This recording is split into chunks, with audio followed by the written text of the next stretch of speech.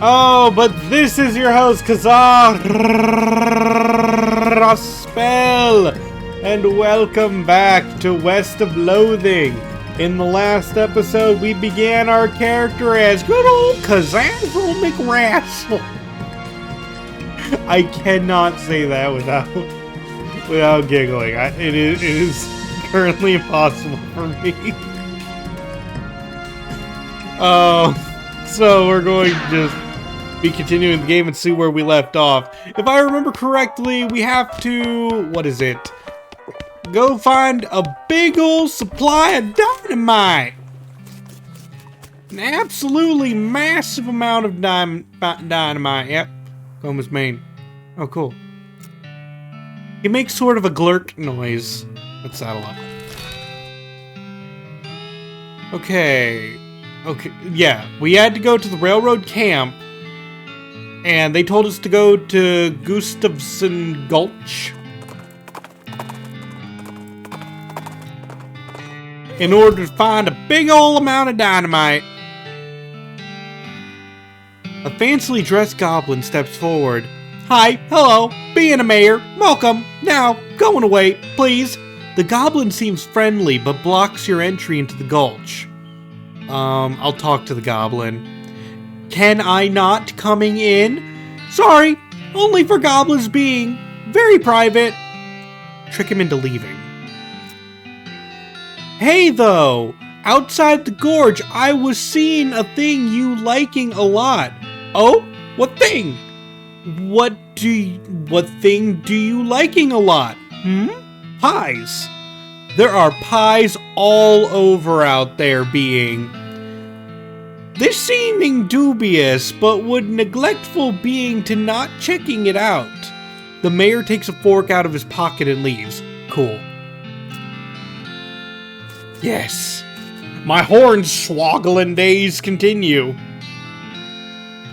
The sign says nothing interesting in Goblin. I don't think we need to use excessive violence.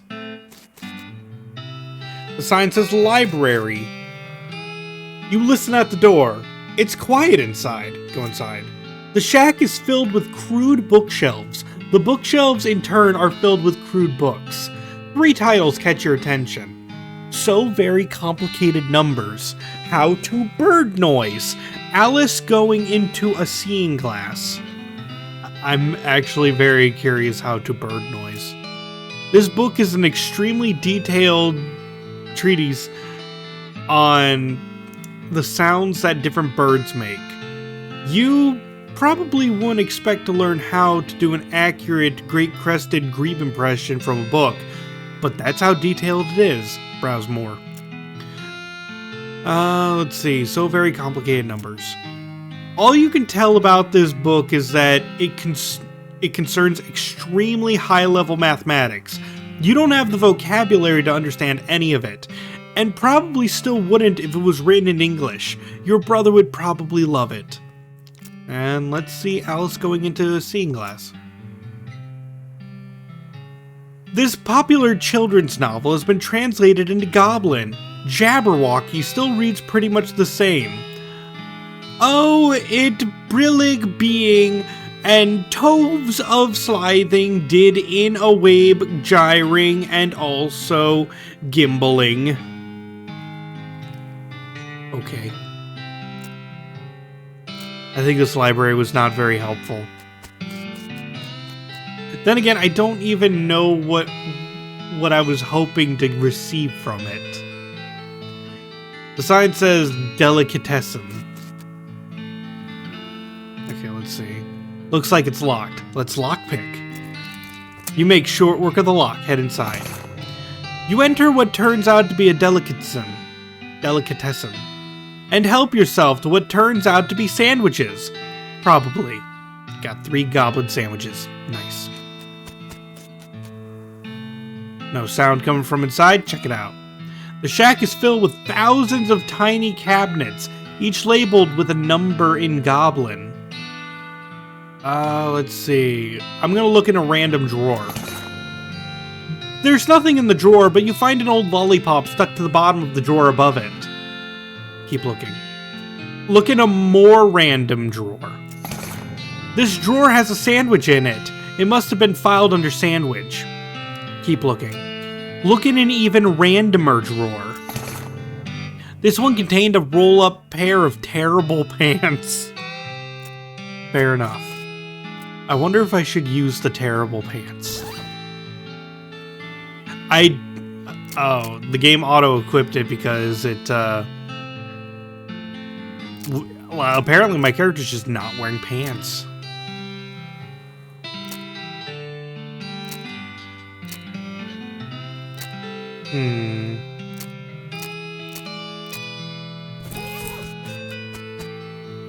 Let's see, the sign says red herring storage in Goblin. No, there's a fight going on in here. I'm not gonna interrupt them. You don't hear anything inside. I mean, I don't want to be mean to goblins. The goblins are pretty nice, to be honest, so far. I mean, that one didn't want me to really do anything and tried to stop me, but otherwise, it's been pretty nice. The shack contains a bed and a desk. Investigate the bed, investigate the desk, investigate the outdoors by leaving. Let's check out the bed. It's made of cactus logs and with a blanket woven together cactus needles. This can't be comfortable. Let's check out the desk. The desk is strewn with folders. You notice one that says important secrets on it. We should probably read the important secrets. You learn a variety of secrets. The only one that's actually pertinent to your circumstances is that there's a spare key to the treasure cave in drawer 69105 in the storage hut. 69105. Got it. The sign says theater in Goblin. You press your ear to the door and hear somebody delivering what sounds like lines from Hamlet, except in Goblin tongue. From this vantage point, you also notice a sign next to the door reading backstage entrance, hear it being, with an arrow pointing to the back of the building. Let's head backstage. You sneak backstage and watch the play from behind a curtain. Not only is it a Goblin version of Hamlet, it's also been rewritten as a one-man show. To being or not to being, oh, that is a question. Could it better thinking to suffering a crazy things and arrows? Or fighting so many bad things for stopping them because fighting? To dying, to sleeping, hey, dreaming maybe, but oh, problems. If dreaming crazy when living, what dreams having after dying? Wow, pretty weird probably. Keep watching. You watch for a while. The bits where the actor has to do a sword fight with themselves was pretty entertaining. You gained 20 XP. We learned a lot. Let's see. You listen at the door. Let's check out. Looks like the door is locked. Dang it. Pick the lock. You enter what turns out to be a cafe and reconstruct a few cups of chicory from the leavings in various dirty cups and sinks. You stop to wonder why a cafe wouldn't be open at this time of day. You see a schedule posted on the wall, and sure enough, it says somebody named Gene was supposed to be working this shift. He always was a shiftless layabout, that Gene. Yeah, screw Gene. Not working his shift. If you want the job, do the job. I mean, then again, I don't know how goblins are treating their workforce. If Gene is that underpaid, Gene can do what he wants. Let's see. Increases your speed. Oh, but it lowers everything else. Ouch.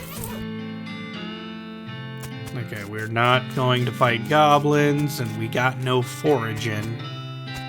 The sign says Treasure Cave, this door to remaining locked at all times in Goblin. Sadly, the door is locked. Okay, I gotta find the storage.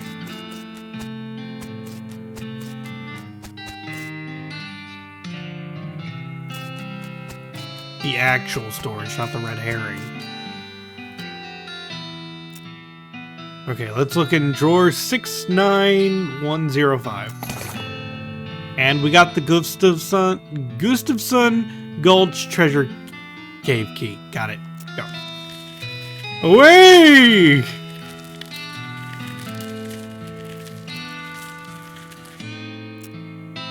You unlock the door. Head inside.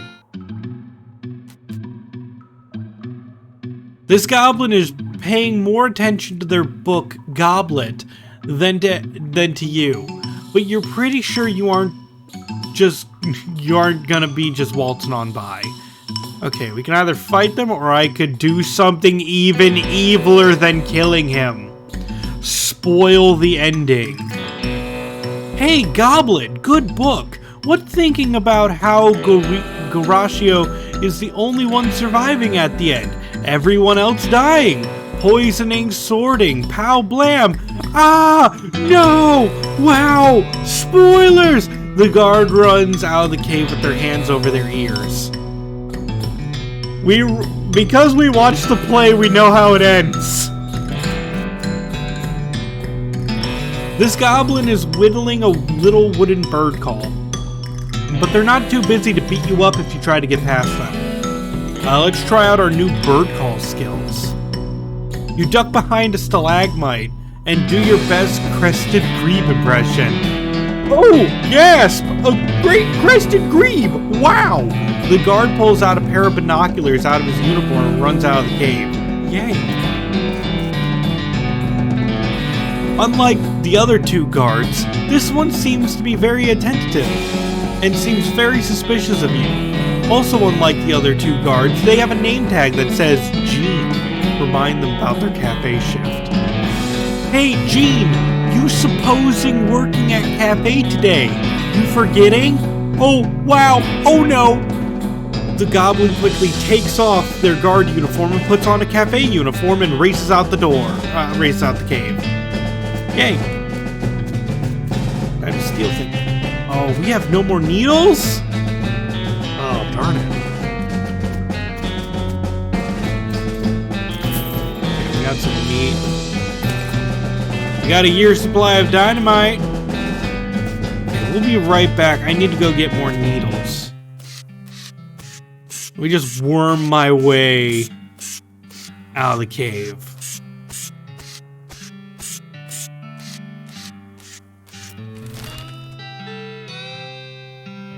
Let's see. Let's go to the silversmith's house because I got some silver bullets I'm not using.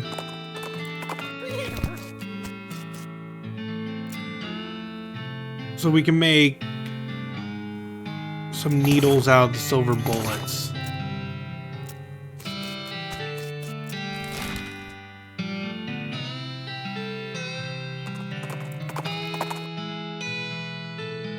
Oh, and I don't have any foraging. I need forage. Don't mind me, just sliding on through. This is a very amusing kind of jank. This game isn't jank though, it runs very well.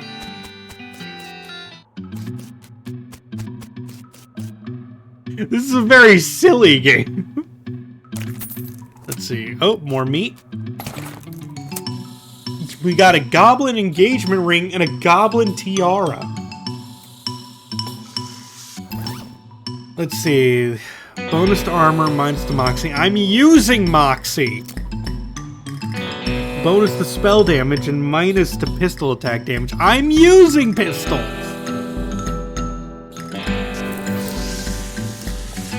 I'm doing the Gumby slide. Fair enough. Okay, but we got the year's supply of dynamite, so we don't need to buy any from Dynamite Dan. So why don't we head back to the railroad camp? Although, you know what? Hold on. What if I go wandering around for a bit? You hear a dry cough behind you and turn to see a skeleton dressed in a moldering old tuxedo and silk top hat shuffling toward you, gesturing angrily with his walking stick. The funeral lily pinned to his lapel is gilded, as are all of his teeth. Guess he was trying to take it with him. Let's schmooze some free loot. Good afternoon, sir. I must say I did not expect to meet such an esteemed gentleman in such a low-class environment. Have you perhaps lost your way? Please, allow me to direct you back to the civilized lands. The skeleton listens carefully as you make up some directions to a random patch of nowhere, then generously tips you an entire one meat. You graciously accept, since he didn't notice you snagging the gold lily off of his lapel when you had your hands on his shoulder. Okay, so we got the lily from him. But I want to wander because I'm trying to find, well, not that, but that's good that we got that. I'm trying to find the wandering shopkeep. Let's see, you find a pair of binoculars. Oh, we'll just grab them. Oh, these will come in handy.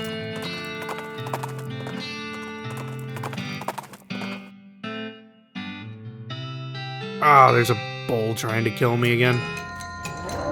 Don't worry. He's not really pose a threat to me at this point. We leveled up enough. But we gotta find the shopkeep who's wandering around, because they might be able to give us like lockpick or not lockpick, safe cracking or foraging. You encounter a bandit who doesn't look very bandit-like due to the lab coat and slide rule holster. Fortunately, she's also wearing a standard black bandit hat. Otherwise, you might not have been able to tell. Alright, Buster, this is a stick-up. Hand over the meat. You don't seem to have a gun. How about I just punch you out and leave instead? Ha! I'd like to see you try, because I've invented an anti-punching ring, and that would help me test it. Let's see, let's con her out of some meat.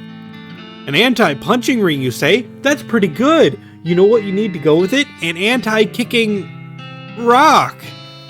You just picked that rock off the ground. You surprised me and I dropped it. Look, see these little flecks of quartz? That's the crystal relay that holds the anti-kick magic. I bought it from a goblin sage for 25 meat. Since you're a member of the scientific community, I'll be happy to sell it to you for only 30. Okay, you've got a deal. Great. We be hornswoggling the lot of them. Off the trail, you see some petroglyphs carved into a rock. Let's translate. They seem to translate to the second of a conscious soul. Intriguing.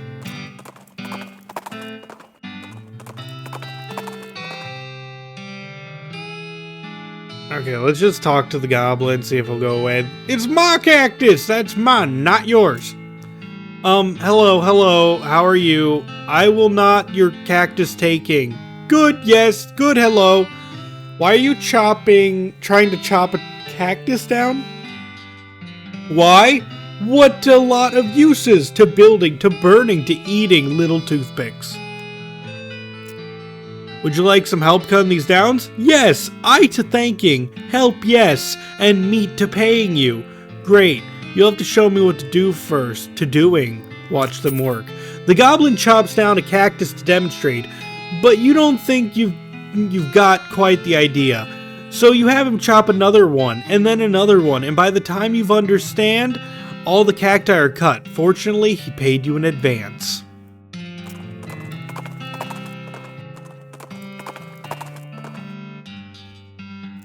Another pair of disposable binoculars, okay.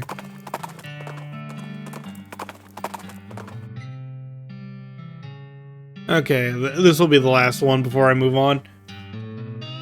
Investigating the smoke of a nearby campfire, you find a bandit snoozing cozily beneath a large and colorful quilt, which seems like a strange choice for camping gear, right? And then he wakes up and jumps to his feet, revealing that the large and colorful quilt is actually a large and colorfully quilted pair of pants. In stark contrast with his whimsical pants, he is undeniably hostile. Why don't I want to steal it? I kind of want to steal his pants. That's a weird thing to say. Anyway, distract him and steal his gun. Quick! A lizard or spider or something just went up your pant leg. Oh no! And my pants are so big and soft and quilted, I didn't even notice! Exactly. Do something fast! The bandit quickly unbuckles his belt, and in his haste to take off his pants, the drawstring gets knotted up and he ends up rolling around on the ground frantically. You pick up his gun and stroll away. We got the bandit pistol. It's fun hornswoggling people. Anyway, let's give this dude his year's supply of dynamite.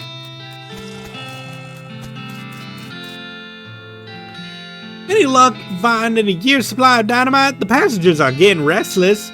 Yep, here you go. Good, perfect, this'll do just fine. Hang back for a bit while I get the fellas to set up the charges, and I'll let you do the honors. Smee consults with the other workers, and they inspect the rocks for a time. Eventually, one of them shrugs and pushes the whole crate of dynamite up next to the rocks, and wires up a detonator. Alright, let her rip. Wait, don't you have a longer detonator cable? Nope. Don't worry, you'll be fine. Just give me a 3 count before you hit the plunger so I have time to get under the train. Great.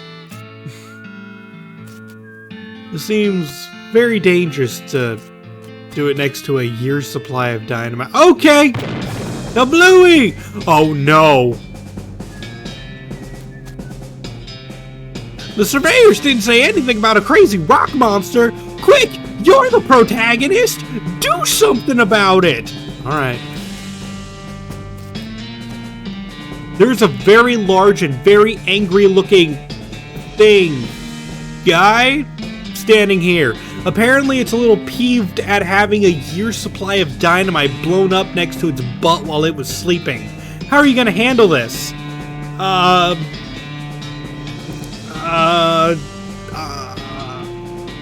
Dance at it. The rock monster is extremely strong, but that only matters if it can hit you. And it is geologically slow. Dancing around the creature, you find plenty of places to stick a knife, widening fractures and fissures created by the initial dynamite blast. Eventually, the entire thing just crumbles into gravel with an angry groan. Booyah! You gain 45 XP. All in a day's work. Curse our protagonistism. Yeah. Yeah! Danced around it! Well, now that's as fine a day's work as I've ever seen. Much obliged, friend. We'll begin the rest of this track laid down and head out now. Here, I'll mark our route on your map for you, in case our paths happen to cross again. Thanks, but can't I just ride the train? Got a ticket? Ha! Just kidding. Of course you don't. Every seat on this train sold out. Sorry, boss.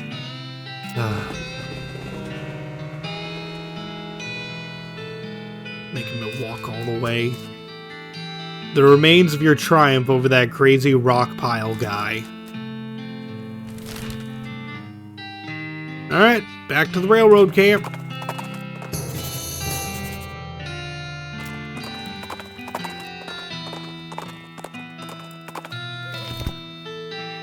Oh, you got info for me, partner?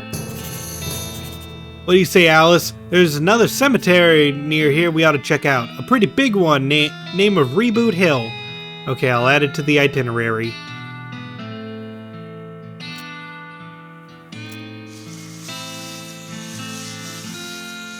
Alright, so what's the problem now? Howdy, boss! Howdy, Smee. Stuck again? Yep, got ourselves one hell of a canyon to cross, and no materials for bridge building. Any ideas? There's an old mine town up north called Breadwood. They opened up a lumber camp after the mines dried up. If you can fix a deal with them for the lumber we need, I can handle the engineering side of things. Okay, where is it? Smee marks the location of Breadwood Camp on your map. Of course, anything you can find to build a bridge out of is fine by me, but that seems like the simplest option. No, excuse me. I'll see what I can do.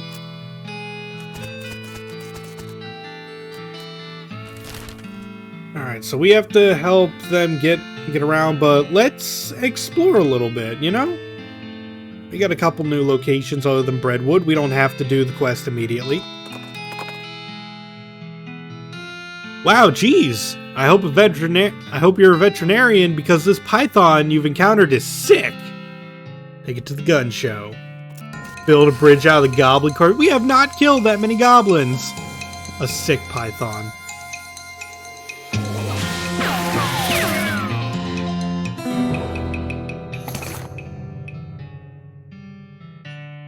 Oh wow, 3 venom and 3 medicine. That's awesome.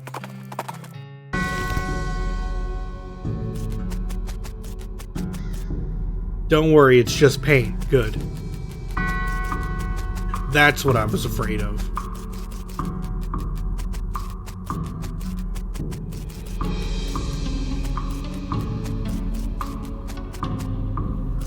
Strange, there's a keyhole in the trunk of this tree. I will make note of that.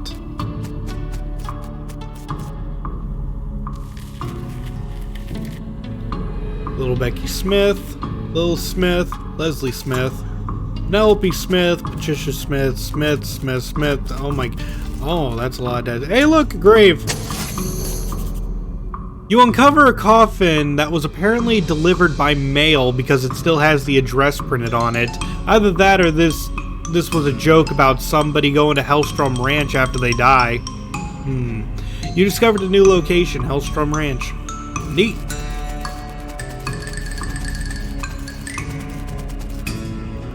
You see the ghost of an elderly woman holding flowers. She seems lost and depressed, above and beyond what you'd expect from a ghost.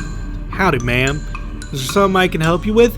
Oh, it's so awful. I can't remember. I can't remember at all. Let's start at the beginning. Well, you see, I had 4 daughters. They married 4 brothers. The Smith boys, and after they each had 5 daughters of their own, unfortunately, I outlived every one of them. Every one of the 24 of them. You know you're a ghost, right? Oh yes, in fact, I died in this graveyard. Where they're all buried, I came to visit them. I suppose my poor old heart finally gave out. That's not the problem, though. Wait. Though 95 years is a pretty good run after all. So what'd you forget? I brought this bouquet of flowers to put on my favorite granddaughter's grave, but I can't remember which one of them was my favorite. I'm so ashamed, and I can't bear to leave until I've remembered. Oh, well, maybe I can help you figure it out. Oh, I'd appreciate it ever so much. No problem, man. You remember anything about her? Well, I'm quite certain her first name ended in a vowel. Okay. I remember I was 40 when she was born. Oh no, 37? Or was it 42? Must have been somewhere in that range. Okay. Her first name was longer than her last, just like mine. Okay. So her name is... It's got to be at least 6 letters. At least 6 letters. It has to end in a vowel. And the...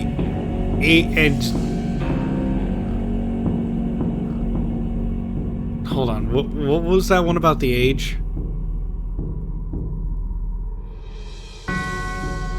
You were 40 when she was born. I don't know when you were born. Anything else? I remember she wasn't buried next to any of my daughters. Okay. She sniffles a little. She passed at the same poor age as Becky, who's always in such ill health. Okay, so however old Becky is however old this person is, and they're not Becky. Or maybe they are Becky. Well, then again, I don't know if Y is a vowel. It sometimes is. Her favorite hobby was knitting. She knit me a lovely sweater for Crimbo just a year before she died. That's all I can remember. Knitting. Okay, then. Oh, but Becky is 5 letters. You're correct? You're correct. Knitting. Okay, then. Let me think a moment.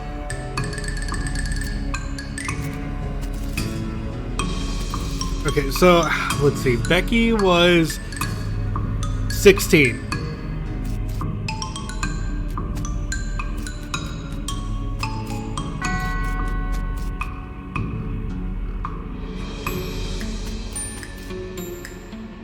Okay, too old. Too old. Not enough letters.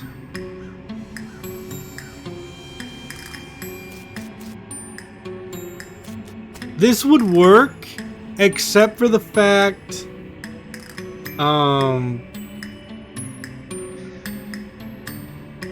let's see. This would work except for the fact that they said that she wasn't buried next to one of her daughters. So it couldn't be there. Linda.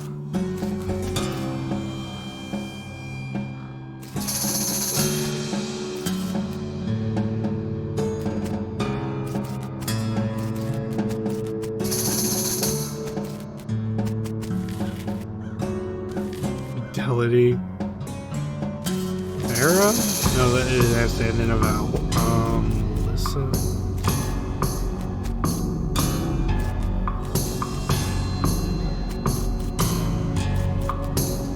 First Becky Smith? How many Beckys are there?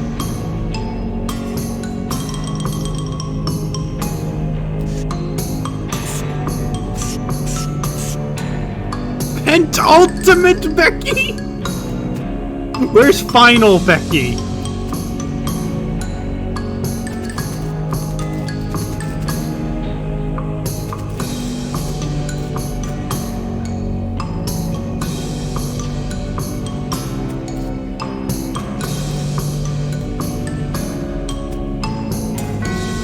Oh my god.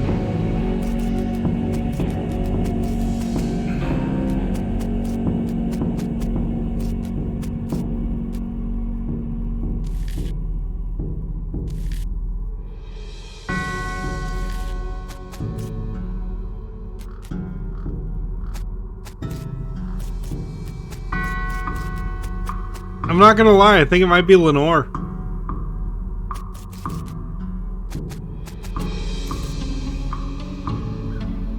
Make a save for scumming? There is no save scumming in this game. You can't save. Like, whatever you do, that's final. You want to try again, you play the game again. Wait, when was the grandma born? We never got that info.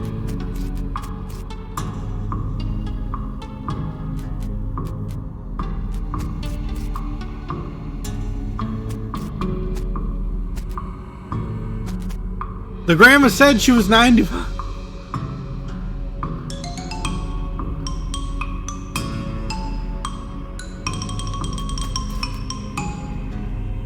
You remember anything about your granddaughter? Ends in a vowel. You were 40 when she was born. But she's just like, oh no, 37 or 42 must have been somewhere in that range. So, born between 37 or 42.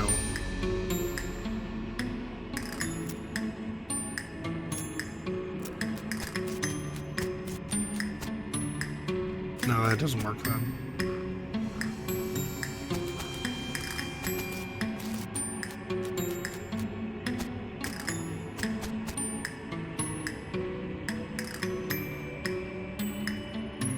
Find a grave that has a 95-year stretch on it. We don't even know if she's buried here.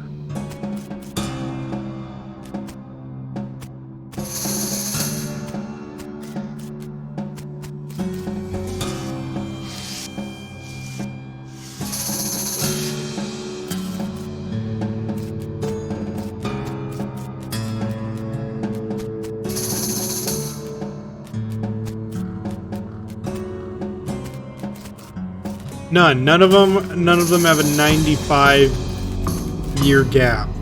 Oh my gosh, there's more.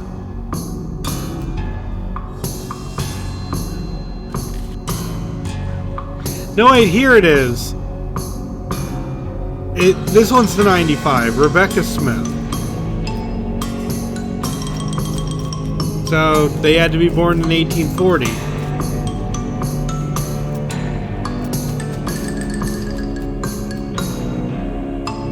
Leslie?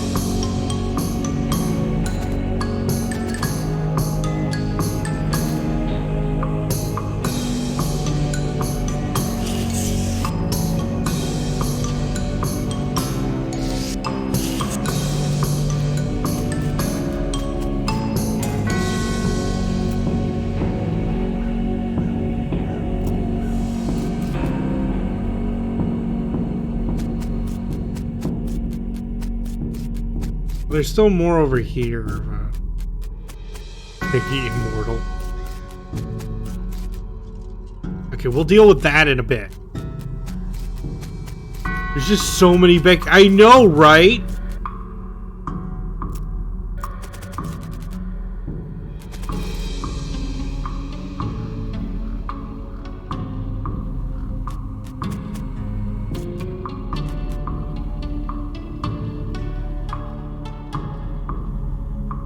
Like this bit, I'm seriously losing my mind over this.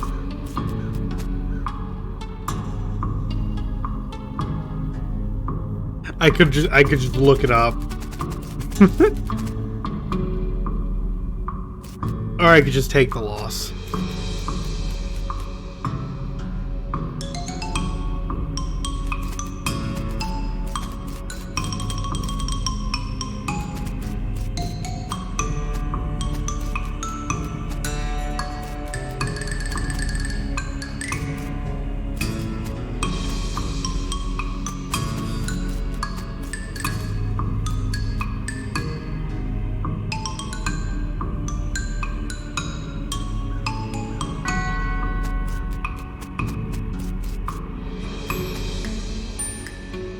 Find a grave with a birth year of 37 to 42 that's not adjacent to a birth year around the 20s. Okay, so we have Melissa.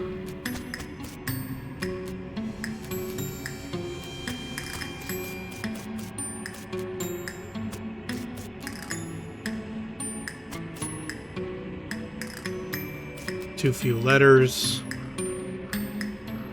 Too few letters.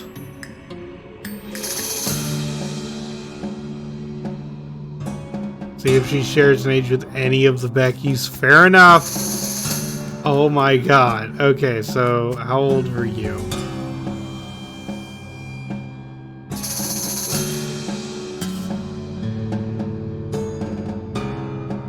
$38.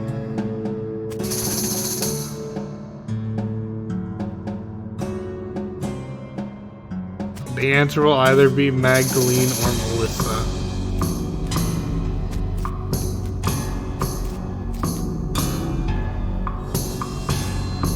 So this one's 23.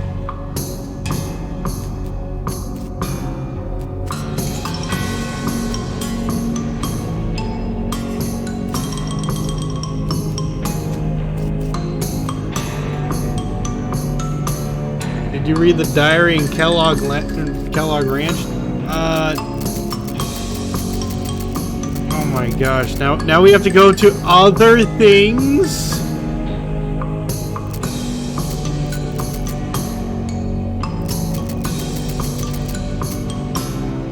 I didn't. Oh my gosh. If you did not previously read the diary, your first choice is guaranteed to be incorrect.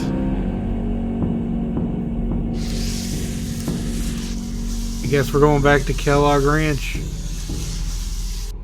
Oh my gosh.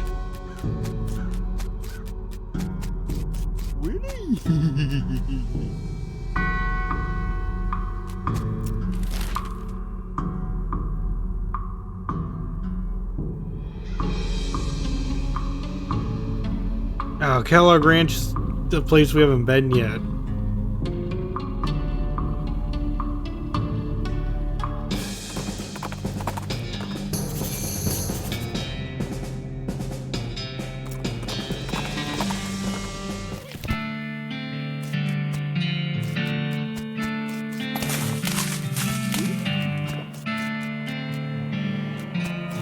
Well, that's ominous.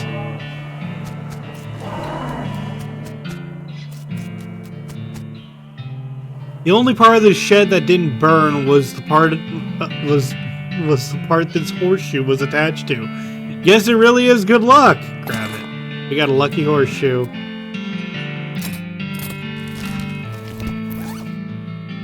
Ooh, that's a lot of pistol attack damage.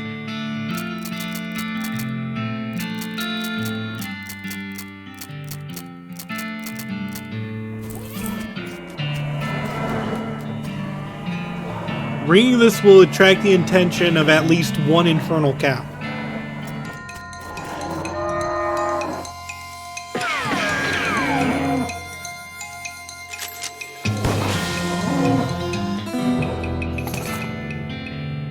An infernal soul fragment. Okay, we don't need to be grinding any cows, though.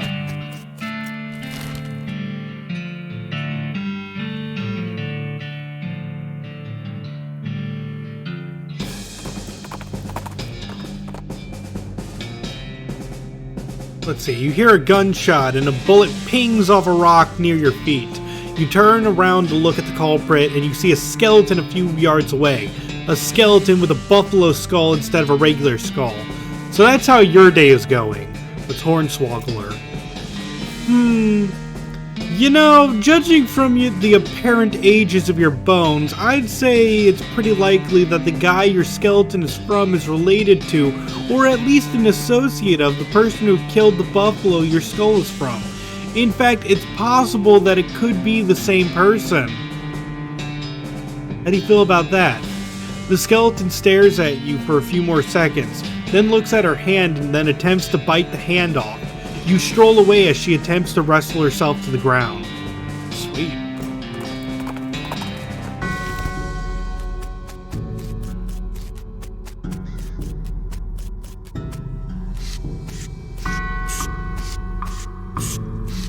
Alright, let's see. Looks like there's a whole gang buried here. Well, let's find them.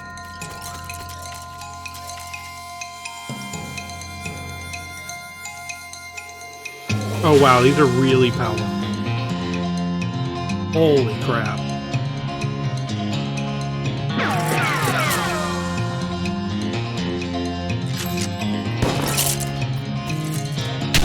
Oh, I'm dead.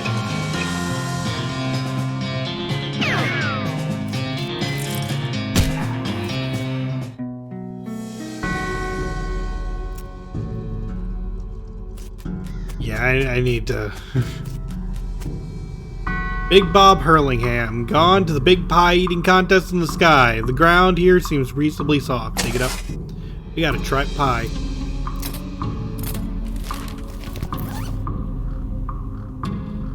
Here's muscle buff 5. How's my pain tolerance doing? I have 2 angry on me, but I don't know what my pain tolerance currently is. It's 3, so I can die one more time without consequence.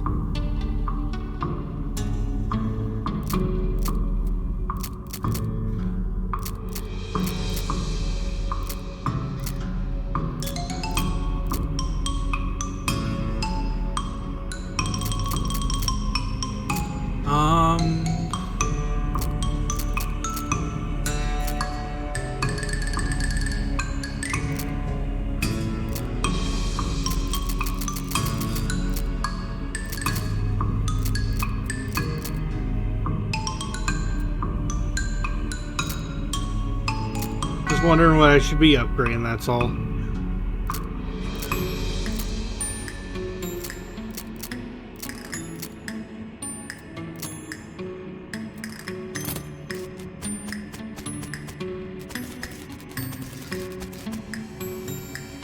Wise old Jed Marmot. This time the bar ate him. We got a marmot skin cap. Bonus pistol attack damage. What's my current hat looking like? A little bit of armor, a little bit of moxie. I think it would be better if I wore this marmot skin.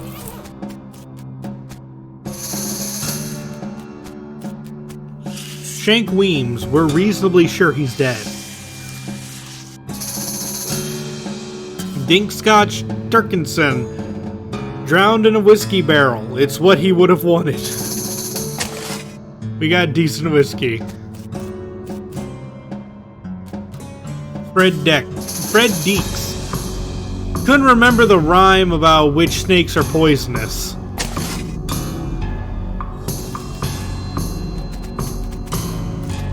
The remains of a picnic. Looting. Oh wow, we got instant grits, sugar guns, Vienna blood sausages, and gothic cameo.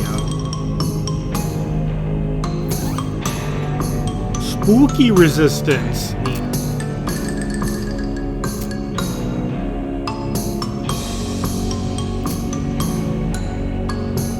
You eat the sugar guns and are delighted to discover that they are black licorice flavored. Yay.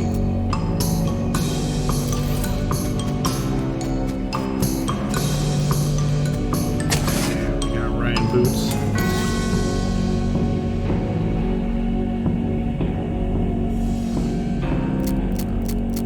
Okay, what are my current boots like? 1 AP, 3 Moxie, and the one I got is 1 AP and 3 Speed. I think I'll keep the Moxie for the time being. Professional sword swallower. Let's see. The tombstone is big and fancy and has a door on the front. Let's open the door. Inside there's a document with a little metal object. Let's read the document.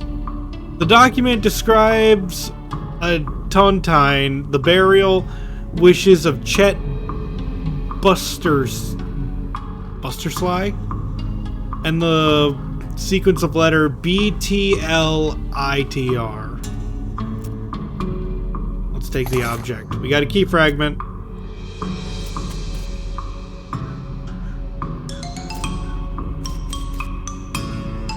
I don't have enough for the rest of it though. I need higher lock picking and I need better safe cracking. Or any safe cracking to be fun. What the heck? You're not going past this barrier of whirling bones without, well, making it so that there's no barrier of whirling bones here anymore. Let's shoot them. You draw your pistol and deftly shoot the floating bones into bits that are too small to float. Nothing to it. The cultists look like they're barely maintaining control over that skeleton. Let's interrupt. You throw a rock at the skeleton, which instantly explodes. Wow, that must have been a real high-energy ritual they were doing. You jerk, we were using that skeleton! You guys are jerks for using a skeleton in the first place. Why I oughta fight. Oh, this may not end well for us.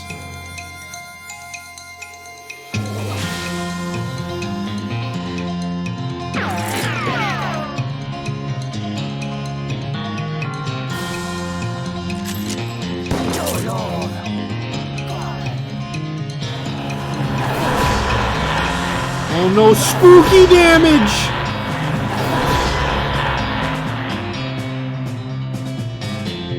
Okay, we're gonna use our skills now.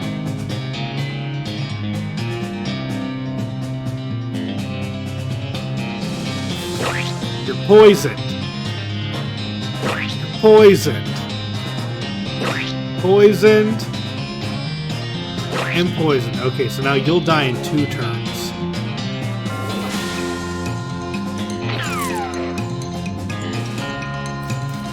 Heal me up.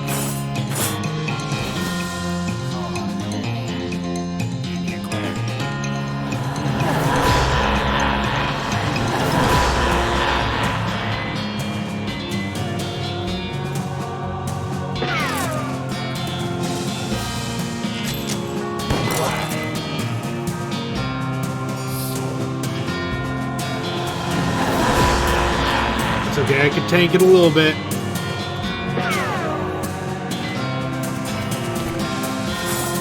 Yeah, throw that medicine on me.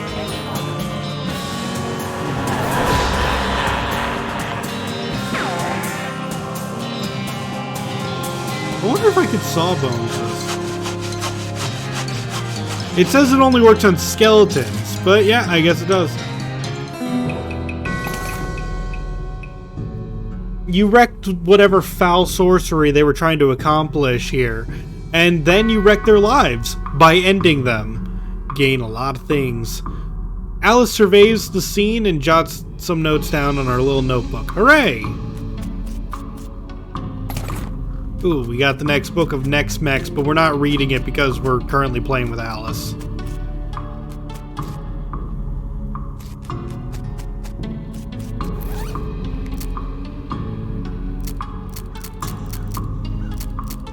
Ooh, bones to spell damage. Why don't we... I'm pretty sure I have some stench resistance, though.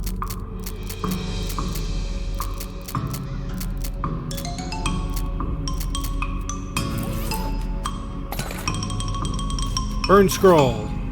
The scroll has mostly been burned beyond legibility, but you can barely make out something about a hell cow energy in between the scorch marks. Let's examine it. The scroll is in bad shape and you can't really make out anything new, but you're convinced this must be another clue to the whereabouts of the necromancer. You stick the scroll in your journal. I should check that out.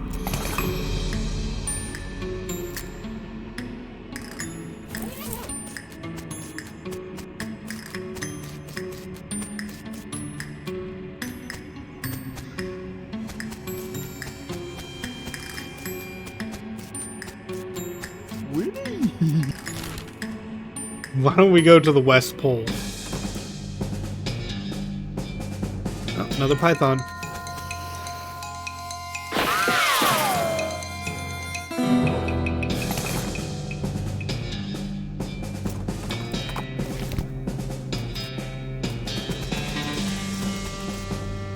It's a weird pile of rocks. Mess with them.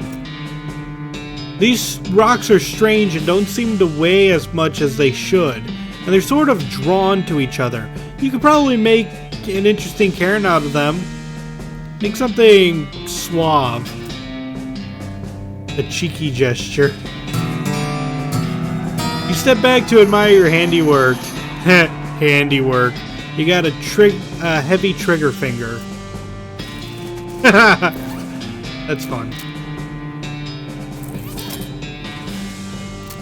Oh, was that a perk?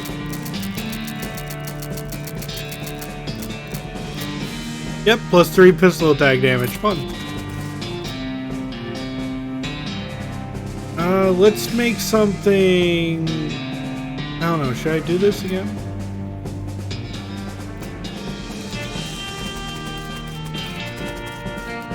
I get the feeling I can only do this couple... I wonder if I do the same thing twice, what would happen? Okay, nothing. What if I do a lesser one? Nope.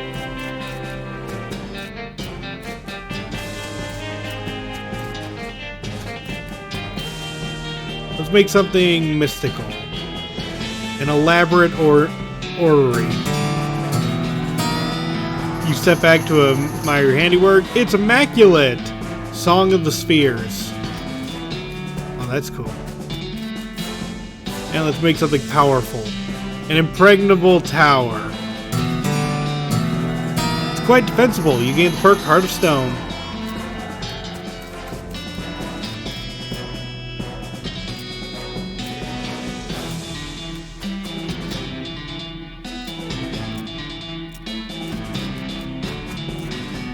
Neat. I mean, that didn't really do much, but it was still cool. Got a few perks from it. Let's head to the old medicine show. Your L vibrato transponder bleeps at you and you dutifully follow the signal. Sheesh, who's in charge here? It leads you to a hulking robot stomping around in the desert. So the answer is basically not you.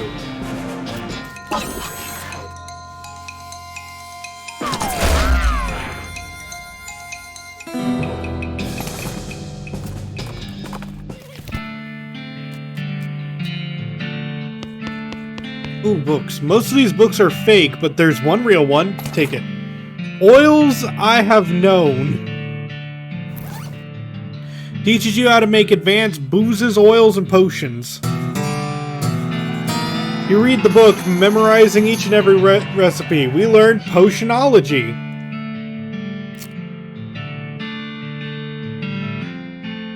Ironically, the oils from your fingers destroyed the fragile old book while you were reading it. Oh well.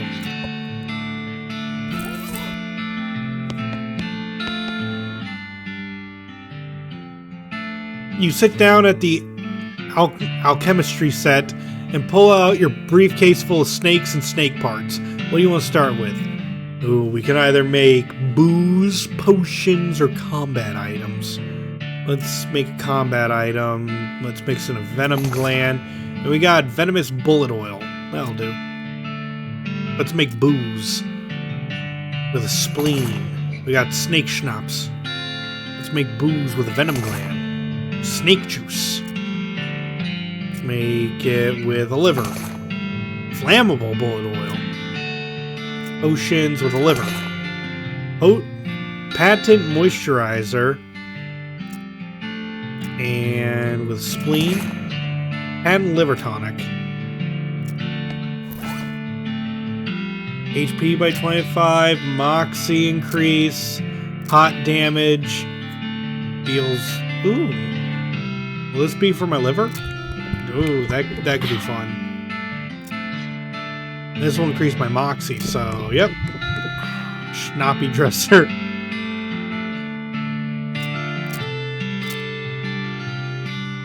Deal some damage to an enemy and poisons them. Okay. It's the former resident's nightstand. Go through it. Oh, we got 3 of each.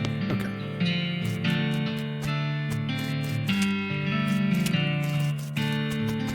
Dr. Batik's mouth beholder.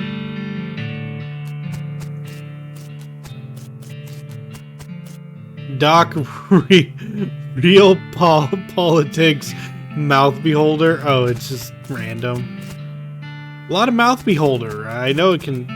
Why is it mostly alcohol? There we go. It was mouth beholder like 4 times in a row.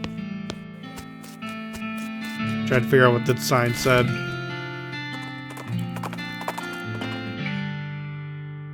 Hey, you found a crate. You don't remember losing a crate, but it must be yours since it has mine stenciled on the side.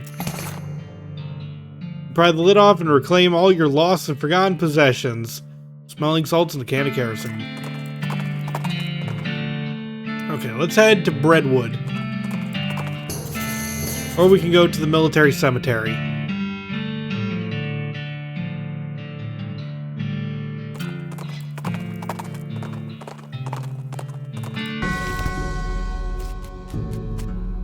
Burial plots are the eternal flame.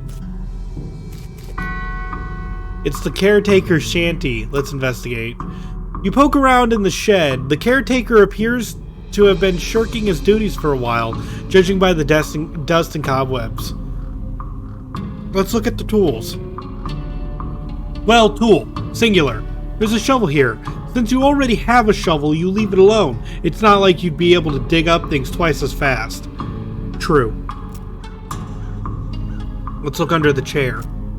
Like all chairs owned by one guy, it has years worth of lint and food crumbs underneath it. Gross. Let's scope out the desk. It's an old paint-spattered It's covered with old paint-spattered newspapers and features a large collection of tiny jars of paint, as well as a jar of fine-tip brushes, a can of thinner, and a stack of history books. Curious. You continue to poke around. Let's check out the flyers tacked to the wall. You find a flyer for Military Reenactment Enthusiast Society. Apparently, they meet regularly at Fort Memoriam. Maybe that's where the caretaker went. You know what? Let's go take a look at that before we peek around the military cemetery.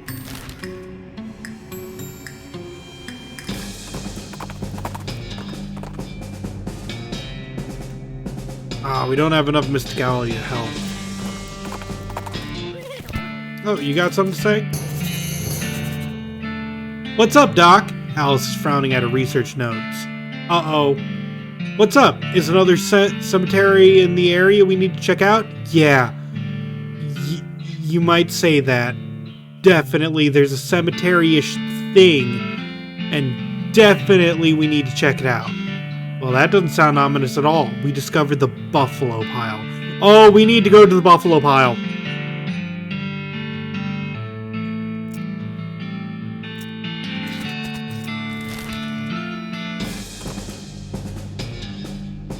Let's see. You find a crate lying on the side of the road. It has Lost Dutch Oven Mine stenciled on it. Isn't that way in the opposite corner of the territory? That's pretty lost. Let's open it up.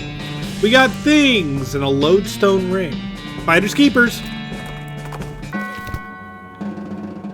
Oh, that's a lot of buffaloes. Sorry, buffalo.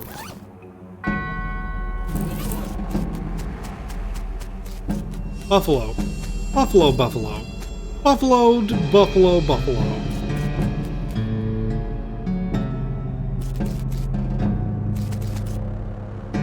It's covered with a bunch of weird cards.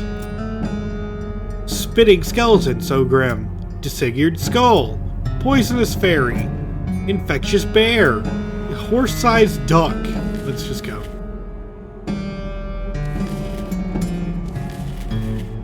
Oh yeah, I remember this. Okay, so let's take a beaker. Milk. You have no idea what you're trying to make here. You sure you want to mess with it? Yes! Okay, we got milk. Milk. Lemonade. The liquid in the beaker begins to bubble. Let's watch the reaction. Steam rises from the beaker as the reaction intensifies. The steam from the reaction causes the lemonade faucet to get clogged up. How will it end? Yeah, we combined milk, lemonade. The boiling subsides, and what's left in the beaker is yes. Tell me! When the reaction subsides, you're left with a beaker full of surprisingly delicious-looking fudge. That whole process really turned a corner on you. You got a beaker of fudge. Nice! I love how stupid this game's humor is. And the thing is that it's actually one of the most powerful items in the entire game. Look at this. Look at the beaker of fudge. Increases your muscle, mysticality, and moxie by 23 for the rest of the day. My current muscle and mysticality are 21.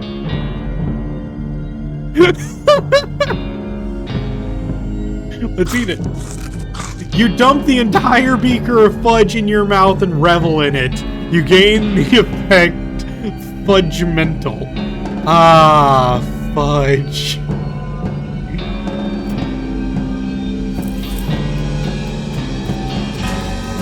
Okay, so we have to figure out the combination of blood, milk, and ichor, though.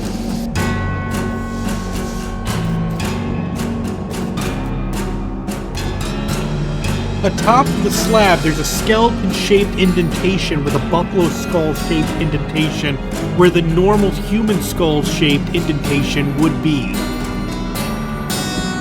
That's a good thing to keep in mind if you end up in possession of the bones necessary to fill in the indentation. Let's leave it.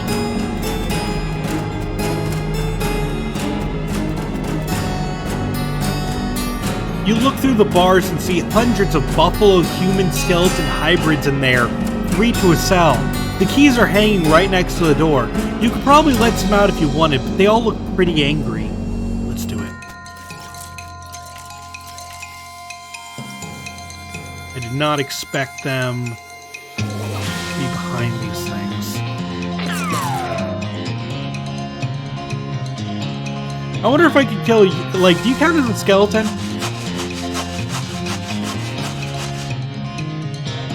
Yeah. Ha! That would have probably done like 28 damage normally. But I am superpowered now. Well, bam.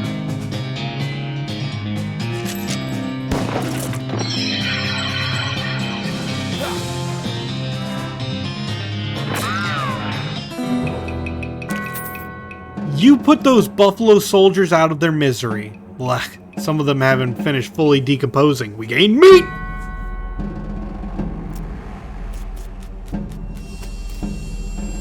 The shelves are filled with hundreds of crates, each full of buffalo and human bones carefully sorted.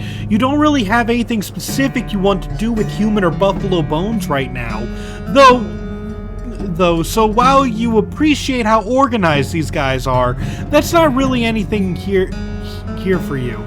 Let's leave the shelves alone for now.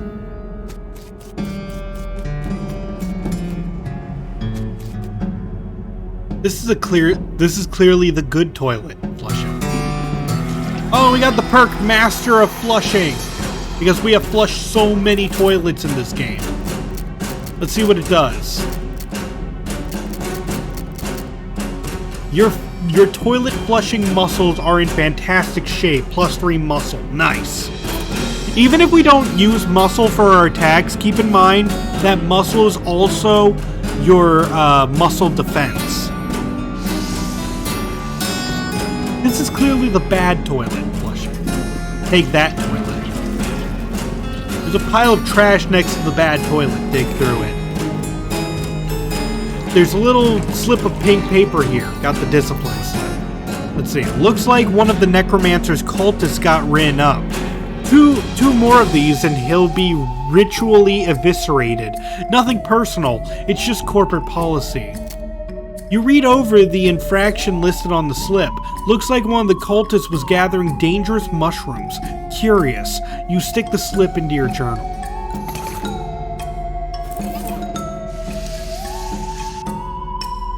It's a little wooden container filled with reading materials. Hey! You flip through it and find Modern Snake Oiler issue number 192. Let's read it. We can either learn Shoot Nanny, Bad Medicine, or Strong Medicine. Shoot Nanny allows us to shoot wildly, hitting as many people as possible, but it's random if we hit anyone at all. So it could be good, could be bad.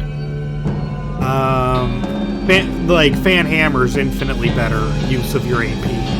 Otherwise, we could get Bad Medicine to reduce the target's moxie, or Strong Medicine. I want to get Strong Medicine because even if we don't use it as an attack, we could use this as a defense booster.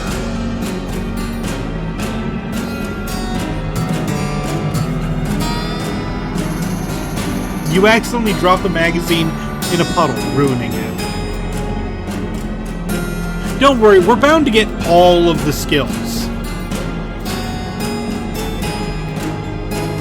Okay, it's a decent-sized wardrobe. Hang on one second, I gotta look some up.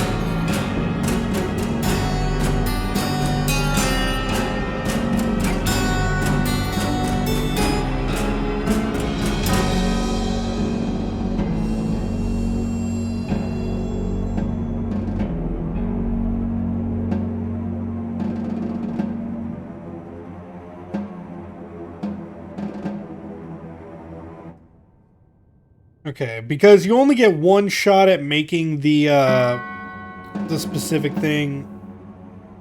Okay.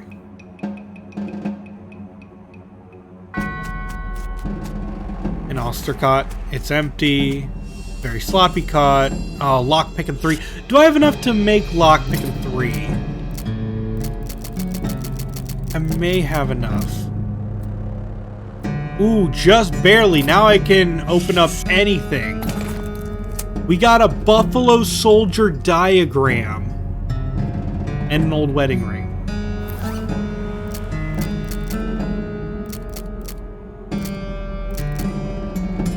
This is a detailed diagram of one of those buffalo skeleton, human skeleton hybrid things they're making at Buffalo Pile. Okay, so we have the diagram. There's a wicked-looking leather-bound tome on this pedestal. And this is the next Mex book if we wanted to create a necromancer character. But again, because we have Alice, she would very much disapprove of us doing that.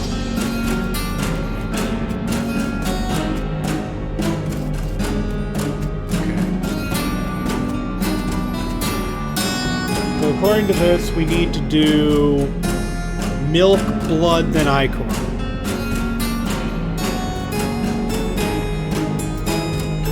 Oh, right. Milk, blood, ichor. The liquid in the beaker begins to bubble. Steam rises from the beaker as the reaction intensifies. The intense heat of the reaction fuses the ichor spigot into a useless mass of metal. How will it end? The boiling subsides, and what's left in the beaker is, yes, tell me.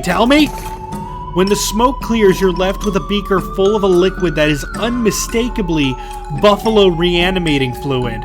It's unmistakable because somehow the reaction caused the beaker to become labeled, and the label says that it's buffalo reanimating fluid. That's just science!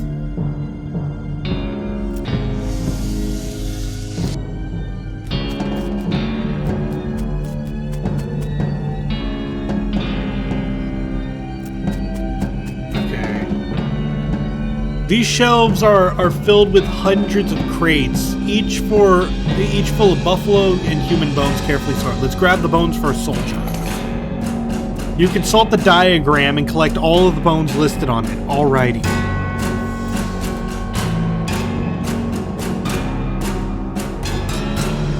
Okay, let's put the bones on the slab. You lay the bones in the indentation. Unsure of what to do next, you start grabbing bottles and supplies from various shelves and drawers and working on the skeleton more or less at random.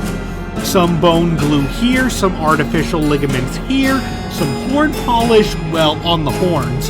That one was pretty obvious. Now all you need is, the funnel at the top says, pour reanimation fluid here. You pour the fluid into the funnel and watch as it travels down all of the spirally glass tubes and stuff into the skeleton on the slab. After a few moments, the newly assembled buffalo soldier stirs to life.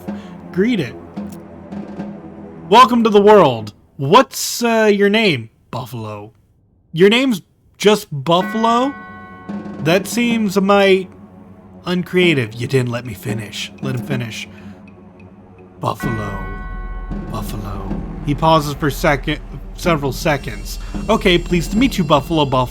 What? You still didn't let me finish. Oh, alright. Go on then. Wait. Buffalo. Okay, so your name is 3 buffaloes? Bill.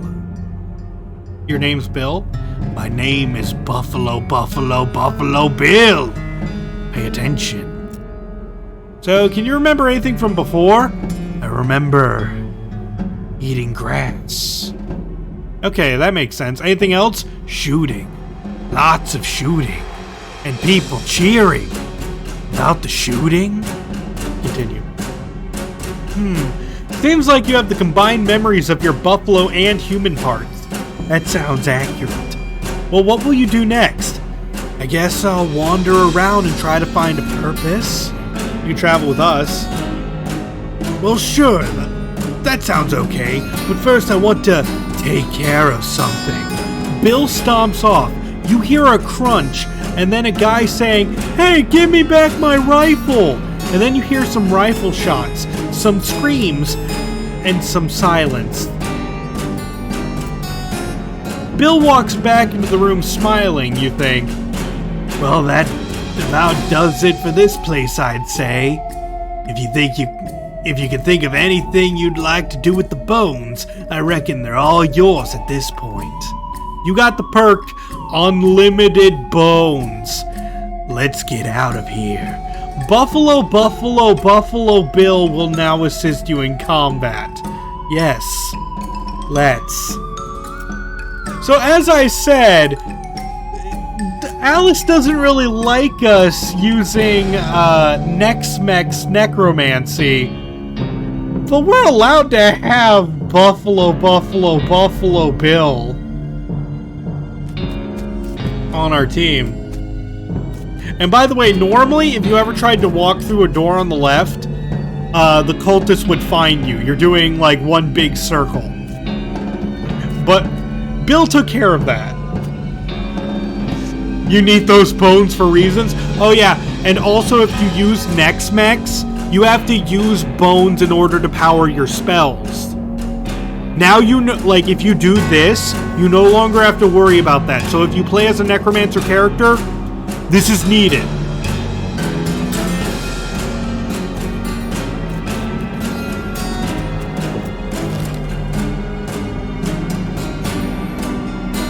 Okay, let's wander a bit and see if we can find something. Okay, also we're gonna go for darkness because I'm tired of the Buffalo Pile song.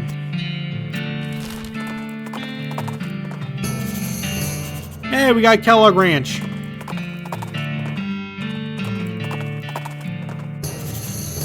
Roy Bean's House of Justice and Jelly Beans. Ignore the justice and the jelly beans.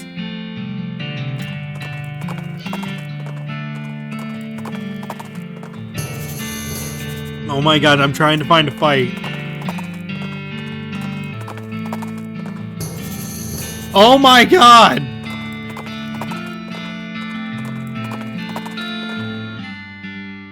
Your El Vibrato device starts bleeping. Okay, we're being attacked by the robots.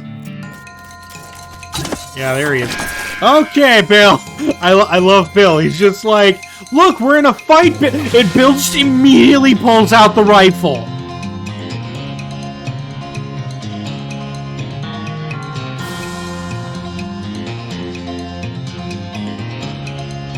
I like his enthusiasm. Sorry, I was taking a drink. Remember to hydrate, everyone.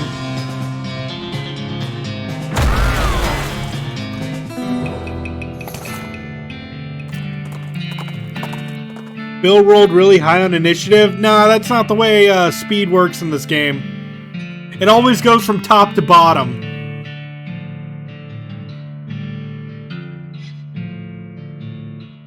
Okay, so now we have a whole bunch of new places. Let's start with the petting cemetery. That's a really weird combination of words. Hey, it's Sally! I was looking for her. Howdy, Kazazel. Interested in trading? You bet. Okay. Get cracking, a guide to modern safes. There we go.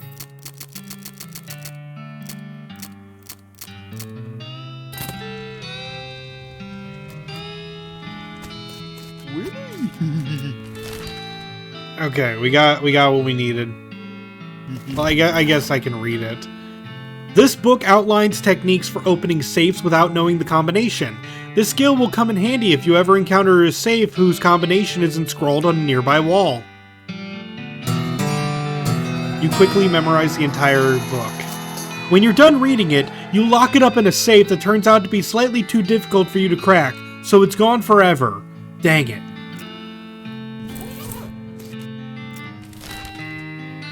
To the petting cemetery! Kill the snakes!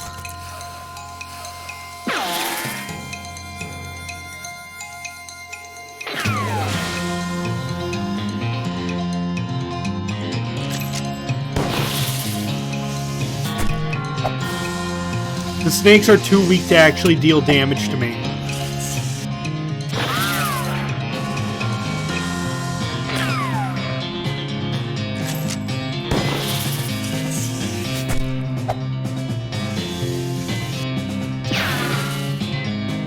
Yeah, Bill deals really random damage, but it is nice to get some extra damage.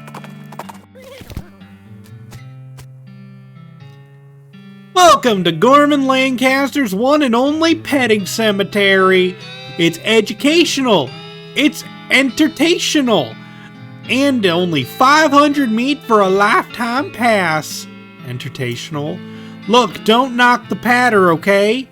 Petting cemetery? That's right, a wide variety of guaranteed genuine animal skeletons, and you're free to touch them to your heart's content. Well, with your hands, that is. No riding. Can I feed them? You can try. Neat. Interest you in a membership, fella? That's exorbitant. It's a lifetime membership. If you were younger, it would be worth more. Fair enough.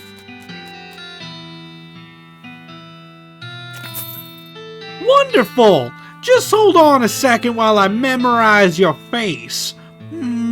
Okay. Go right on in, and thanks for your patronage. You're welcome.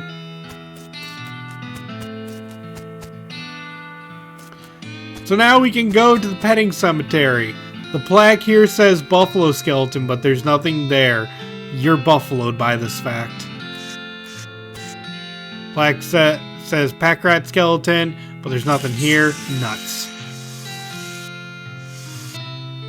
Okay, but yes, you can actually pet the skeletons to give you a boost. So let's see. This is a hawk skeleton. Hawks resent being mistaken for falcons and will shoot you if you do it too many times. This is a bobcat skeleton. Bobcats are known for their ferocity and the weird high-pitched noises they make when telling jokes. Increased melee damage. This is an owl skeleton. If you want to know how many fireballs it takes to get to the center of an enemy skeleton, just ask an owl.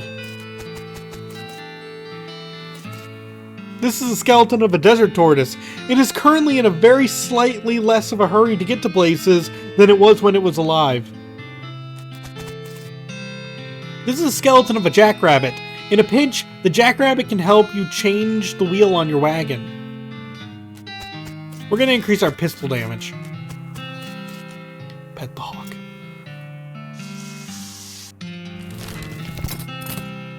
Sorry, I'm trying to figure out how to... There we go. Like, I was tired of, like, all that clutter in the top and bottom. I notice you're missing pack rat. Yep, some damn fool hippie stole it. No idea what they wanted it for. There's a reward for anyone who recovers it. Sure, I'll get it. As far as I know, those hippies are holed up in front of Fort of Darkness. See you later.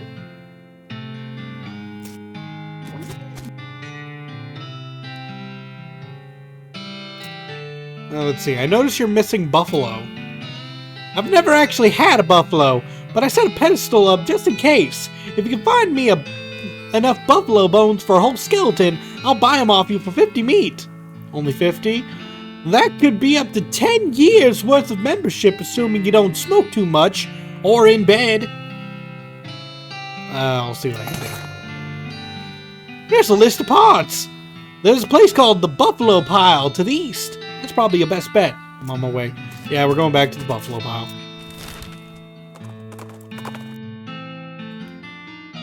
You hear gunshots and someone shouting nearby and decide to investigate. This instinct is basically what separates an adventurer from a sane person. You find a bandit scorched in blackened clothes, wildly firing his pistol at the scenery. Everything he shoots bursts into flames somehow. Go to hell, cactus! Go to hell, scorpion! Go to hell, rock! Looks like we've got a real character here. Here's a second opinion. He's nuts. Just send in a little scenery to the cowed lords below. How about I send you two? You'll make a fine and dandy pets for my masters. No thank you. Let's give him a message. Yeah, listen, bud. You sending all these rocks and cactuses and crap to the cow lords? That's why I'm here. I'm a messenger. Oh, you don't say. Let's hear you prove it. Moo. Huh. Well, that checks out all right. What's the message? They said to knock it off. They've got plenty of rocks and cactuses and stuff in hell anyway. Well, dang. Hope I didn't make 'em mad or nothing. Is it customary to tip messengers from hell? Yes. Yes, it is. And we got 44 meat. Nice. Hornswoggling people is fun. I should make sure to get Hornswoggling 5 to be able to do it to everyone where there's an option. I'm gonna kill more skeletons.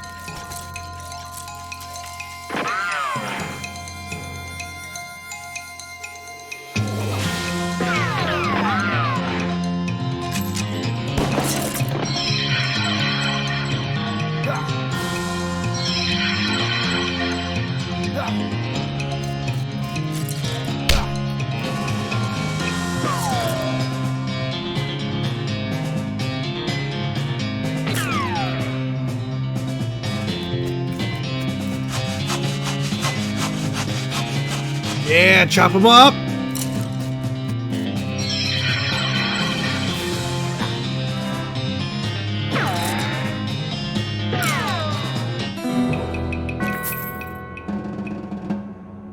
Okay, we got some meat and some XP. Oh wow, that's a lot of bone piles.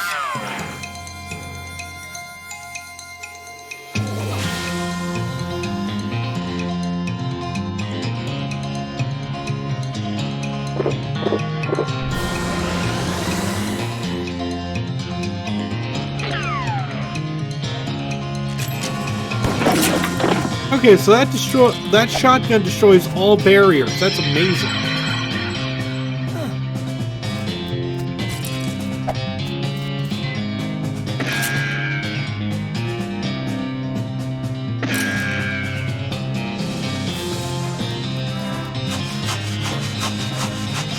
We gotta destroy skeletons for 1 to improve Alice, and 2 to just get some XP. Because this is a lot of XP. Alice has become stronger.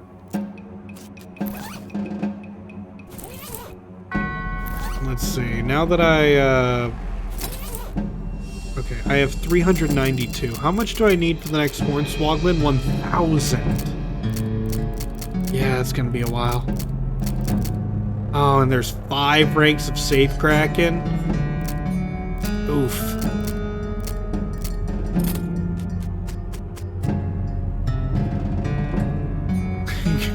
Grab dem bones. You're pretty much set on bones right now. You can always come back if you're running low. Okay. Okay, we got the box of buffalo bones. He'll be so happy to get these. He sure will.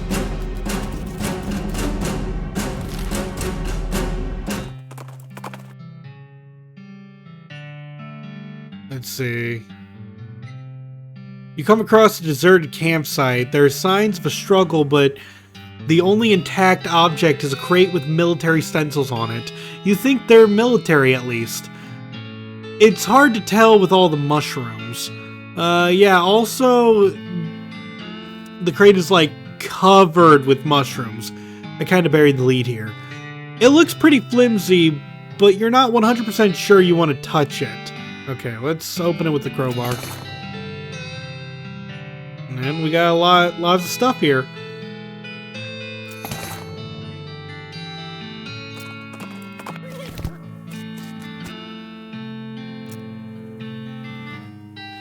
Any luck on getting those buffalo bones? Yep, got them right here. Well now, these will do just fine, just fine. Excuse me while I go wire these together real quick. What?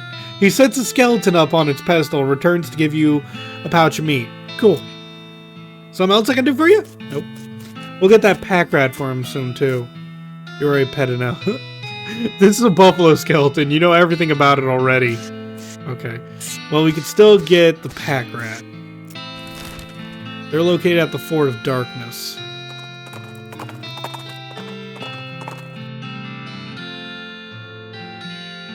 Basic taxidermy. How old are these bones supposed to be all together? I just didn't like the word wire them together. Is that fair?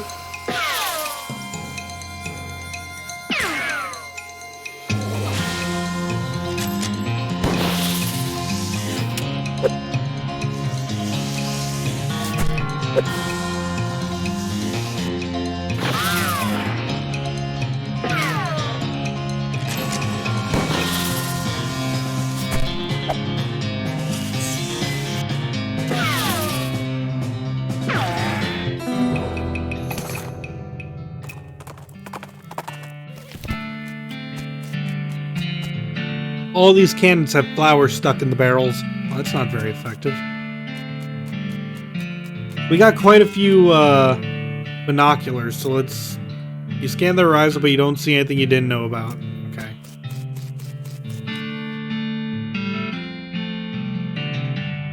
These people have seen things. This guy seems to be in a daze, looking around uncomprehendingly at the boots and cobblers tool around him. Hi there, these are some pretty cool boots you've made. Are they for sale? Huh? Oh, no? I mean, I'd like to sell them to you, but they aren't mine. You didn't make them? It's funny how everyone assumes that, but no. These were all made by elves. Elves? Yeah, man, like little elf guys. They're hard to see, just out of the corner of your eye, you know? But I'll be just kind of standing here, and then I'm like, oh hey, got another pair of boots in my hands. Guess the elves made me some more boots. Huh. I haven't made a pair of boots myself in, I don't know, like a year? Years? Something.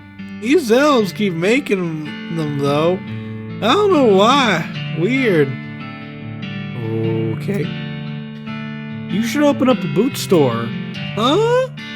A store to sell your boots in. They're not mine, though. They're... Right, the elves. But the elves can't be making them just for fun, right? I think they're making them for you to sell them. Oh, huh. Yeah, that makes sense. There's a town called Dirtwater. Oh, that's a pretty long trip. Haha. But like it'd be dangerous. I'd be worried the elves wouldn't make it, you know? Let you know if I think of anything. Gotta help him get those elves. This young lady is dressed in fancy, expensive traveling clothes, though hardware has made them dirty and ragged. Her pupils are about the size of teacups. Wow, hi, a new face. My name's, one sec. Irene! Everyone just calls me Mushroom, so I forget sometimes. Howdy, Irene. I'm Kazazel. What's your story? Oh, not much to tell. I was hitchhiking to Frisco a few months back, but I stopped here and never got around to continuing, you know? We're like a big happy family here, and everyone's so nice and appreciative of how I know so much about mushrooms. Mushrooms? Uh-huh. They're good for all kinds of things, if you know which ones to pick. If you want, I can sell you a few of my favorites. I've got a spare pair of mushroom pliers too, if you want to pick your own. Okay, cool. Oh, I need 3 Dickerin if I want a free one. Let's see. What would it take to get 3 Dickerin? Apparently that. How about a free mushroom? Oh, well, I suppose they're ultimately free after all. Sure, one won't hurt. Plus, what do I even need meat for? Let's see, you got Lactarius Dirt to Hippica mushroom. And we got Curtsy and Charm.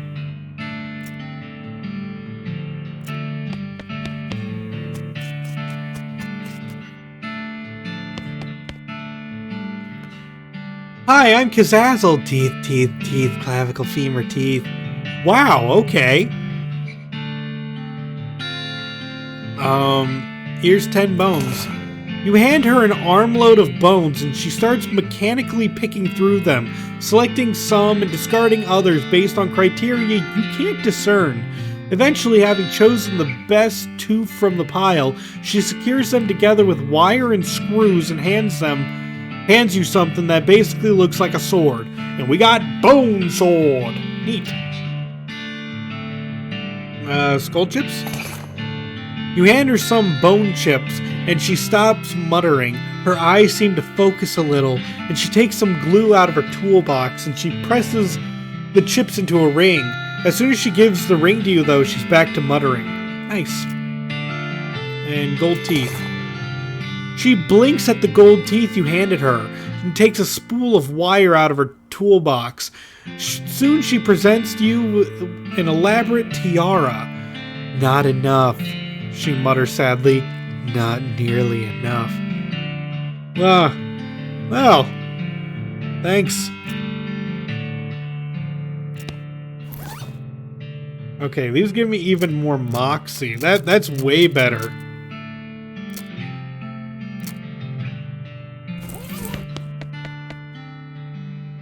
Hi, I'm Kazazel. Salutations, Kazazel. They call me the Talking Dude because of my extensive knowledge of the principles of philosophy and the arguments and conundrums surrounding its various aspects and interpretations. I bet that's not why they call you that. Can I interest you in a discussion of the particulars of courtesy and philosophy, Kazazel? Sure. The Talking Dude begins and you immediately tune out. Blah blah blah, the meaning of life, blah blah blah, the deontology of it, blah blah blah. Yes, I agree. Blah blah blah, categorical imperative, blah blah blah, blah blah blah. You keep him talking with the subtlest of body language. Blah blah, but from an epistemological standpoint, blah blah. Fascinating. Blah blah blah, on the other hand, blah blah blah blah blah. He sees interest in your eyes and continues with renewed vigor. Blah blah, unless you believe Zeno, in which case blah blah determinism, blah blah blah blah. Aha. Blah blah. Okay, I'm pretty sure this doesn't. Here we go. He acknowledges your interest and barrels onward. Blah blah blah as opposed to blah blah blah blah blah blah blah. It seems like some of this is rubbing off on you, and we got Curtsian Philosopher.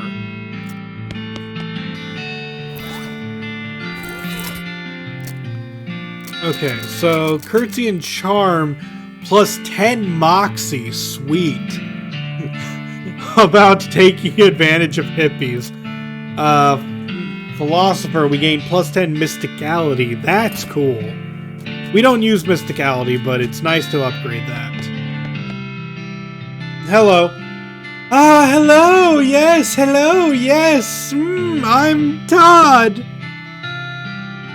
Kazazel, pleased to meet you. So, what do you do around here, Todd? I'm a chemist! I've been researching the properties of some of the local mushrooms. Properties like what? Like how they get you totally wrecked! Right. I'm kidding. They actually have a lot of interesting properties that could be a real boon to medicine. They may even hold a solution to many psychological disorders. Oh, well, that's pretty interesting.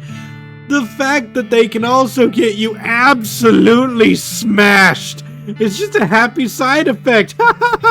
Woo! I see. If you happen to have a Lactaria's Dirtihipica mushrooms, I can refine them into a more potent potable, i.e. a potion. In fact, I do. He boils up the mushroom and distills the results into a little bottle for you. Go easy on this stuff. It has a real kick to it. Thanks.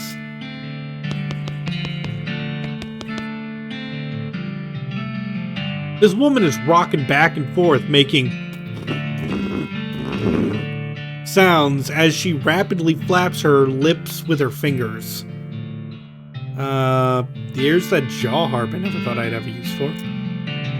What's this? It's kind of a musical instrument. You bite the narrow part and then, well, basically just do what you've been doing. She gives a few experimental twangs and boings and then knocks out a sweet riff. Wow, this thing is like a revelation. Thanks. I feel like maybe I should take this show on the road. Maybe try the Jewel Saloon in Dirtwater? Sounds good to me. Thanks again. She leaves, plunking that twanger the whole way.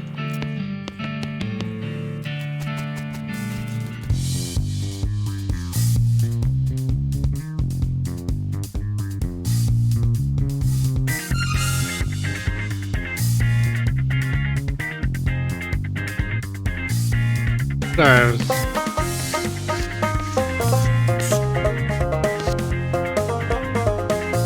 This tall, muscular, bald man is leading one of his students in an aerobic workout routine. His voice is powerful yet disconcertingly soft as he counts off. 1 and 2 and 3 and 4. Excuse me, what's going on here? Exercise! You must strengthen the body. If the body is weak, the mind cannot be strong. These two are one. Who are you? I'm Kurtz. My methods will usher in a new age of powered will. Can I exercise with you? You don't have the proper attire. Before the muscle comes skin. Before skin comes clothing. You look around and sure enough, everybody else is wearing the same striped pants and weird fuzzy headband. Let's see, do I have that headband? I don't.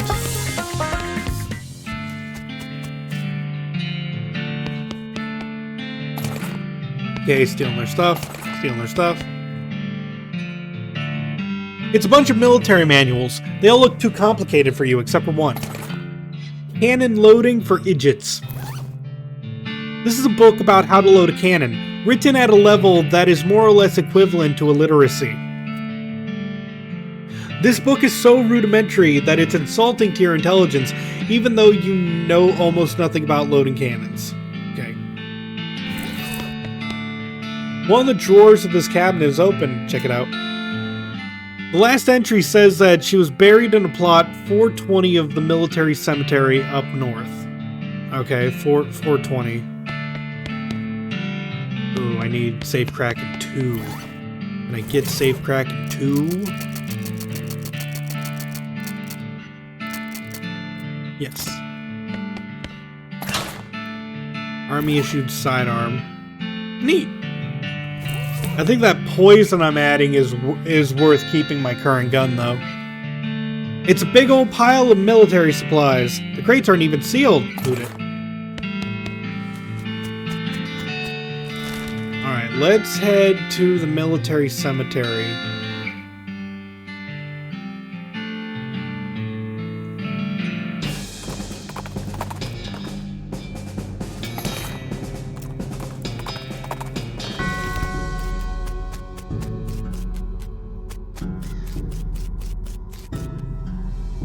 Let's see. Beyond this gate stands countless rows and columns of tombstones.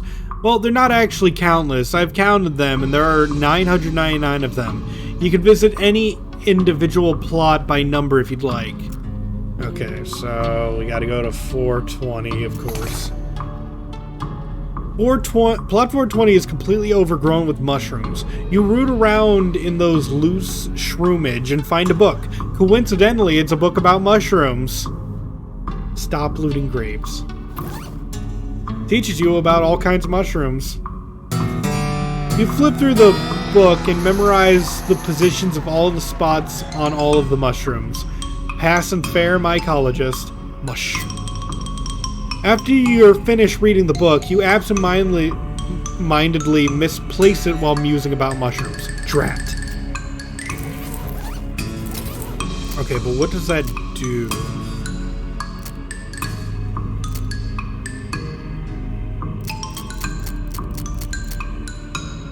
You can identify useful or dangerous mushrooms. Okay.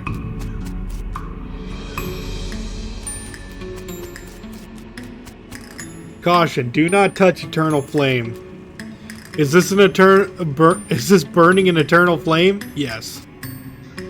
The goblin is roasting a weenie over the eternal flame. I am pretty sure you're not supposed to do that. No, is good fire, not to wasting it. Okay.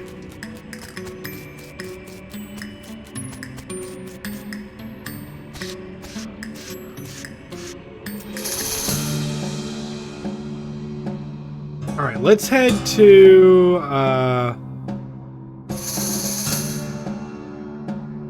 Fort Memoriam.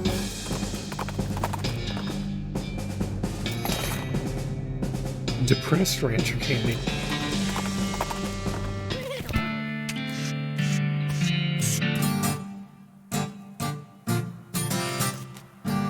Okay, let's use our binoculars and we learn the soup stock load. Climb down from the watchtower and pitch the binoculars in a nearby trash can. Keep Fort Memorial beautiful. Okay, so we got, let's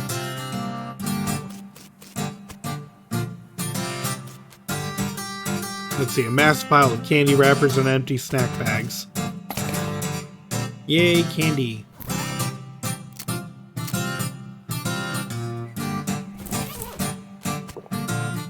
These guys are just playing D&D.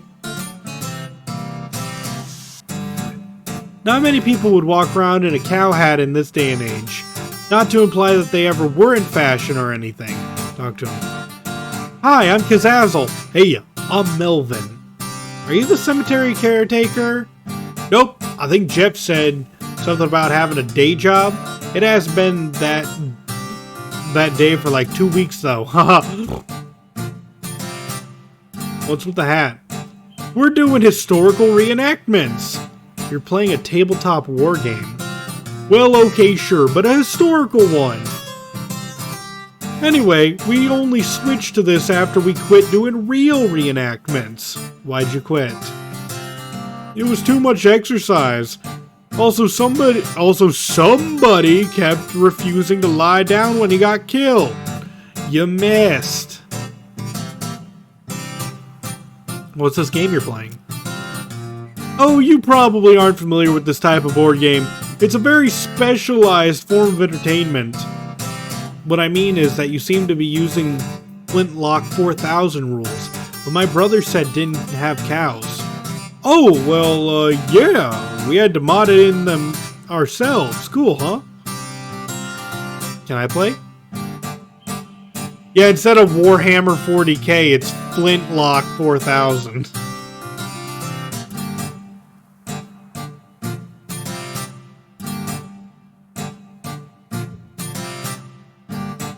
Sorry. I shouldn't apologize for taking a drink, but habit. While the rules are pretty complex, I don't think others will want to stop to play a teaching game. I already know it. My brother used to bug me to play it him all the time, so he could test the strategies. Then great, yeah, we're short a player on the cow side. Step up to the table and grab some dice. Alrighty. Let's play their little game. What would you like to reenact? Let's start with the early skirmish. Oh my, I didn't know this was gonna happen.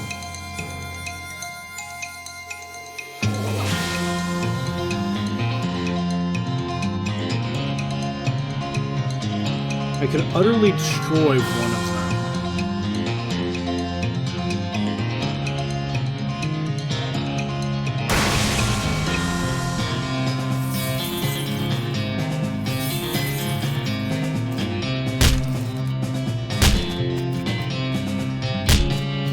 That's not good.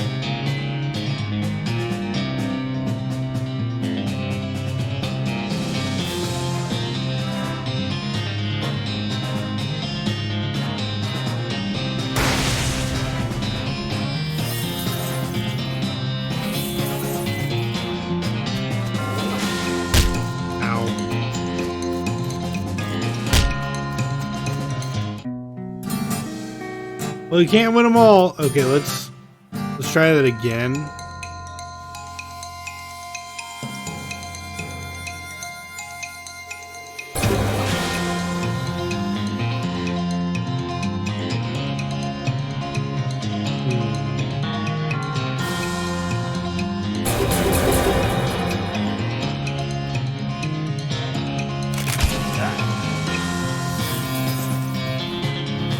Yeah, if I buff the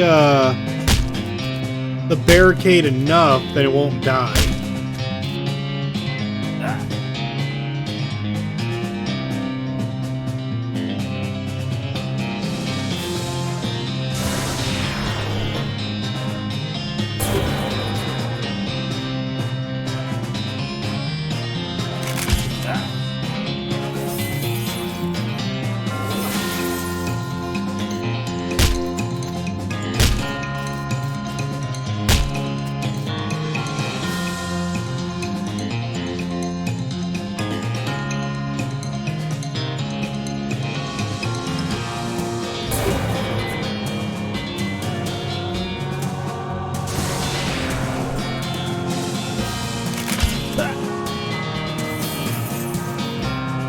might work.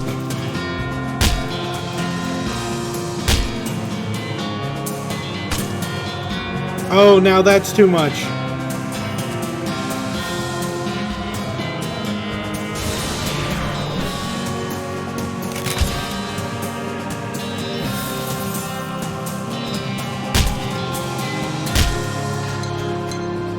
No, I couldn't do it.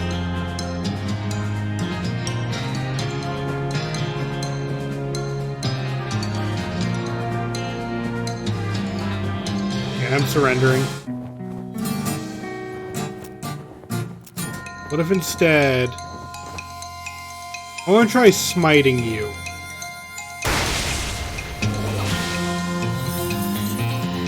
Oh, but that ended my turn. I didn't get to,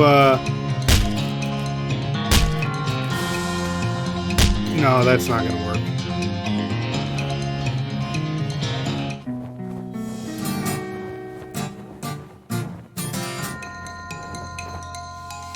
Let's see.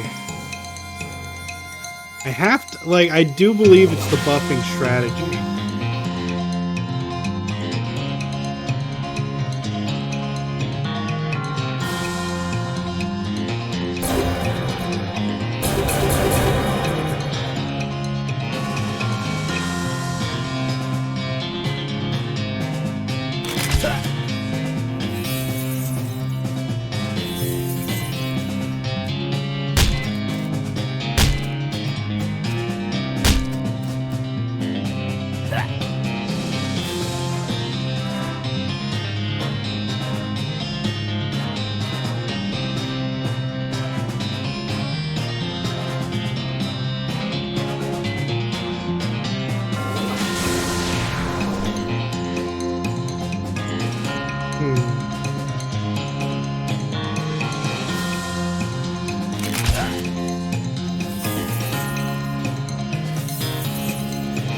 Just playing this out to see how it goes.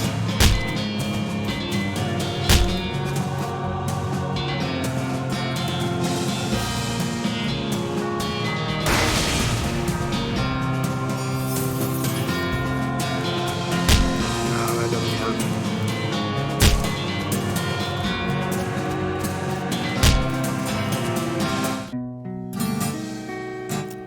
Okay, but wait, what if I buff myself?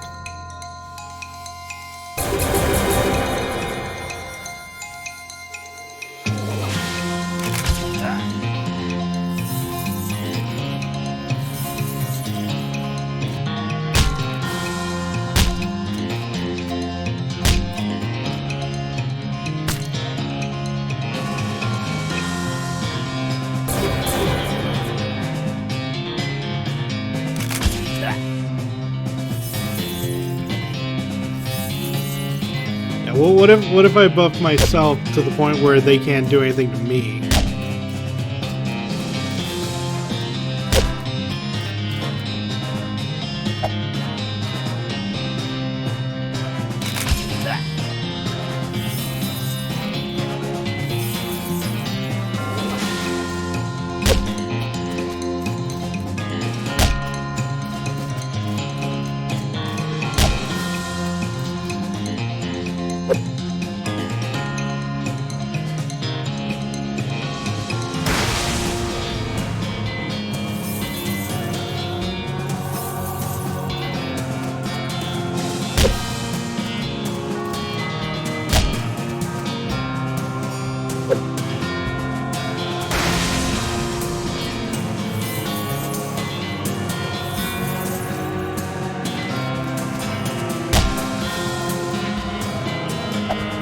Okay, only 2 action points. Finish you off.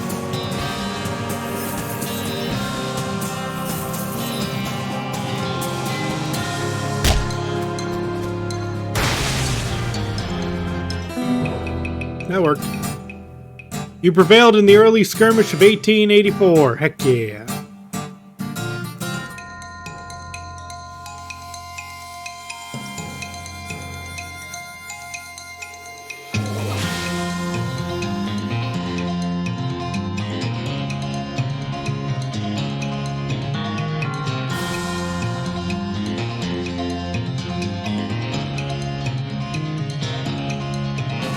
how do these guys attack?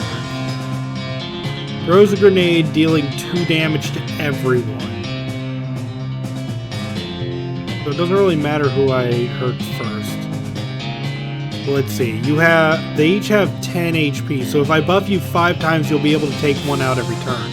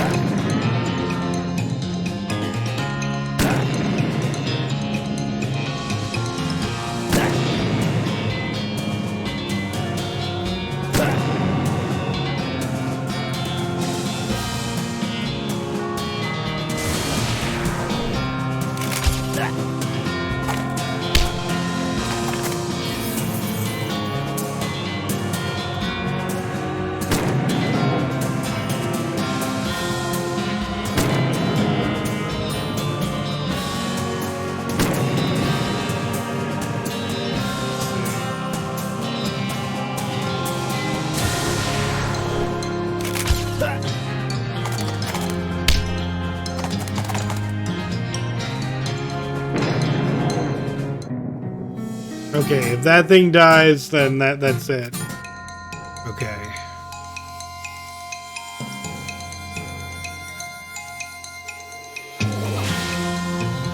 You didn't need to deal 14 damage. You just need to deal 10, so I think I only have to buff you once.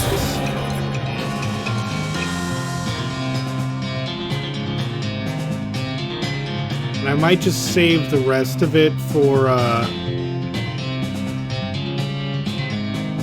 no, I could smite right off the bat and then heal once every turn.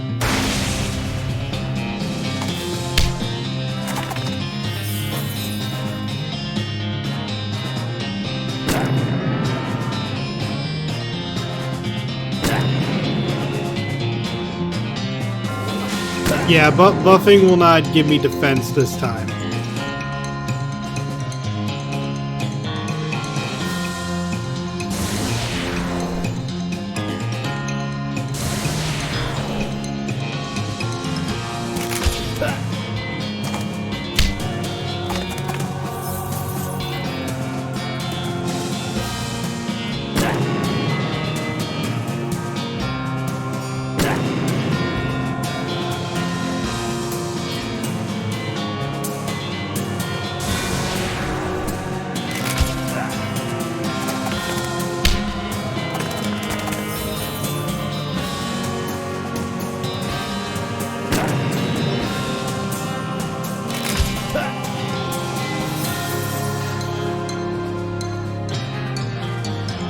Oh, the cow can only attack in a straight line.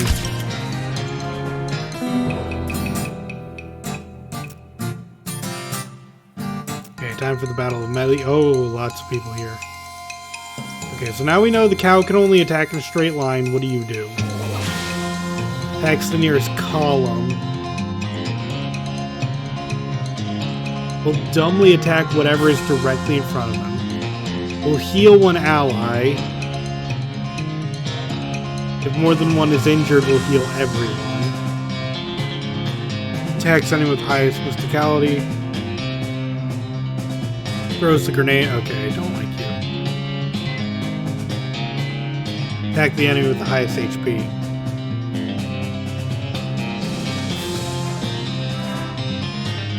Well, I know buffing you once will give you enough to destroy. I don't know how much you need, though.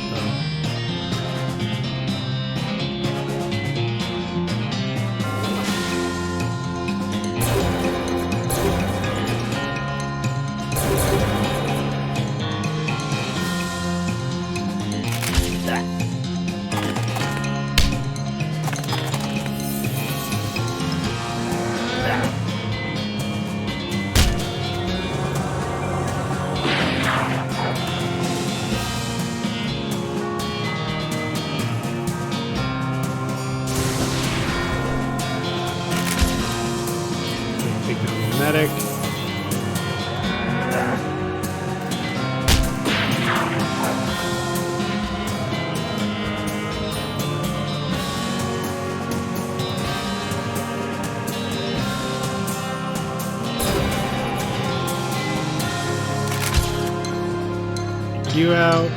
And that took care of that. Okay.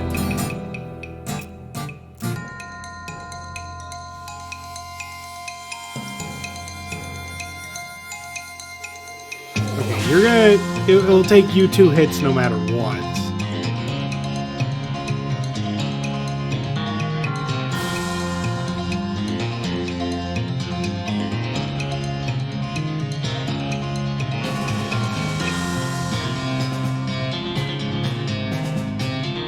I'm gonna see if I smite you. Okay,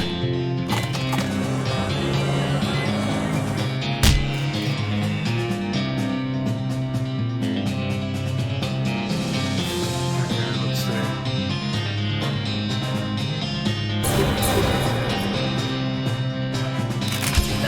Oh, I should have attacked the medic.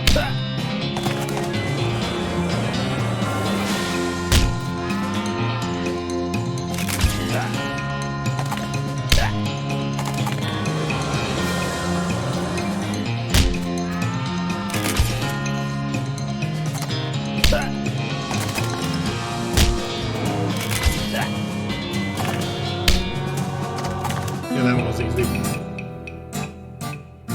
You prevailed. That's right. Wow, you're really good at this game. Getting good was the only way to keep my little brother from lording it over me all the time.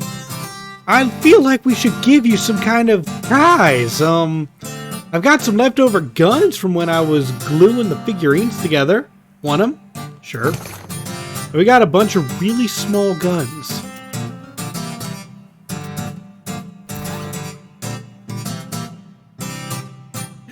I love the ending. Oh my gosh. This is a handful of tiny pewter guns, which presumably serve some purpose in the games they play at Fort Memoriam, but which could also be used to outfit a small army of elves.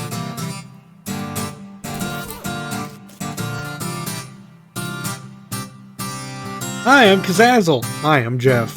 Are you the cemetery caretaker? Yeah, that's me.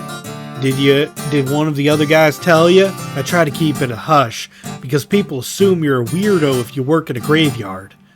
No, I just happened to be in the cemetery and saw your caretaker shack. Listen, you should probably get back there. Weird things are happening in the graveyards all over, and someone needs to keep an eye on those skeletons. Oh, nuts. Alright, well look, I'm on a real winning streak here. I'll go back once it's over, okay? I'll hornswoggle him. No, you've got it backwards. Now's the time to leave while you're winning. How do you figure? Attitude is important. You feel like a winner. You play like a winner, right? If you wait until you've lost to leave, you'll go home feeling like a loser. Go home a winner and soak in that sweet satisfaction of victory. Then you'll be ready to do it again next time. Huh. You know, that makes a lot of sense. Hey guys, I'm heading out. I'll be back to kick your butts again next week. The others jeer and make dismissive gestures as he leaves. Okay, that got rid of him. Hi, I'm Buddy. So do you like this game? It's pretty good. I prefer the science fiction version though. What's that like? It's real interesting. It has vehicles that move around without horses, and guns that fire more than once before reloading. Wow, that sounds really imba. How'd you get into this? I was in the actual war. Made it out with only a few scars and a limb. Fortunately, on account of I spent the whole thing hiding in a cave. When I heard about the reenactments, I signed up to find out what I missed. This is probably not a whole lot like what you missed. Yeah, better snacks for one. This guy doesn't seem interested in the game. He's just noodling around on his guitar. Hey, what's up? Not into the game? Nah, I mean, I like games. That's why I hang out with these guys. I've gotten bored of these strategy war games. I want something different. Like what? Well, I like playing the guitar. So I was thinking of some kind of guitar game where you pretend you're in a band and you have to hit the right chords. That sounds hard if you don't already know how to play guitar. Yeah, but I thought like making a real simplified version of a guitar. But then it wouldn't be much fun for me. I have an idea. Instead of pretending to play a real play in a band. Why don't you join an actual band and play guitar for real? I know a place that's looking for talent. Huh? Put my guitar skills to actual use? That's not a bad idea. Okay, cool. It's the Jewel Saloon in Dirtwater. Tell them I sent you. Thanks a bunch. I'll head out right now. Godspeed, Guitar Man. Okay, let's take a look at the barracks. The shelf is stuffed full of rule books for the weird game those nerds are playing. Let's study them. He'll be a hero one day. Yeah, Guitar Hero. Wonder if that'll ever catch on.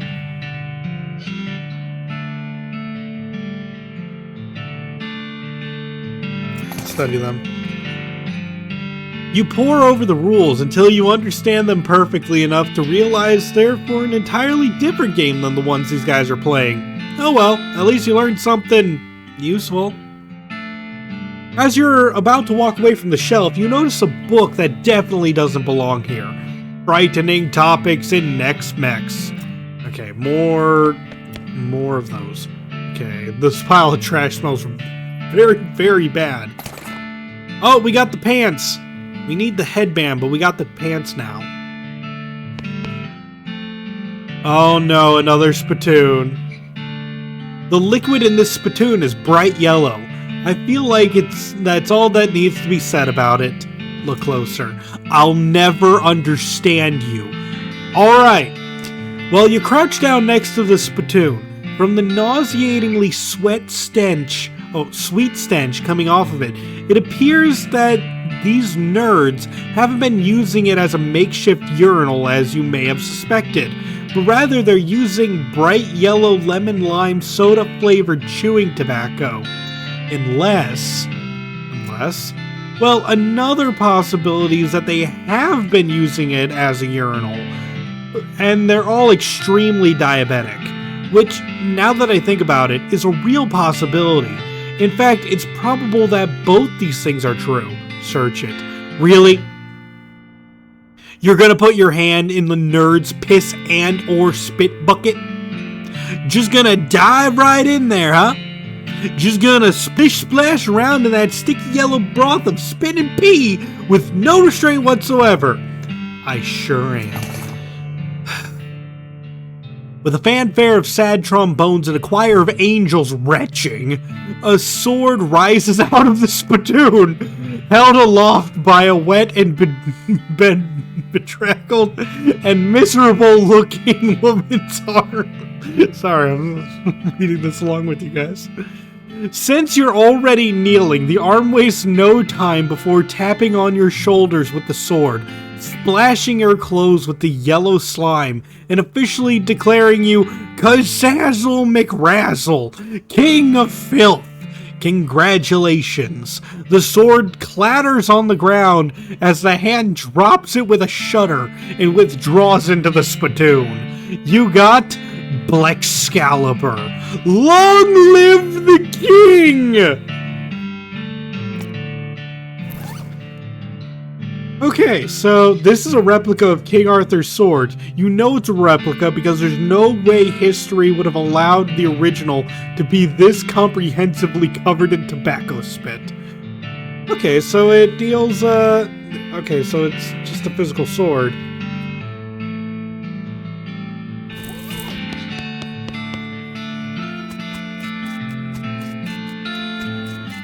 Look, chat, you're gonna have to just go with this, okay? Enjoy the ride.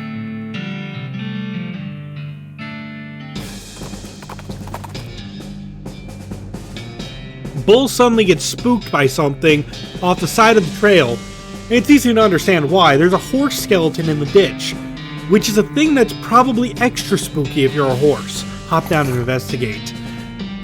Approaching the horse more closely, you see the tattered remains of a pair of Pony Express saddlebags on its skeletal flanks. The starboard bag is empty, but the port one contains a skeletal human hand with a ring in it.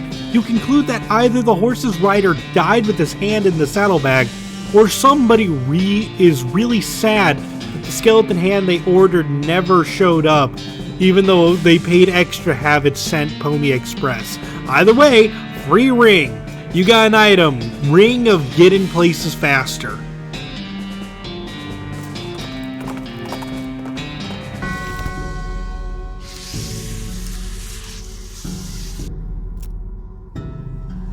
The caretaker is sleeping off all that war game adrenaline. It's probably best not to bother him. Okay, so we did all that just so he could sleep at work. Cool.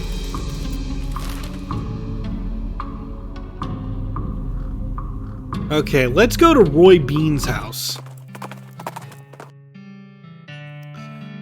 Okay, an oasis of boiling heat. You discovered a black stone cow monolith.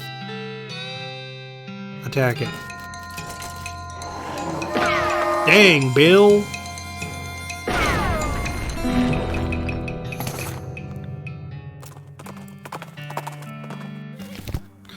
Roy Bean's House of Justice and Jelly Beans.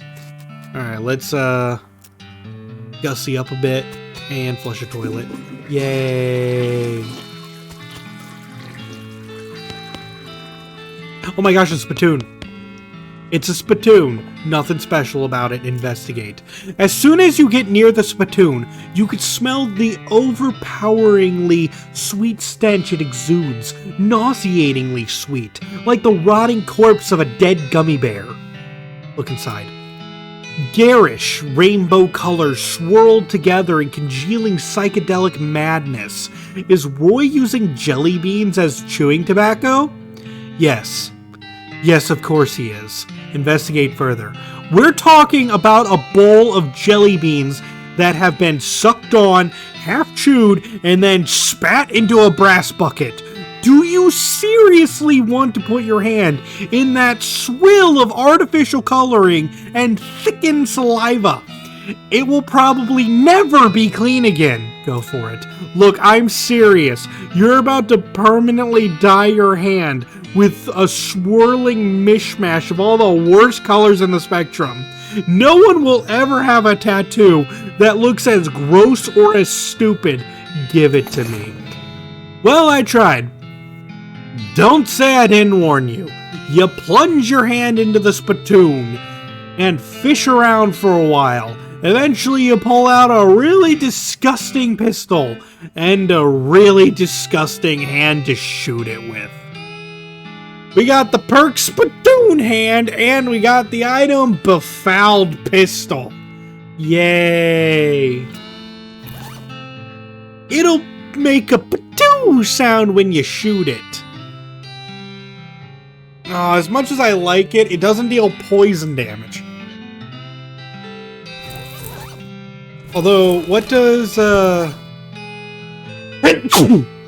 what does the perk give us?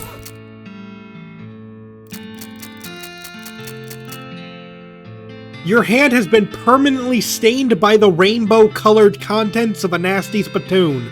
On the bright side, that hand will never suffer anything worse than it already has ever again.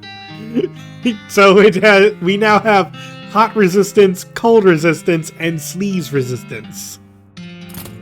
Sweet! Defense!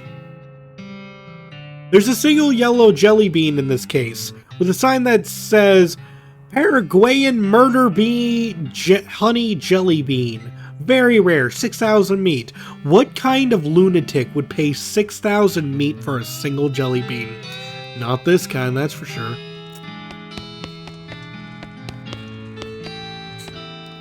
Howdy there, pilgrim. Name's Roy Bean. Howdy, Roy. I'm Kazazzle McRassle. That name still makes me laugh. What do you do here? Well, when I first came to these parts, I was all about two things: dispensing justice and dispensing jelly beans. I was the biggest name in bounty hunting and candy selling anyone ever heard of. Gosh, what happened? Oh, nothing particularly tragic. Got old is all. Hung up my pistol for good. He points at the wall. Look. He's pointing at an empty hook on the wall over a spittoon. Oh, we got the befouled pistol. I still sell some jelly beans from time to time, but they're out of fashion. This old place is just a jelly bean museum now. Seems like the sign out front isn't very accurate then. How do you mean? Well, if you're dispensing justice anymore, maybe it should just say museum? Huh, guess you got a point. Ask about the jelly beans. For a jelly bean museum, I sure don't see very many jelly beans. Huh! Bunch of crooks and shady characters stole them. All 3 jars. Suppose they think I'm a soft target now that I'm retired. Oh, that sucks. I'll help you get them back. Well, now I certainly appreciate the assistance. Can't offer much in the way of a reward, but I can tell you which way the first group of thieves went if you're happen out in that direction. And we got the Jelly Bean Thieves hideout. Okay, I'll go get them. I'll bring back the jelly beans. And the justice! You're surprised there's not an option to buy the 6,000 meat jelly bean? Yeah, I know, right? We have 7,000 meat. Okay, snakes. Oh, he actually changed it? I didn't read that. Neat. Bam!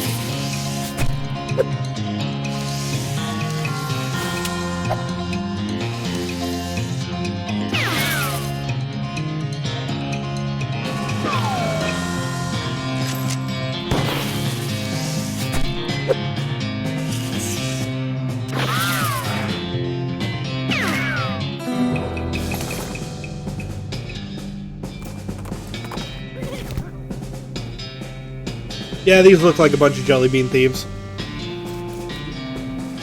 You approach the bandits seated around the fire. The meanest looking one speaks up. Don't know who you think you are, stranger, but you better turn yourself right around and head back where you came from, less'n you wanna eat lead. Well, that's not very neighborly. Take a hike, neighbor. You fellas stole a jar of jelly beans from an old man. I aim to have them back. Oh, is that right? And just how you planning on doing that? With words! Listen, fellas, you stole a jar of stole a jar of candy from an old man. This is just a small, petty, and sad little crime. It barely even qualifies as a crime. If this ends up on a wanted poster, you're going to be the laughingstock of the criminal community. And more importantly, what would your mother think?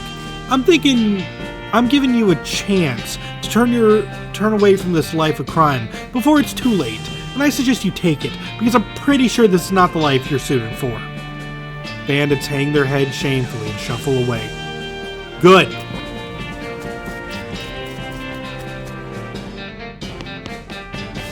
Filthy bedroll.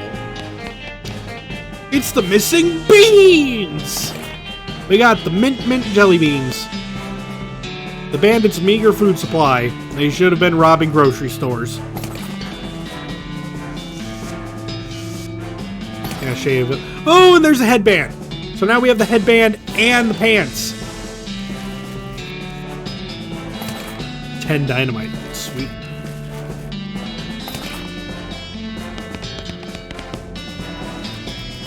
Okay, let's go back to the Fort of Darkness.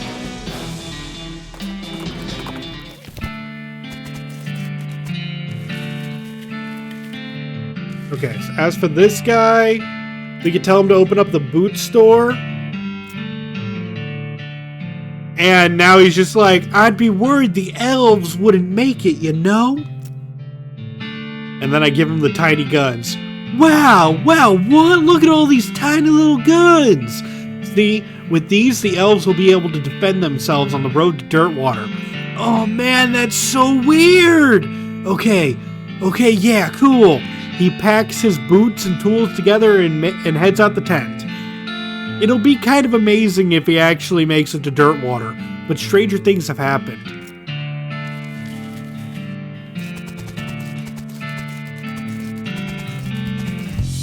Okay, now that we have pants... Did I equip the pants? Yes, it gives a bonus to muscle. And we can equip the headband for a bit. Well, that's actually a pretty nice headband, though.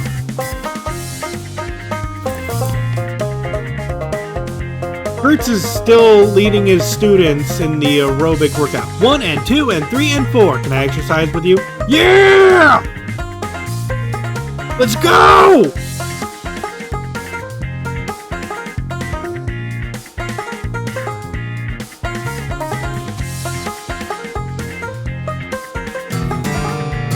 Power surges through you. You have unlocked true potential. And we obtain courtesy and physique.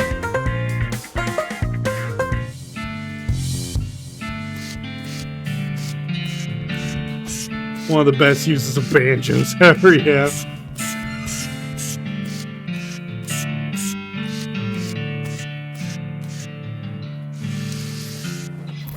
Let's see, I think I need to take this, like, I have to use this extract. Fully opens your third eye. Yeah, good thing I still have some spleen left over. That's a weird sentence I just said. You swallow the extract, and the world turns inside out as your mind replaces it. And we got the Baccarat Galactarius. Like, wow. Okay, using that, if we ever come across a specific cave, we can now enter it. And I think we'll need it for Roy Bean's house. Oh no. There's a goblin marching down the trail in a soldier's uniform, the pants of which had been seriously pinned up to the account of the goblin's stubby little legs. It salutes when it sees you. Hello! Hello, what's up? Am soldiering! Yes, I could see that. I didn't think there were any goblins in the military. What's your unit? What? Wear a uniform getting? From dead soldier! So I am soldier now. Or so am soldier now. Not quite how it works. I suppose you might get away with it, but you'd better not let any other soldiers see you with contraband. What? Giving soldiers supplies to me for safety. Oh, okay. Sweet. Put your tooth crown back on? But I was just saying that the hat I have, like, this gives me 7 Moxie, but this gives me 4 speed and 20 HP. Like, it's actually pretty good.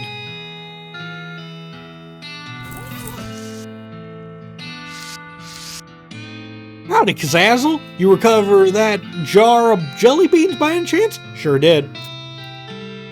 Well, I'll be. Thank you kindly, Kazazzle. I won't ask for details, but I hope they were sufficiently grisly. Now, the second jar of jelly beans was stolen by a parcel of them weird goblin fellas. Couldn't understand a word they was saying, but they were very insistent. Which way did they go? Northwest towards that huge old cactus folks call Old Granddad. Here, I'll mark it on your map, but you can't miss it. Okay, I'm on it.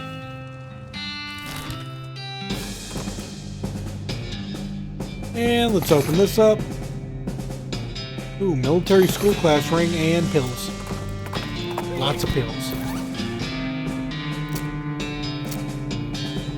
Oh, that's a good ring. What's my current ring? +1 of each. I could probably give that up for something here.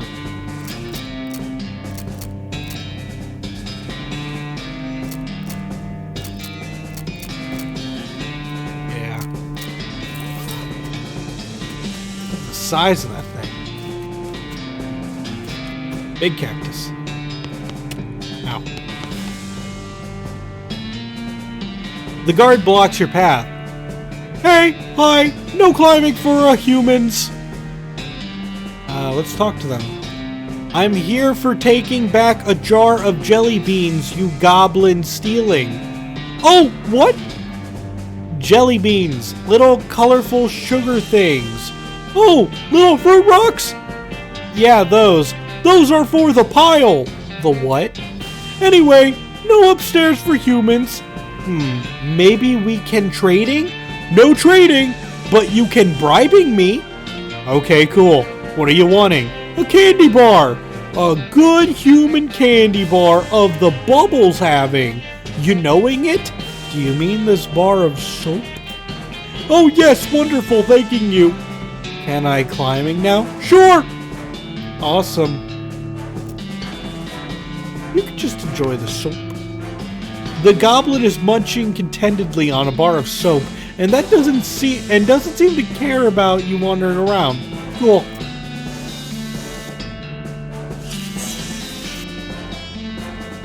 There's another goblin here, blocking another ladder. Hello, no climbing for humans. Too bad.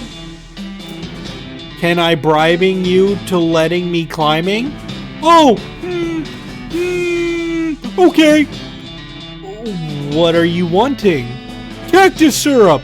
A delicious vein is being in the other room, but had losing my tap. Okay, I'm being right back.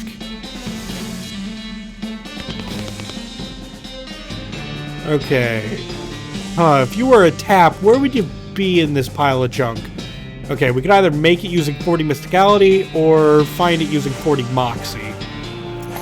Yeah, we'll find it. Your keen tap dancing skills have allowed you to dance your way directly to the tap.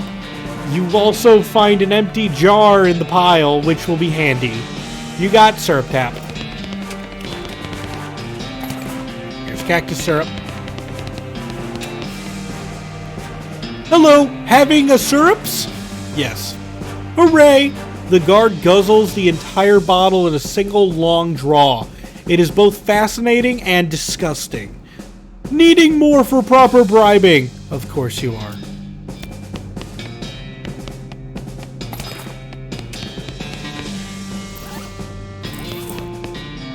Hello, having a syrups? Yes.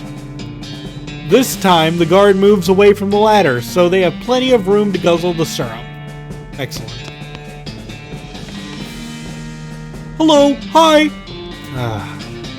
Can I? Nope. Okay, can I? Yep.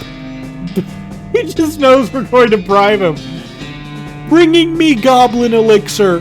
What's that? A potion of extra delicious being so good. Okay, I'll go get that then. The table is covered with flasks, beakers, bottles, tubes, burners, and other equipment that makes a super elaborate alchemy table, including a whole bunch of different colored liquids and powders. Oh boy. Let's look for some instructions. You find a scrap of paper in a drawer that looks like instructions for an elixir, but it's all in goblin science jargon that you don't understand. Okay.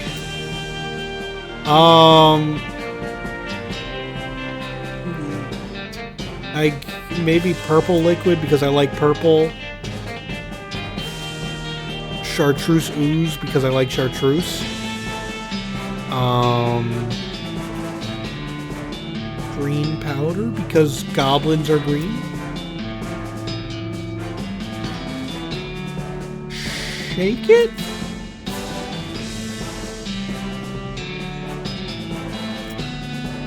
Okay.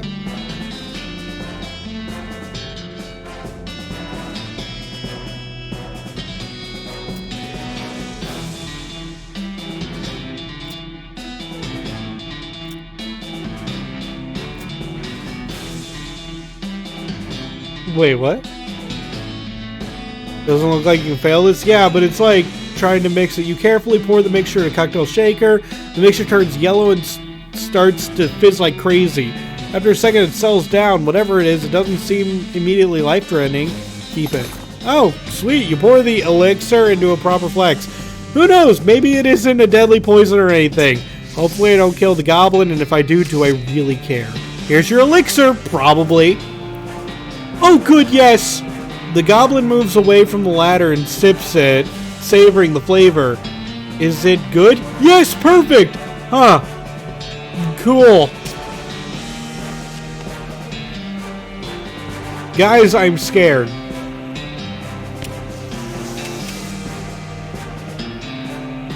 Holy crap. If this isn't the most disturbing thing you've ever seen, I don't want to know what that was. Hey, guys, those jelly beans. Can I to having them? Oh, what? Our fruit rocks. No, no, not taking our fruit rocks. These being ours, not for you taking. Jeez Louise. Let's talk to it. But not looking like you're eating them. A jar is still full. What? Eating? Fruit rocks not for eating. Fruit rocks just for looking at. You just looking at them? Not fitting through floor hole? Can't leaving room. Fruit rocks only entertainment being. Good grief, that's sad. How about I teaching you something else for entertaining? Something better than fruit rocks looking at? Okay, sounding good. I agreeing. I not certain. What being better than fruit rocks looking at? Poker. You pull out a spare deck of cards and pick couple handfuls of cactus spines off the floor to use as poker chips, and give the goblins a quick poker playing tutorial. Once they get themselves rearranged so they can't see each other's cards, they take to it pretty quickly. Excellent. I distracted them with poker. The goblin pile is too focused on their game to notice you taking the jelly beans. And that it was a fair trade. So they're yours now anyways. You got green apple jelly beans. Nice. You know what goblins are? Yeah, I know they're funguses, but this is a little weird.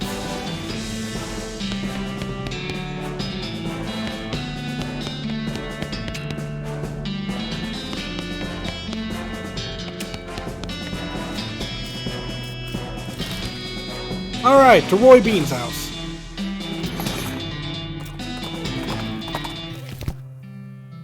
Yo, thank you for contributing to the challenge to determining what I will be playing eventually after it's over in a month.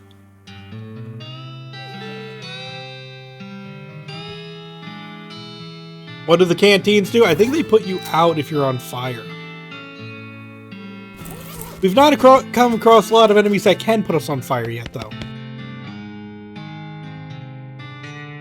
How you doing on them jelly beans, kid? Got 'em. Wonderful, good job, kid. Looks like they're all here, too. The goblins didn't eat any? It's a long and weird story. Well, never mind then. You've done a swell job, kid. I've only got one more jar of jelly beans missing. They was stole by a whole gang of damn hippies. Why'd they take them? Heck, who knows what a hippie's thinking? All I know is they took off, headed south and a little bit west. Okay. Room cave. Skeletons.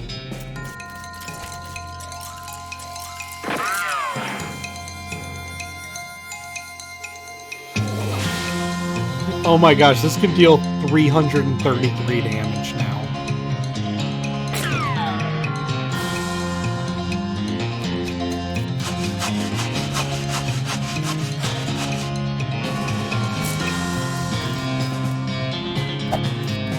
Hey, speaking of fire enemies.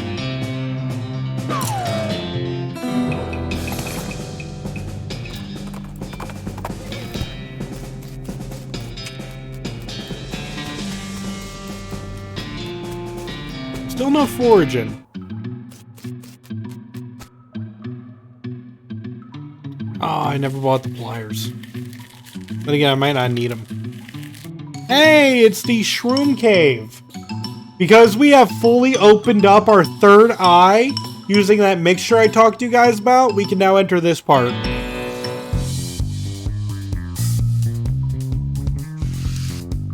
What a strange lamp. Take it. A lamp imbued with magic and filled with a strange lava-like substance. Use it. This isn't a good place nearby to set this thing up. You'll want to do this where you live. Okay. It's Roy Bean's Beans. Your great-grandkids are going to love this kind of music. And then their grandkids will hate this kind of music for no reason.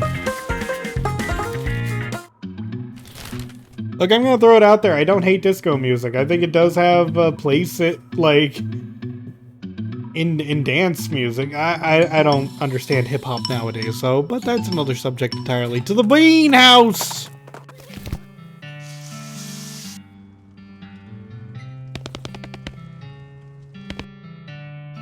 Howdy, Kazazzle. Any line of that last jar of jelly beans? Got 'em right here. Well, I'll be jiggered. I didn't figure on seeing any of them jelly beans again, and here you brought all 3 jars. I ain't got much to reward you other than a handshake, Kazazzle, but maybe I'll be able to pay you back somehow in the future. Don't sweat it, Roy. I was happy to help.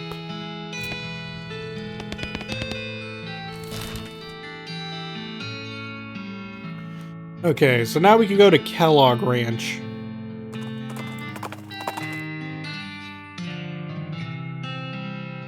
Pyroboves. Seriously, chat, why did you have to mention the fire enemies with the canteens? That's not a skeleton. Okay.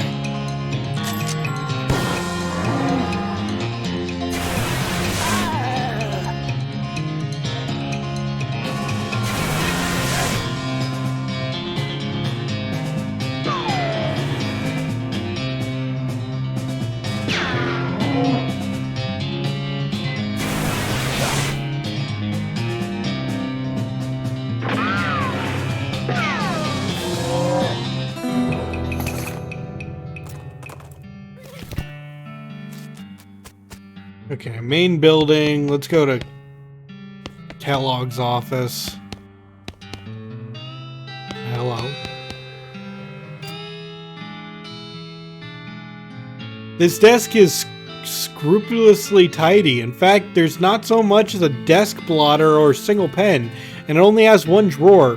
However, you find a secret button cleverly hidden underside of that 1 drawer. Here, that's my desk. Keep out of it! You're incorporeal, so go ahead and try to stop me. Well, I never! A hidden panel slides open on the back wall, revealing a secret room! Awesome! Keep calm and enjoy nothing. This is the most boring secret room you can imagine. It really is! Is there like a secret room?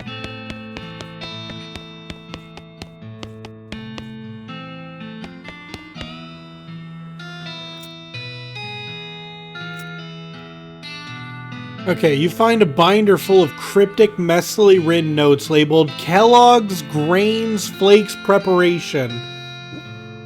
Let's decode the recipe.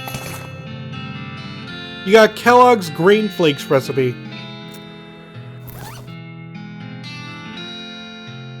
Let's see, 4 parts barley, 1 part... Okay.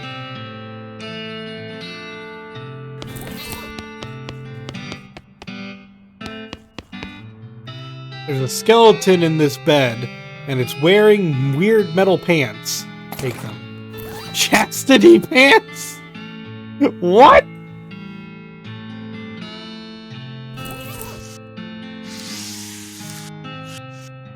This bed is covered in bones. Take them. There's a scrap of paper under the pillow. It looks like a torn out part of a diary page. Supposed to achieve purity of glands, but I can't even sleep in those metal pants. They're so noisy, especially when I don't want to know. Pick lock. Cowboy chef hat? Well, that sucks for me. Peppermint drops. Ooh, the workout regimen.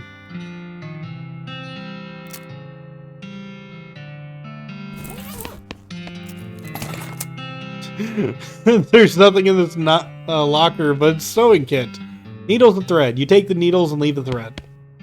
Nothing inside unless you're interested in thread.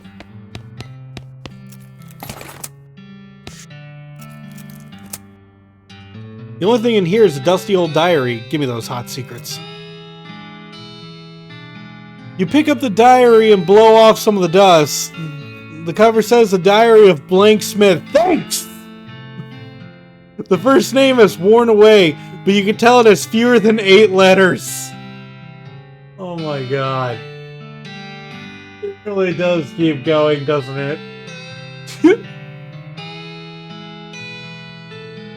Sadly, the contents aren't particularly juicy. The author joined Kellogg's health program because she'd had several relatives with poor health and wanted to preserve her own. She found the ranch to be pretty boring, but appreciated that the lack of anything much else gave her plenty of time to spend knitting, which was her favorite hobby. The last entry mentioned Kellogg's death, rumored but unconfirmed to be due to a brain aneurysm caused by outrage at hearing a dirty joke, and that the author was returning home. I guess she forgot the diary when she left.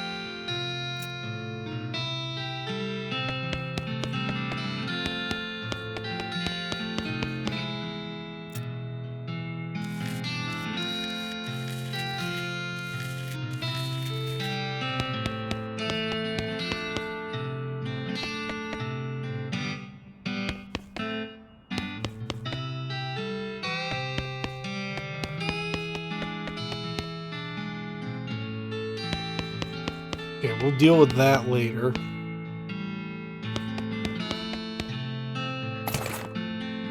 Kellogg Ranch keyring. Sweet. Now you have it's the keys to every door in every building of the Kellogg Ranch. You'll be a serial unlocker. Boo.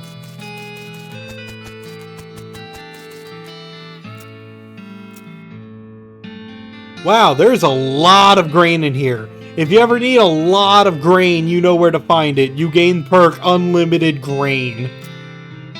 Sweet. There's a coil barbed wire hanging from a nail here. Take it. Big coil of barbed wire. That's probably a story mission. Endless stacks of grain. Oh.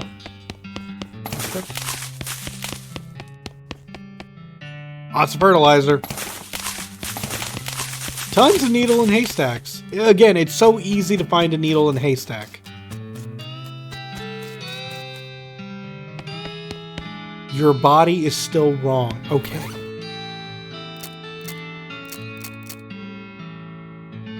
Alright, let's see. Warm up stretching. Lung expansion 2 reps. Equilibrium maintenance stretching, and skeleton vibration 3 reps.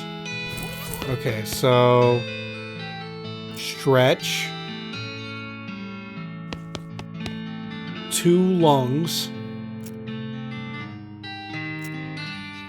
another blast of air stretches your lungs out. Okay, then stretch, 3 reps of the skeletal agitator. 1, 2, 3, and stretch.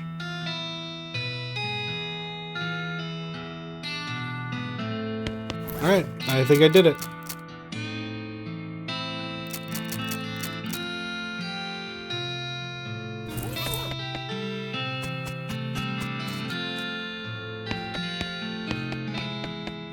Let's see.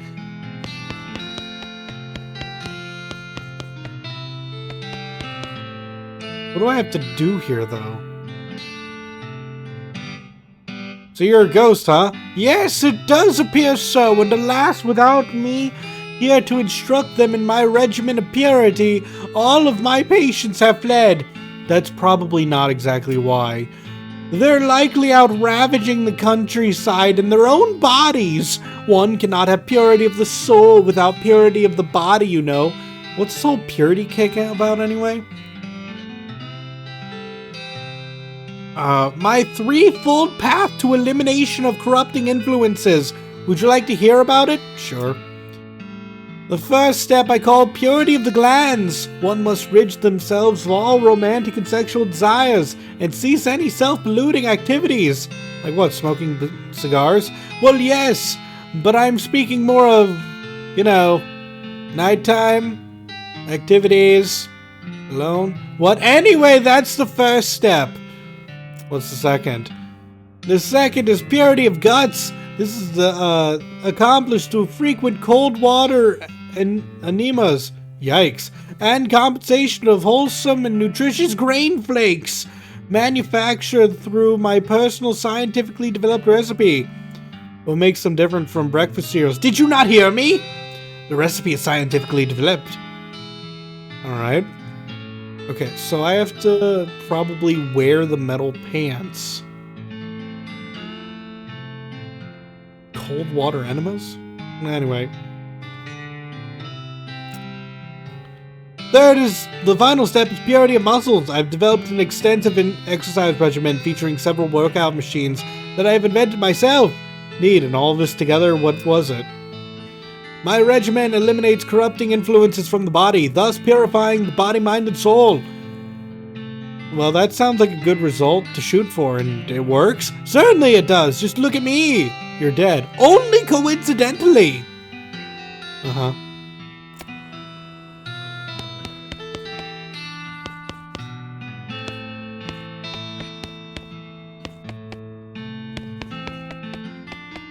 Okay, so let's try this out.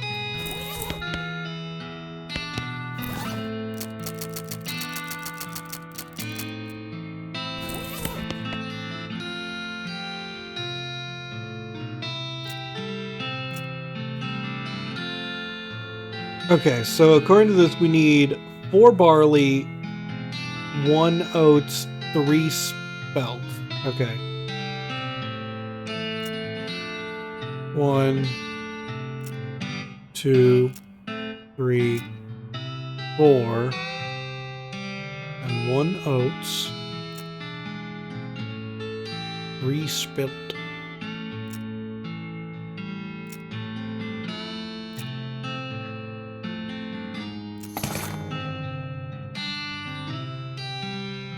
Your view of grains in the mixing chamber clambers blurred as it begins to spin at an implausible rate. Starting with a ka-chunk. Hidden parts of the machine spring to life. The glass window of the mixing chamber becomes fogged with the steam as the grain is mixed into dough. A few moments later, the dough is expelled as a soft, warm lump.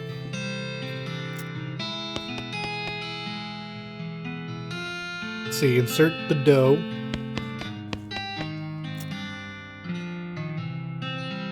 Oh, I need to...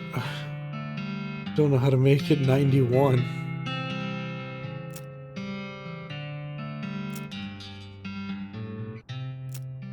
Okay, that was a lot of guessing.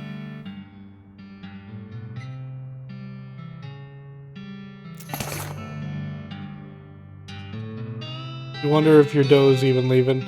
You got multi-grain dough. Farewell, Cruel Press. Wait, what?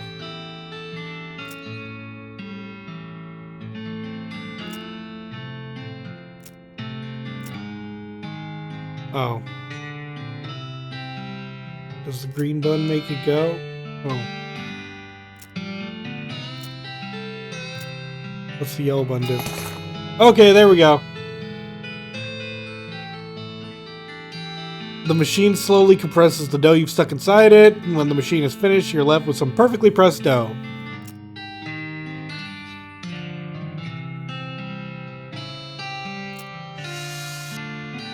Insert the flattened dough.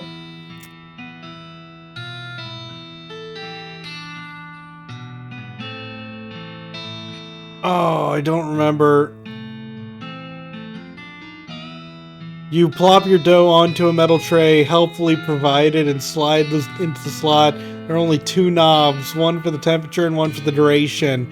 You decide to turn the knobs from left to right, the temperature on the left, so you'll turn that one first. Are you paying attention? There will be a quiz later.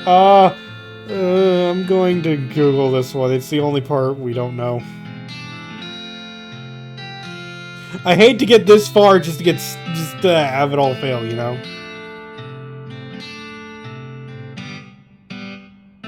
Can you cancel with B? You cannot.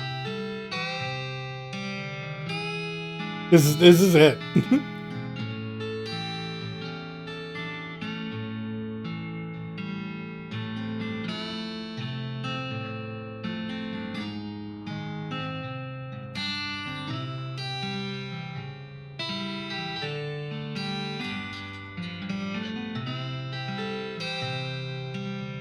Okay, apparently we need 640 for 8 minutes.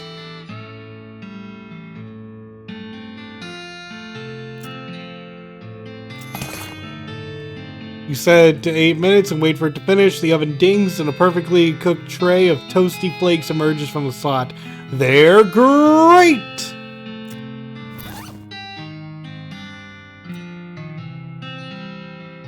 You can't bring yourself to eat these boring-looking flakes. Didn't Kellogg say something about needing your glands to be pure before you purify your guts? Maybe that's what's stopping you. Impure glands. Sounds about right. How do I... I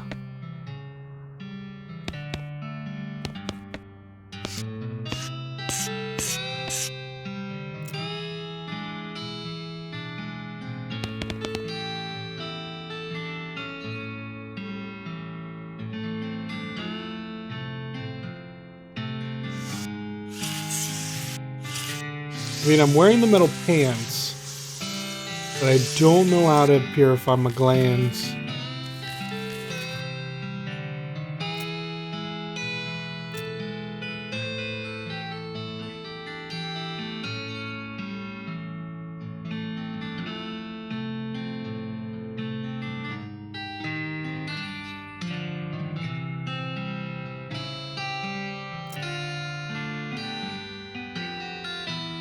You have to sleep a night with the pants on? Well, we are not doing that. Sorry, I'm not... I'd have to give up all of the bonuses I have currently equipped. Okay, tell you what. If I ever get knocked out, we'll spend another night doing that, but not now.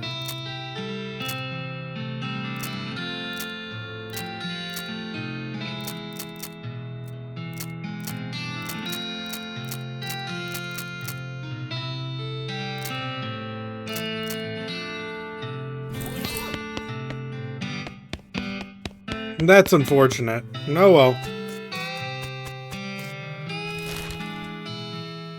We can still head back to the military cemetery.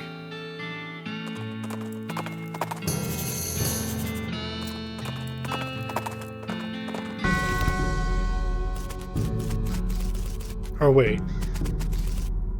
Reboot Hill. Sorry, you're right, you're right. You're right, chat.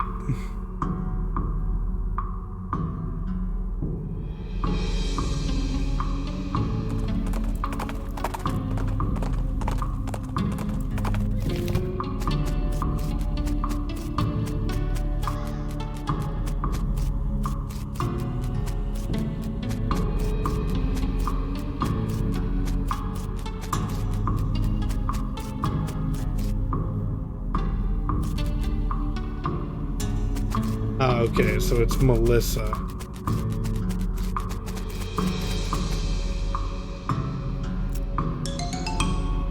Did it start with an M? Meh.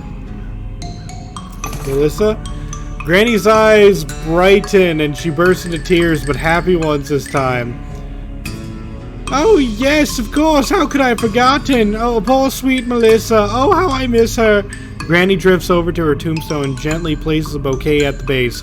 Both Granny and the flowers fade away into nothingness. That is, except for a single flower that remains. You got an item. Ghost flower. Goodbye, Granny. Ooh, that deals a lot of spell damage, and it's an offhand weapon. Very nice. For all of you spellcasters out there.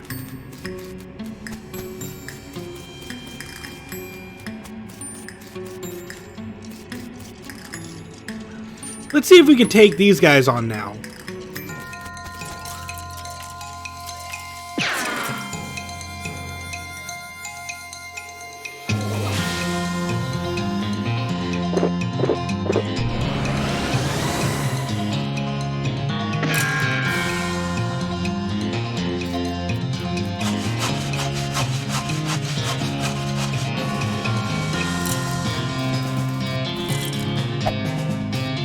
We are now so powerful that they can't deal damage to us.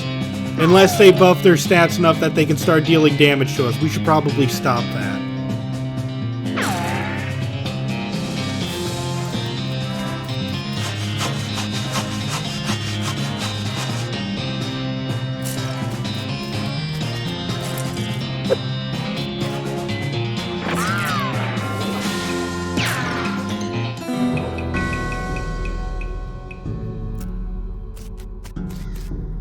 Here lies the sweet gang. May they never wake up. Take the sword.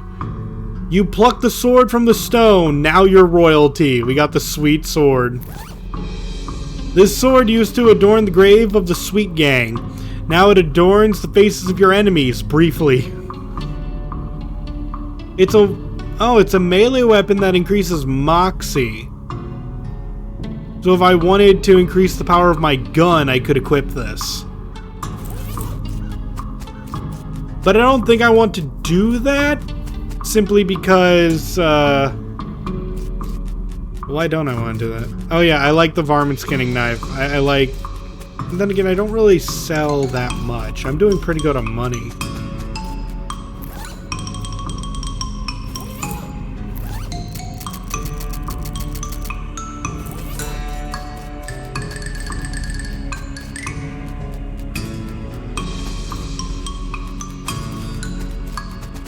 Anything over here?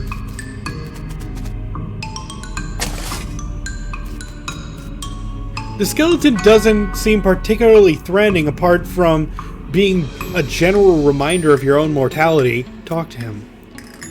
Hello, who are you? My name's Bernard, but shh, lower your voice. They'll hear us. Ooh, the cultists? Shh, yes. Not a fan? They're reanimating dead people's skeletons. I don't want to be reanimated. It sounds horrible. We're still on day 1, right? Yes. Yes, we're still on day 1. Can you imagine having to walk around without your skin on? How embarrassing. Not to mention cold. Sure, well, plus, I mean, dying's hard enough. Who wants to come back to life just when you got used to being dead, right? I could see that. Please, can you do something? I don't want them to find me. I took care of them already. Woo, great. That's a load off my mind. Let me tell you. Here, you can have this worry stone. I don't need it now. Cool, thanks. Oh, it's an offhand weapon that increases moxie. Then again, what was my last one?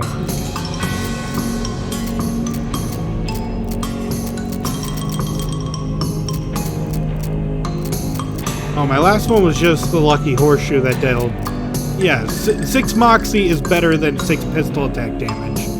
Because 6 moxie gives 6 pistol attack damage and 6 pistol defense. As well as helps out with puzzles.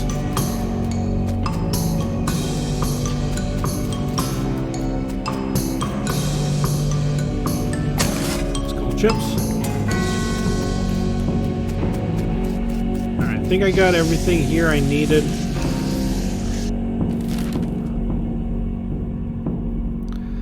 Why don't we head to Soup Stock Load?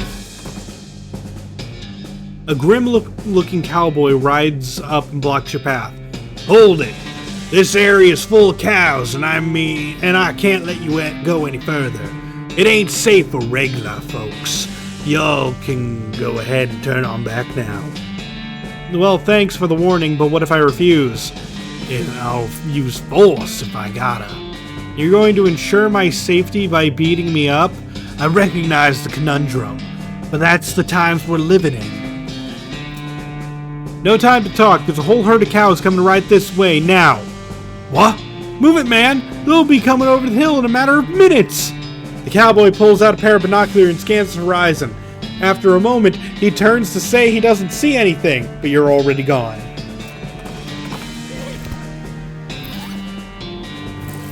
Okay, how are we doing on XP? Ooh, I could get Hornswogglin 5. You know what? I'll do that. That way I just don't have to worry about it. Otherwise, what if...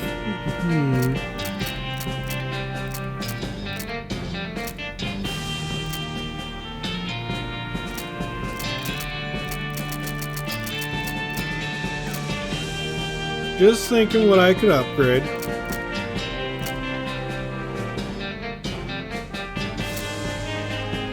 Kind of want to upgrade strong medicine because that, like, it can just give me defense buffs, like I said. I should upgrade how much AP I have though soon. Do I have enough to do that?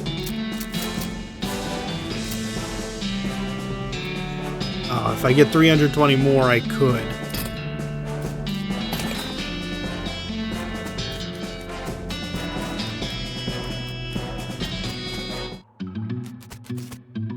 These lockers have been pretty picked over from the looks of it. Search them. You find a few worthwhile things. Dynamite. We got a hammer and a monkey wrench. This toolbox is surprisingly full of tools. Oh, it's a pool of boiling soup. I don't have anything to carry soup in.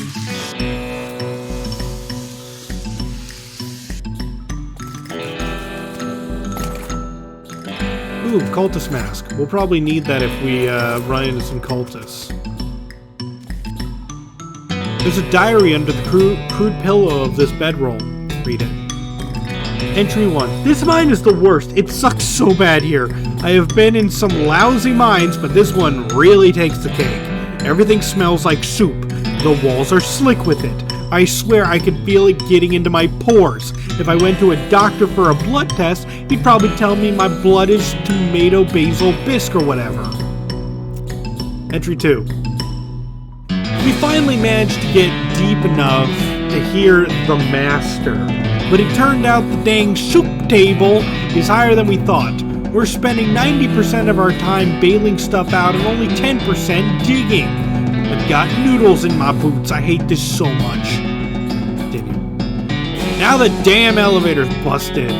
It was always making a weird rattling noise, and the guys off shift couldn't sleep. That finally stopped. But it stopped because the elevator itself stopped and we can't move it at all. Why did we even set up camp here?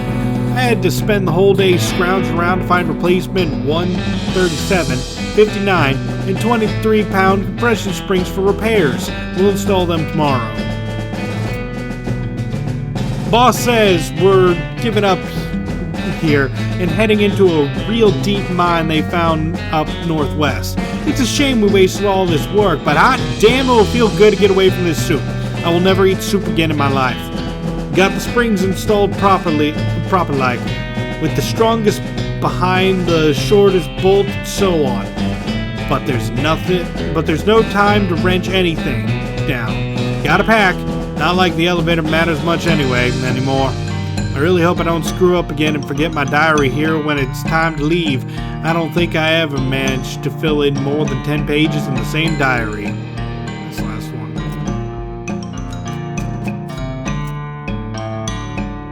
Okay, let's see.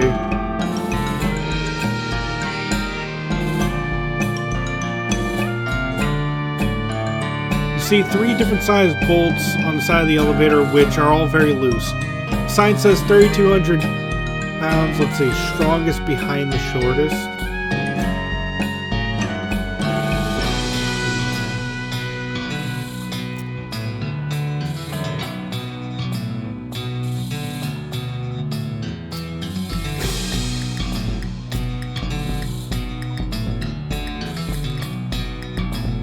Okay, so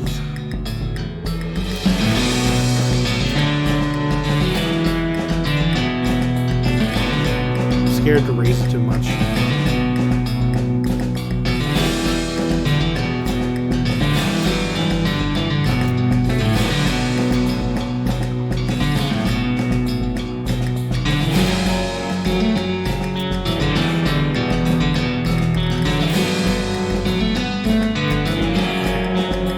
We gotta make this 3200, so...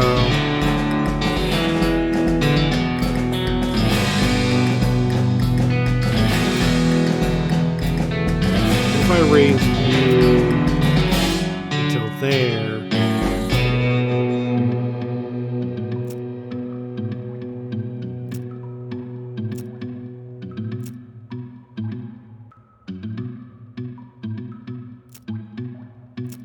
Darn it. Okay.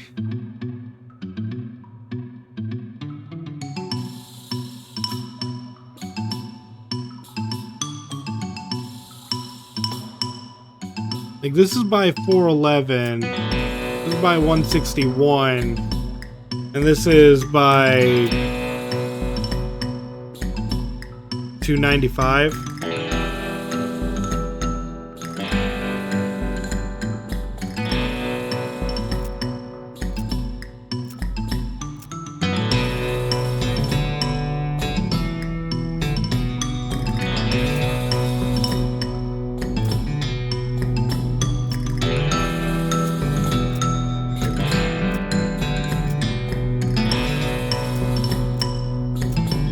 Oh, whoops.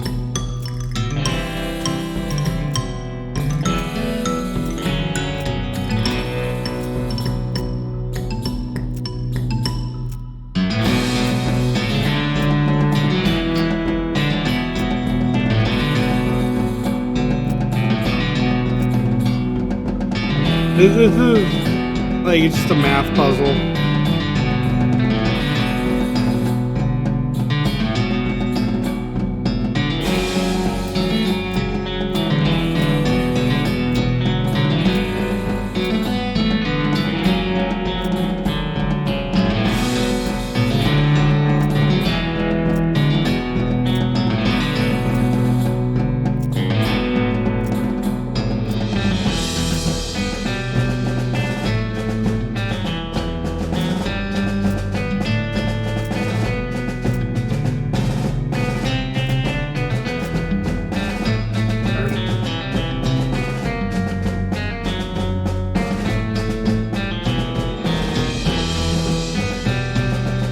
Ah, okay. 1, 2, 3, 4. 1, 2.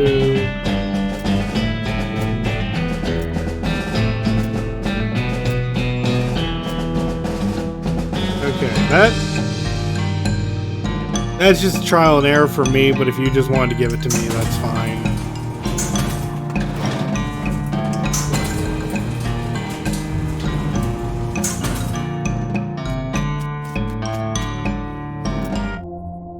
Oh, hello. The El Vibrato container. I do have Keystone. Here's some fluid. Yeah, just keeping things moving along. I should have did. Okay, let's insert the fluid.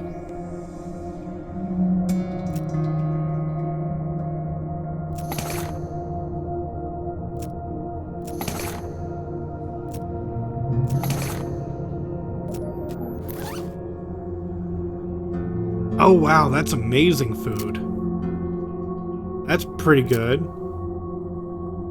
Oh my god. Is this my spleen? Please. Yes, that's spleen. Oh, that's awesome.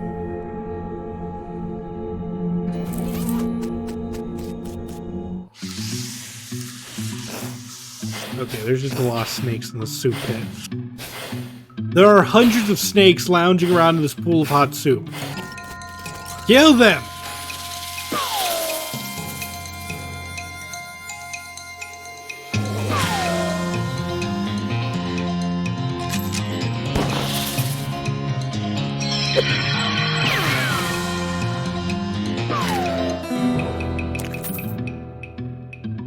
We got stewed snake.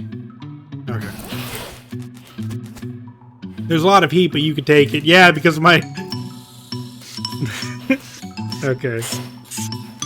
Because of my hand. I need to figure out how to carry soup.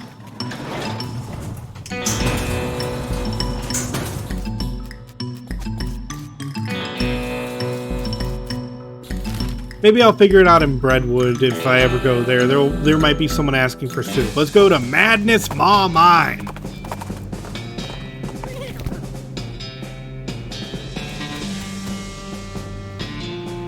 You aren't one of us! Be gone from this place, interloper!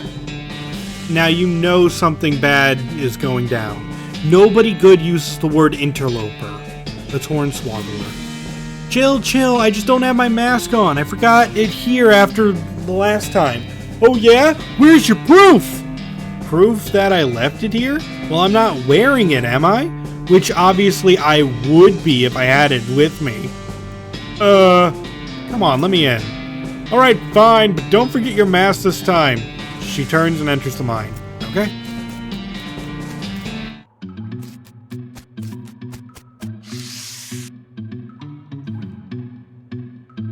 What happened to your mask? I modified it. It made drinking difficult. What happened to your mask? I'll be right back.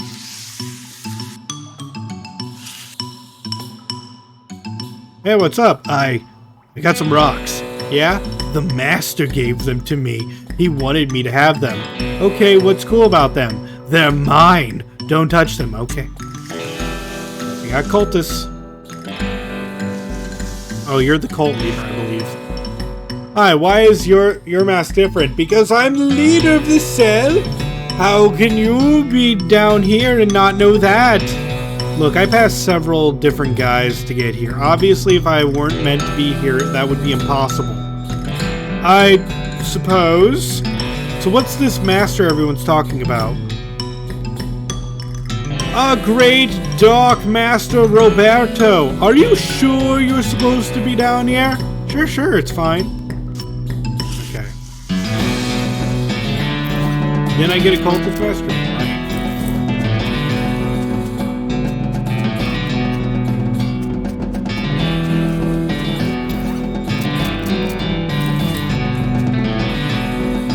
Okay, so they ignore me if I have the mask on.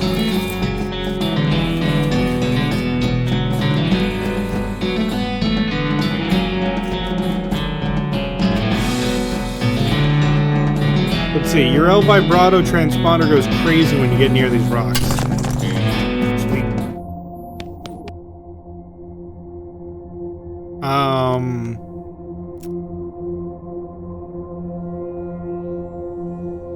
The El Vibrato scraps in your pack vibrates, so you stick them in the slot but nothing happens. Must not be enough. Okay. We got a cylinder.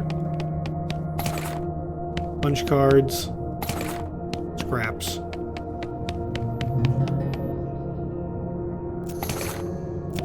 Okay, we got a helmet. Spell damage. Neat.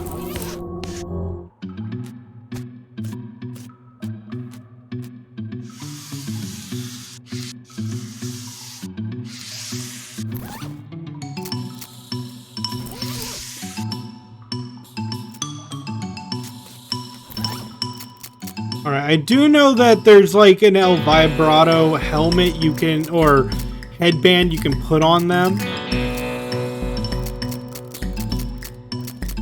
to make them, you know, stop being cultists because they can't hear the noise anymore, but I don't remember anything about it. Really, the whole El Vibrato plotline is a very long and extensive one. I think we're mostly just going to skip it for time.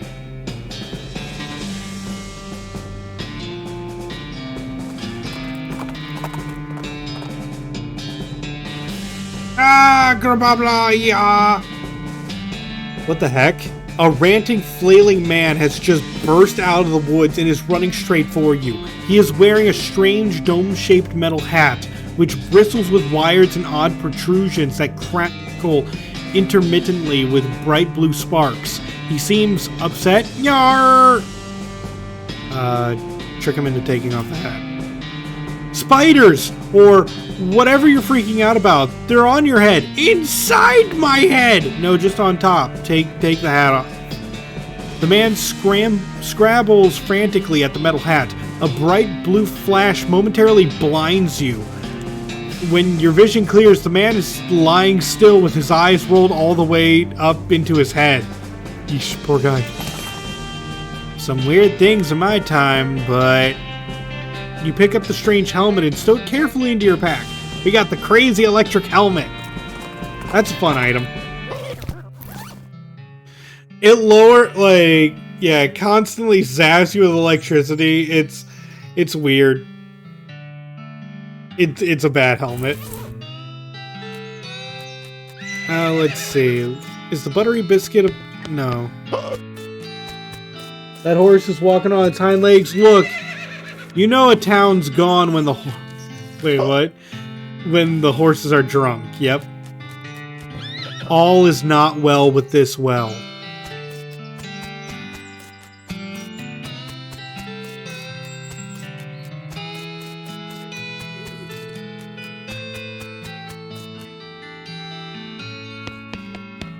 Okay, let's see what we got. Howdy, Mayor. I'm Kazazzle McRazzle. Here on behalf of the Manifest Destiny Railroad Company. We need to build a bridge in a hurry, so I'm here to cut a deal with you for the lumber. Alright, I believe we can scrape together that much wood. What sort of down payment are you offering? Oh, I sort of expected you would just bill us. You want that much lumber with no payment up front? Are you serious? I could probably offer you free train rides. I do enjoy a nice train ride, but that deal would be a real problem. I've got 7 problems to worry about. Oh? The mayor glances at the list of problems posted on the wall and paces around nervously. Maybe I could help you with some of your problems? Oh, thank you! I'd certainly welcome any assistance you can offer. Look at the problems board. And we got that much. The missing mail. Our last batch of mail never got here. We don't know if something happened to the mailman or what. Go talk to Reginald in the bunkhouse. He used to be a mailman, so he can tell you where to start your search. You got it.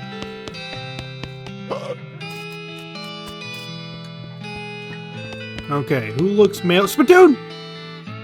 This is a spittoon, and an unusually full one. Probably best to leave it alone. Take a closer look. Look, this isn't Mom and Pop's Family Fun Time Saloon. This is a dive bar in a dive town. The people who drink in here are mainly drifters and desperados. Don't go splashing around in the literal scum of the earth. I'm gonna. Seriously, don't. This is wrong and disgusting. It is vile behavior.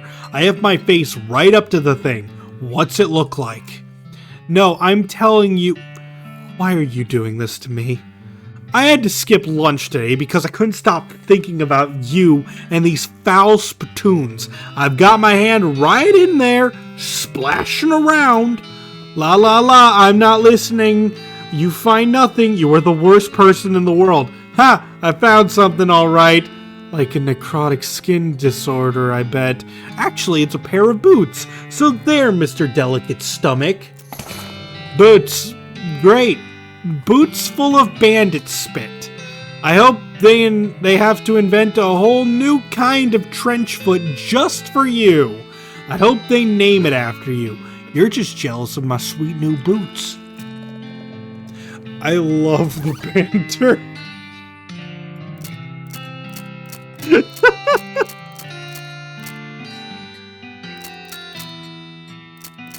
Okay, I could give up 3 Moxie for 2 more AP. Yeah, that seems worth it.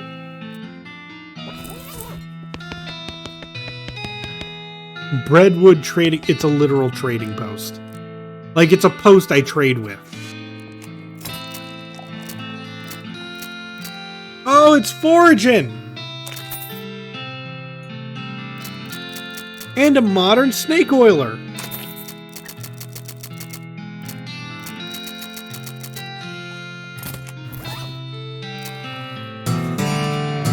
You read the book and learn all sorts of tricks for squeezing extra stuff out of cactuses and whatnot.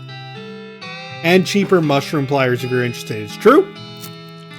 Unfortunately, while practicing your techniques, you accidentally squeeze the book into book juice, which turns out isn't a real thing. Aww. Do you get a set bonus for equipping all the spittoon gear? I don't know. I don't think so. but I think it's decent equipment regardless if you just want to equip the whole thing. Alright, we can either learn good medicine, which allows us to recover HP, shoot nanny. I actually think we ought to get shoot nanny.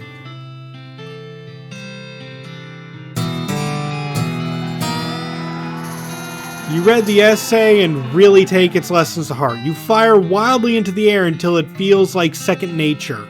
Unfortunately, it looks like several of your stray shots at the magazine, and it's pretty much a Swiss magazine about cheese at this point. Aww.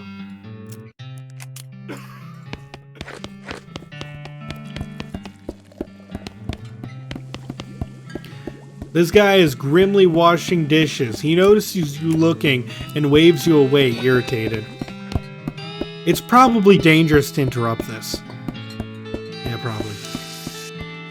Just two old friends reminiscing about good times and occasionally showing one another their guns in a non-threatening way. You just learned shooting nanny in a full bar.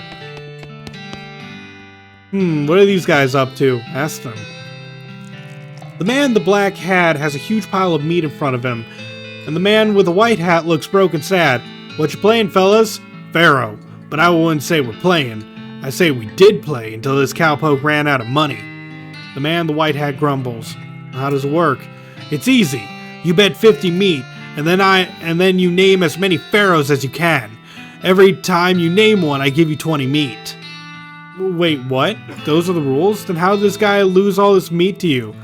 He's real bad at it. Okay, I'll give it a try. Alright, partner. Start naming pharaohs. Tutankhamun. Well, everybody knows that one. What else you got? Oh, you don't actually know the name of any more pharaohs. Maybe you could just get away with making some up. How about Demethus? He grumbles and hands you you're winning. Oh, I've got one. Me name. Oh, I got one. Uname Hotep. He grumbled. How about Sneffathatamen? How about New Water Menkfakera? How about Ninjam Jam to Campatatra? Oh, I got one. Nakmor Nosun Murnakara. How about Nihindaman and Henadaman? I got one. Hatan Duma Safa. I got one to.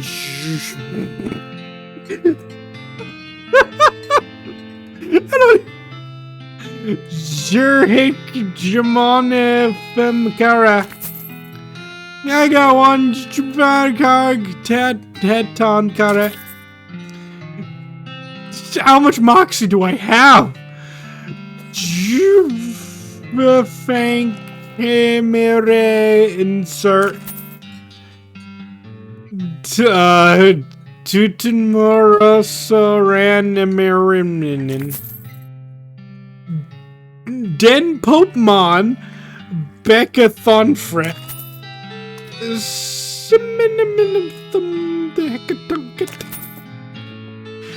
Dren Pop Dunnimanapatra. Thrum no Sora Junamana Hotep. Minamina Jamana Jamenzis. Then someone on the papa the wadzer. I'm out. That's all I got. Table's closed. Get lost. I had 86! Holy crap!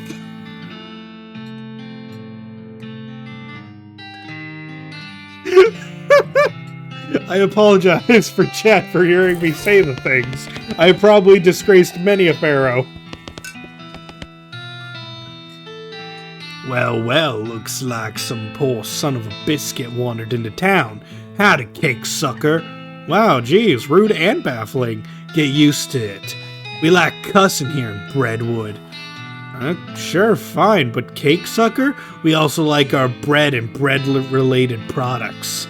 So I've noticed.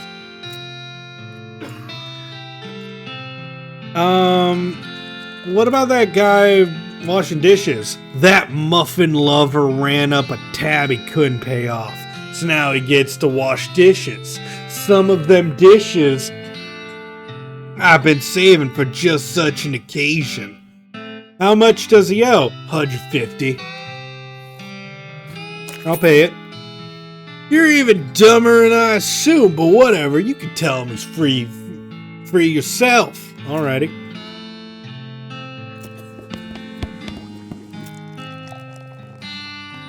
Huh? Hey, I paid off your tab. You're free? Huh? What'd you do a thing like that for? I was just feeling charitable, I guess. Well, thanks. But I don't know how to do pretty much nothing except washing dishes. Nothing at all? Well, I can also wash clothes. And I can play the washboard, but that's pretty much it, though. Well, there's plenty of job opportunities opening up in Dirtwater. Why don't you try your luck out there? Alright, it's worth a shot. Thanks, pal. He leaves the wave. The bartender replaces the sign on the wall. Dishwasher wanted.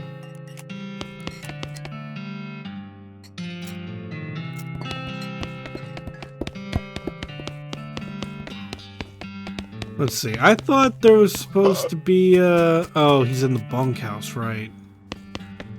Toilet.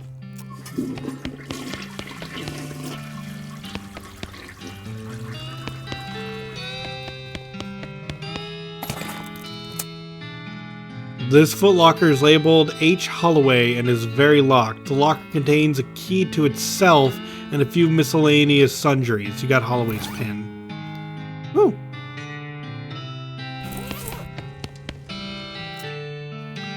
Howdy, stranger. I'm Hobart Buppert. You're what? Oh, I mean, hi, Hobart.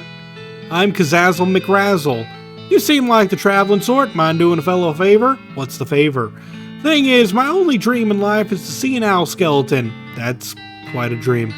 I heard they've got one at the petting cemetery, but I ain't got the meat for a ticket. You want a loan? Nah, I got no prospects of paying it back, but I got a camera, and I figured if you went to the cemetery, you could take a picture of their owl skeleton and bring it back to me. Sure. Thanks. Okay, I'll be back. Okay, I'll be back. Okay, I'll be back. Owl. Okay, let's just quickly go back to the petting cemetery. Again, these are things that are becoming too normal to me.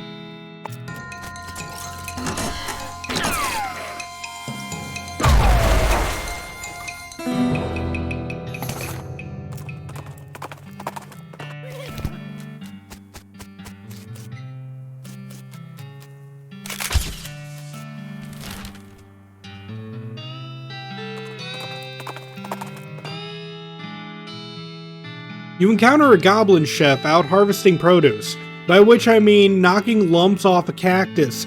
It gives you some real side-eye when it sees you.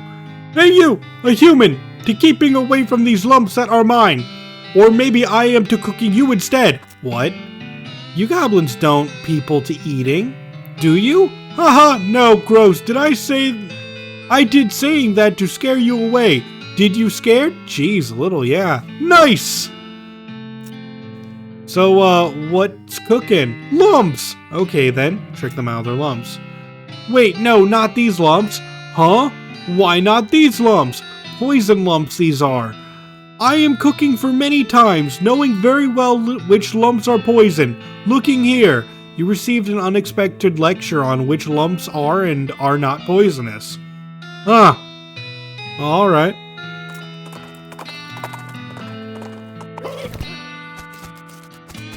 Yeah, my character's complaining about Hobart's name. Howdy, Hobart. Howdy, Kazazzle. You managed to take a picture of that owl skeleton yet? Sure did, here you go. Great! Oh, well, you look at that. What a beaut. Well, thank you, Kazazzle. I ain't got anything for a reward, but I imagine you'll get some experience points out of it. See you, Hobart. Howdy, are you Reginald? Who in Phocacia are you? The name is Kazazzle McRazzle. I still can't say that with a straight face. The mayor's got me investigating some missing mail. Said you could give me a line on where to start looking. Oh, yeah, alright.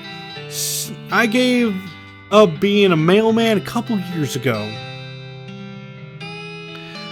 But I doubt they changed the system much. All the mail headed here used to go through a way station just southwest of here. I'll mark it on your map. Thanks.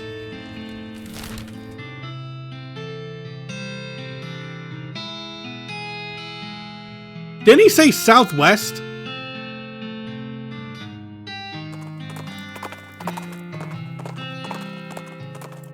Or maybe it was north and I misread. Let's see. It says Postal Service property, no trespassing. Trespass. A big map of the whole region with lots of confusing little annotations about it. This cabinet is full of maps, but you have no idea what any of them mean. Maybe you could ask the post office in Dirtwater? Yeah, maybe. Let's see. Go through them. Got a blank postcard. Somebody has removed all the funnies, so there's literally no reason to care about them. How could they? There's an article about how they changed the name of Boot Hill Cemetery to Reboot Hill Cemetery because all the skeletons in there come back to life. Fair enough. It's a letter to Roy Bean. Well, I might as well give it to him. You don't even want to know the bureaucratic processes that were involved in the placement of this outhouse. It's not even an outhouse! It's an in-house!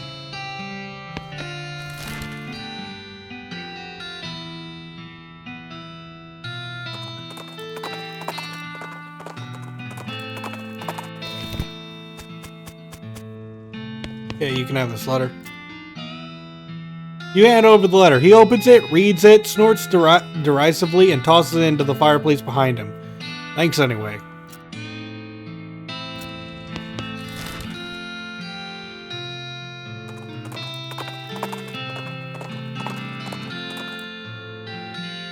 Oh, let's see what she has to trade. I doubt she has anything new for us, really, but figured I'd look.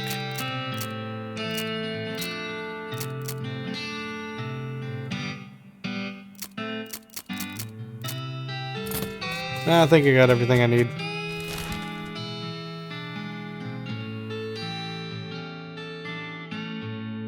Out in the middle of the desert, you find an abandoned minecart. It's sitting on a section of minecart tracks about 12 feet long, which starts nowhere in particular and ends even less somewhere in particular. Let's check it out. It's mostly full of plain rocks, not even interesting looking ones. However, if you left without searching it thoroughly, you just end up driving yourself crazy later with the thought that you might have missed something valuable. And so you spend a good half an hour inspecting rocks and eventually find one that might be worth something. We got 10 XP for it, I'll take it. I'm gonna check Dirtwater Mercantile. Just to see if there's anything here I, missed.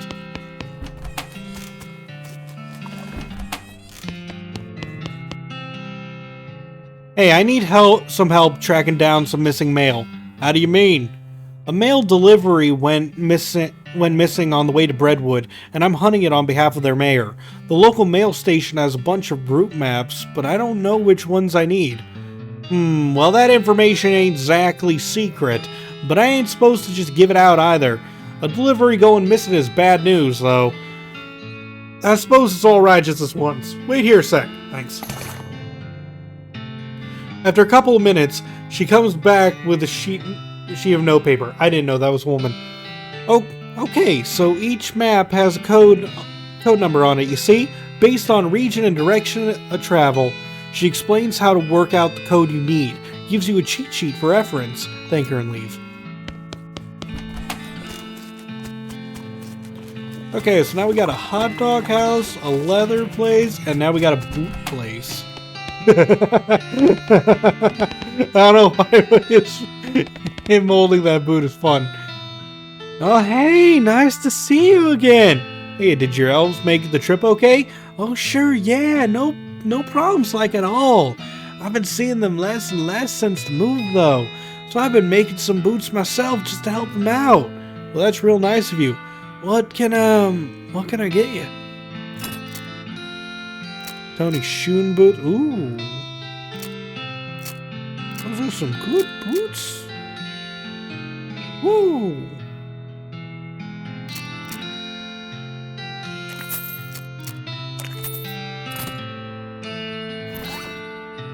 Yeah, we're gonna throw on these boots and throw on some boot polish.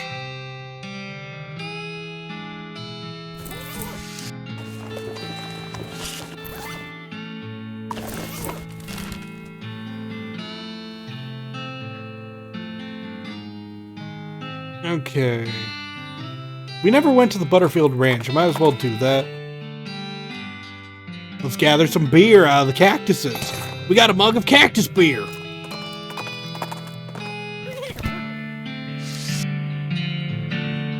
You're gonna have to deal with this cow if you want to explore this area. Okay.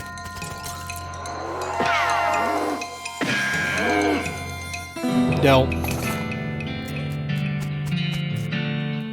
There's a rope tied to the fence post. Grab it.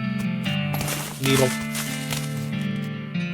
There's something buried in the smoldering embers. Dig in. And we got a red hot poker. I think that's a melee weapon that deals deals like fire damage.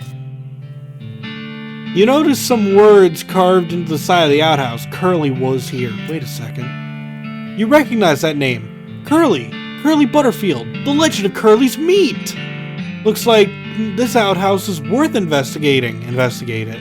Luckily, you don't have to actually go inside the outhouse, because once you open the door, you find a map scratched onto the inside of it. It appears it leads to Coal Ridge Mine, just west of where you are right now. Inside, there's an inset map of the mine itself, with a big X scrawled between 3 strange triangular icons. Curious. You have nothing to churn. Fair enough. To your horror, you see that every single cow in the Butterfield dairy herd is now an Ungolith, an infernal cow spirit bound in stone. They're not dangerous unless you get near them. Walk among them.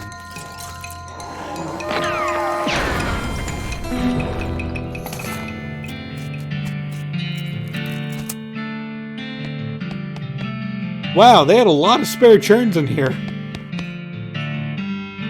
Build a crate. Open it up. What? I built a crate, opened it up, and it had a pistol. That's fun. Let's see. Jars of milk, salvage what you can. We got tainted milk. Okay.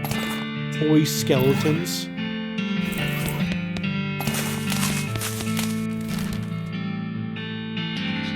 Alright. Let's head to, let's see, Jumble Neck Mine.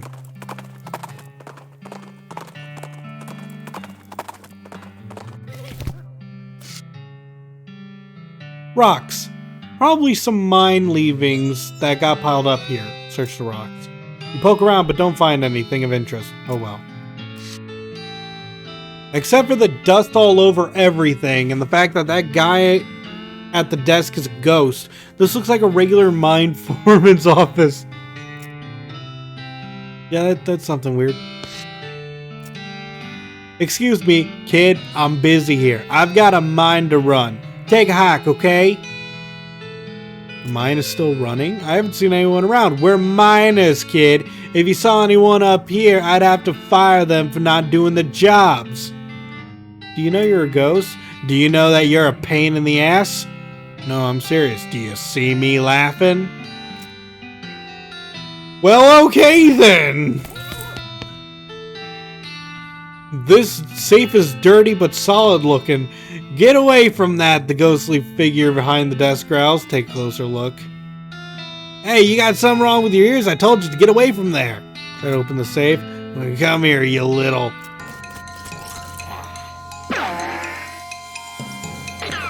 Look, you should have been nicer, okay?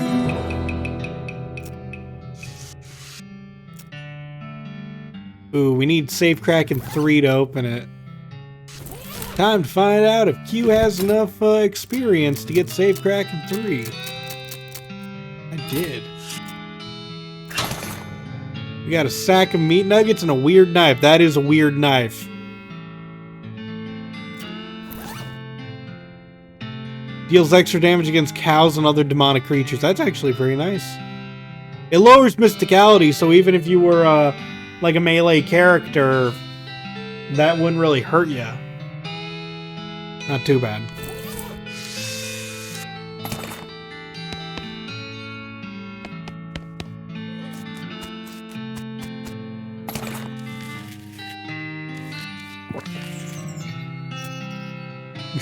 Oh, it won't let me grab a handful of grease.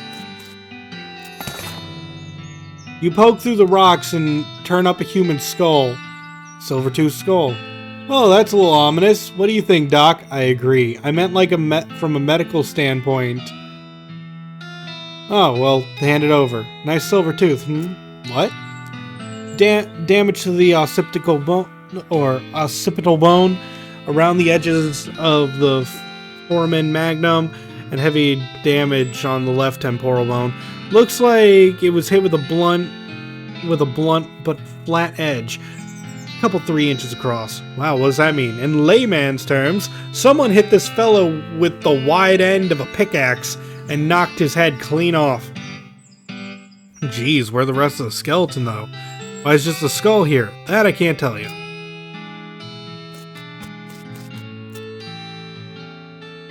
The elevator is pretty dusty inside and doesn't appear to have been maintained for quite a while. It does seem functional, but the control lever is chained and padlocked.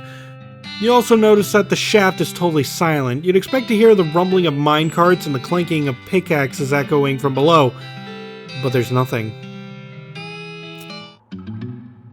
You pick the lock, remove the chains, and give the lever a yank. The elevator shudders as it begins to descend, accompanied by the sound of clanking chains and grinding pulleys. Very quickly, it becomes too dark to see, and you pull out your lantern. Very slowly, the elevator reaches its destination. You pull the door open and peer into the gloom.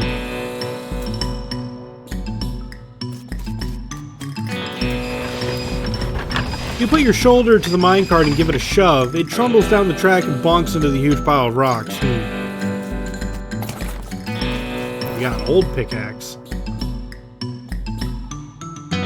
A worn old pickaxe you found in an abandoned Jumbleneck mine. It has the initials HH carved into the handle. Not much good for mining anymore, but you could knock someone's head off with it. That's, oddly specific. What do you think of this old skeleton, Doc? Damage is consistent with the skull we found upstairs. Wow, an epidemic of pickaxe murders. Now we have to find this guy's head in addition to this other guy's body. I'm just playing, Doc. Okay, you had me going there for a sec. There isn't much to see except for rocks. There's quite a lot of those, so if you want to look at rocks, it's a great selection to choose from. My favorite is this one.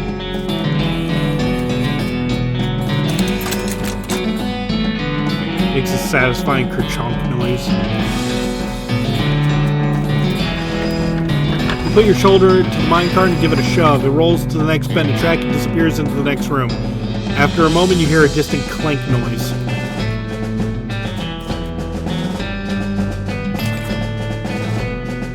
Pretty much everything has crumpled into dust except for a waxed paper sandwich bag and some raisins that probably weren't intended to become raisins. That's a lot of melee damage for eating raisins.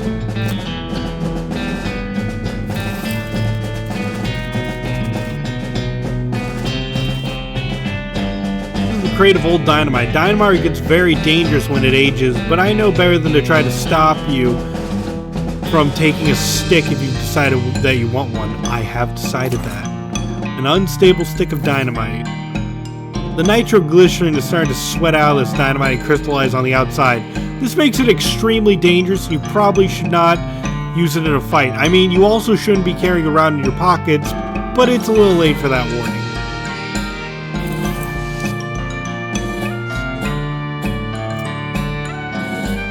Going to require something heavier duty than an oil can.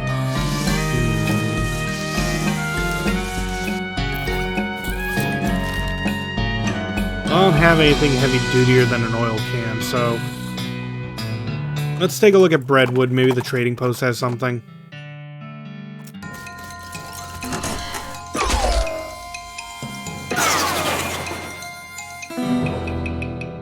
Should be able to take the grease now? Really?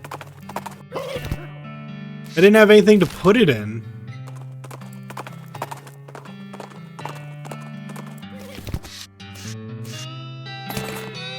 Oh, a bag of...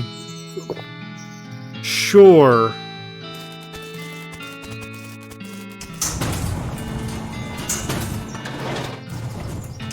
I now have a paper bag of grease.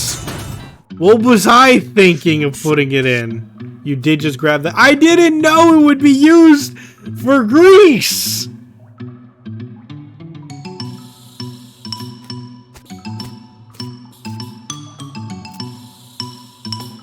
The lever mechanism is rusted and stuck. It's gonna require something heavier duty than a can of oil. Grease it up.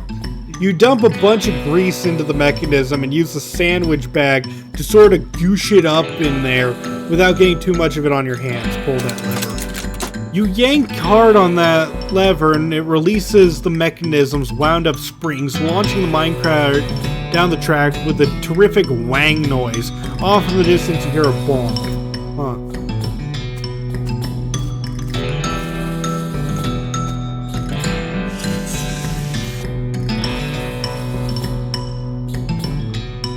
It's all... This minecart is full of rocks. Doesn't seem to be anything special. Stick that old dynamite in there. Oh, I get what we're doing now. This can't possibly go awry.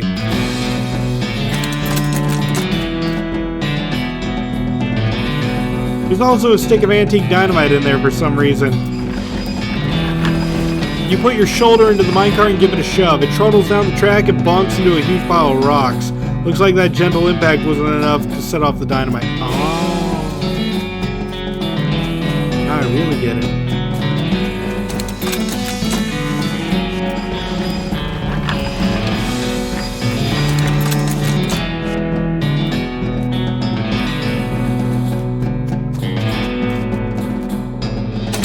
Launch it!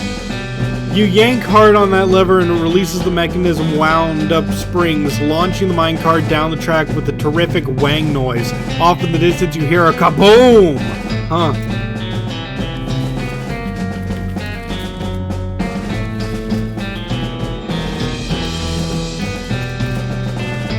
You give the wrecked minecart a salute in respect for its valor and service. It's hard to tell at a glance, but on closer inspection, this guy seems to have died in a face-down abasement or prayer pose. Praying to the pit, maybe? It's difficult to say. Might have just been napping weird. What the heck is this thing? Some kind of weird statuette on the ground. Take it. It's some kind... You got a weird silver idol. You pick up the statuette. It's made of silver, and the tarnish and darkness make it hard to tell what it's meant to depict.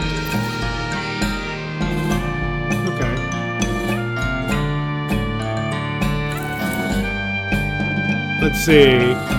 This pit is pretty deep. You kick a rock into it, but never hear it hit the bottom. Throw something into it. You look into your pack for something that might be good to throw into the bottomless pit. You take that weird, twisty, tarnished silver knife out of your bag and look at it. You don't like looking at it very much. Throw it in the hole.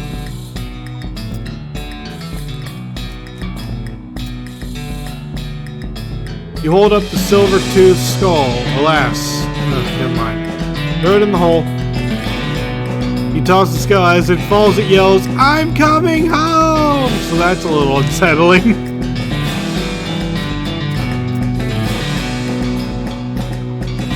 You take the idol out of your bag, and you don't like the way it looks in this dim light. You don't like the way it looks at you in this dim light. Throw it in the hole. The weird feeling in your stomach fades away, although you get a sense of, well, like you've heard someone chuckle behind you, except you didn't hear anything, and there isn't anyone behind you. Oh, hey, I didn't use any of these books. You looked through your pack, the fundamentals of NextMex. They say the fundamentals are the most important part of learning. Throw it in. You toss the book into the hole. When the school marm said, "Reading is fundamental," she probably didn't mean this book. Okay, intermediate NextMex. Teach you how to steal people's blood. That sounds horrible. You toss the book into the hole. You look at the cover of the book. Frightening topics in Next Mex. That seems like it ought to cover all topics in Next Mex. Throw it in the hole. Sheesh, as if you need more fear in your life.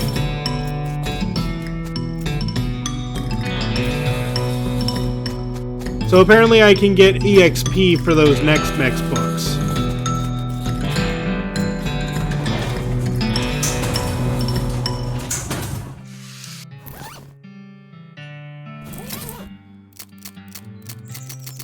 I'd say that's a pretty good, like, thing for the Next Mex books, all things considered.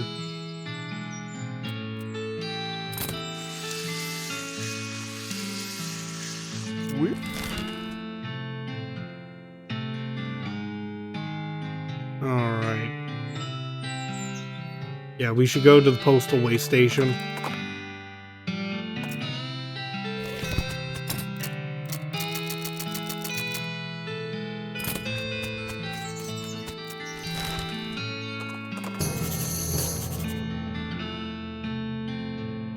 Make like different trees and leave. We'll do this first.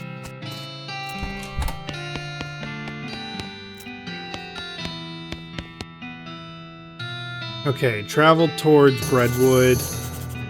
You follow the map, and along the route to Breadwood, you find a suspicious-looking house. Chuck's house. Something about this house makes you suspicious. You can't quite put a finger on it. The place looks perfectly normal after all, but you can't shake the feeling that there's something very wrong going on here. Maybe you're just being paranoid. Look around. Yeah, this place don't look very nice, do it? There's no name on it or anything. It's unmarked. You approach the door hesitantly. You could be getting yourself into a real bad situation. Knock. You knock on the door. A voice inside calls out, "Come in! It's open! It's always open."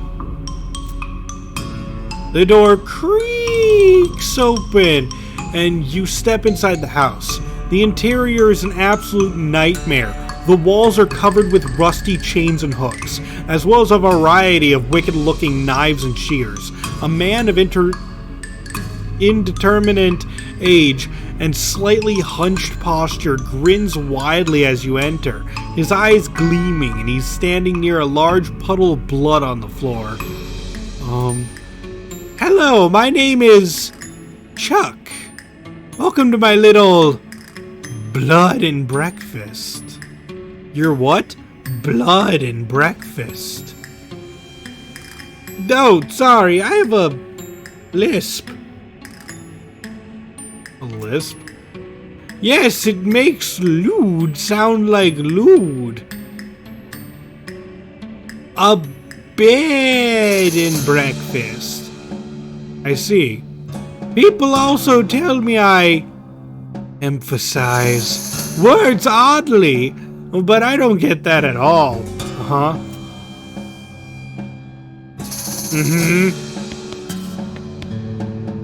There's a lot of blood on the floor here. Ask Chuck about it. I can't help but notice you have a giant pool of blood on your floor. Blood? Oh, no, I can see why you might think that. As this is certainly like blood. But this is tomato soup. Tomato soup? Yes, I spilled my lunch. Very clumsy of me. I was just getting started cleaning it up when you arrived. I see.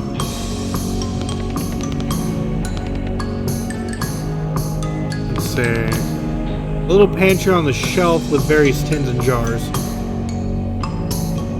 There's nothing unusual, but you do notice 2 jars of tea leaves labeled Sleep Time and Earl Grape.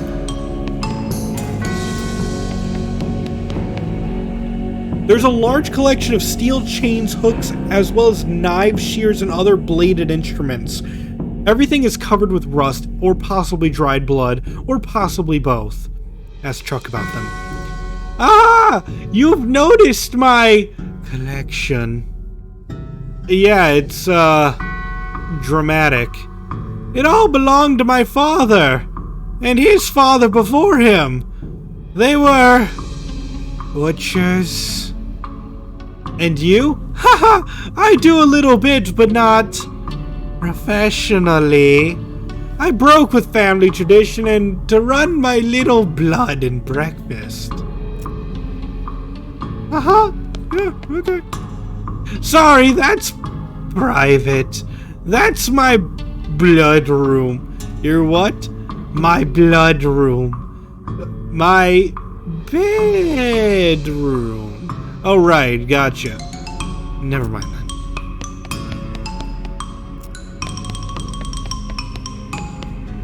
Chuck is staring at you. You notice that his left eye has a tendency to drift sideways as he stares, and then reset when he blinks, which is not often enough. Excuse me, yes? How can I help you? You said that you're running a bed and breakfast here. That's what I slewed, yes. Could I have a look at the guest room? It's in the cellar, but I'm afraid it's unavailable at the moment. My last guest has only just checked out, and I still need to clean up the mess. Oh, what's on the menu? Homemade sausages and tomato soup. I also have a special tea blend that's a real knockout. What kind of sausages? Long pork sausages. My grandfather's own recipe. Did you just say long pork? That's right. I make them longer than regular pork sausages. They're more filling that way. This is puzzling and uncomfortable for many different reasons. You mentioned a special tea blend?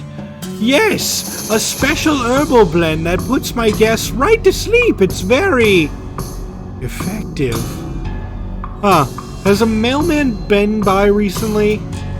Why, yes, my last guest was a mailman. Such a nice fellow. Shame he's no longer with us. I hope you just mean that he left. I like to think he'll always be here. In spirit. Thanks.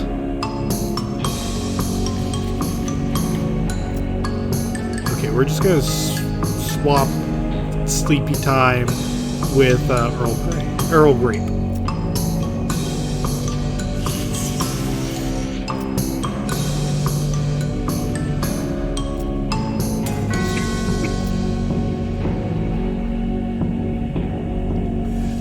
Oh, that reminds me, I left the kettle on. The water should be boiled by now. Would you like a cup of tea? No thanks, I'm good. Chuck pours himself a cup of tea and sips it while staring at you. After a bit, he starts to look a bit drowsy. Oh my, I'm coming overall sleepy. Perhaps I should get my head down for a few minutes. Head down, yeah. It has been a long day. Please excuse me. Sure.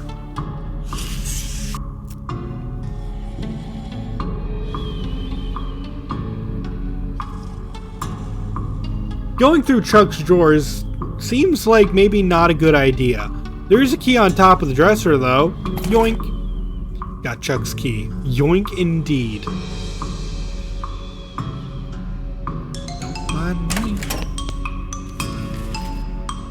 A cellar door. Man, I bet it's all kinds of horror down there. Like some kind of medieval torture dungeon. You unlock the door and steel yourself for what you're about to see. Go in. Huh. Doesn't look nearly as horrific down here as you expected. Unless you're particularly horrified by an unmade bed. Hey, this looks like a missing bag of mail. Grab it. You sling the sack of mail over your shoulder. Neither rain nor sleet nor super creepy B&B proprietors.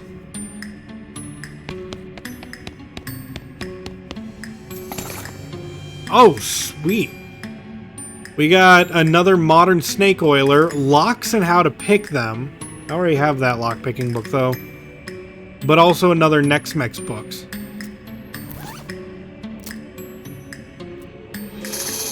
You've already learned this book. Yep, I can just sell it then. And let's learn good medicine. You practice making the snake oil concoction until you can do it with your eyes closed. When you open your eyes again, it appears that somebody has stolen your magazine. Scoundrel!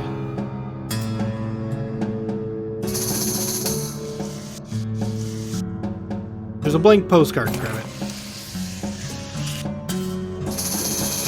As you're climbing out of the cellar, a mailman approaches you. Oh my, thank goodness you found my mail. This mailbag is yours? Yeah, I've been stressed out lately, so I took a day off and rented a room here as sort of a mini vacation. Chuck's a great guy. A little weird, I guess, but real personable. And his cooking is great. The tomato soup and those great big sausages. His tea did wonders for my insomnia, too. It did seem pretty effective. Anyway, I forgot my mailbag and wasn't sure where I left it, so I've been retracing my steps for ages. Thanks for finding it. Sure, no problem. Here you go. The mailman walks away with the bag over his shoulder, whistling a cheerful tune. Well, that's sorted, I guess.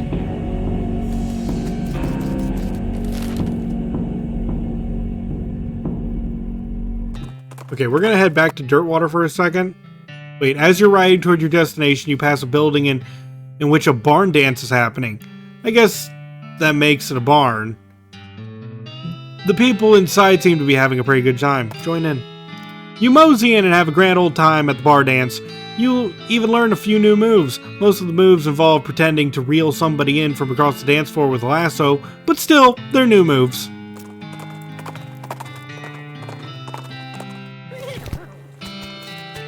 Okay, I want to head back to the Mercantile, and I want to buy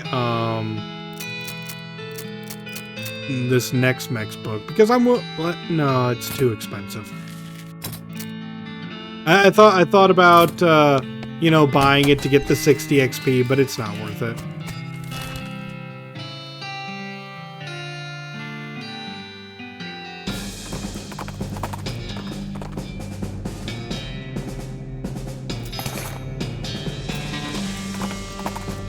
Also, this is the wrong place.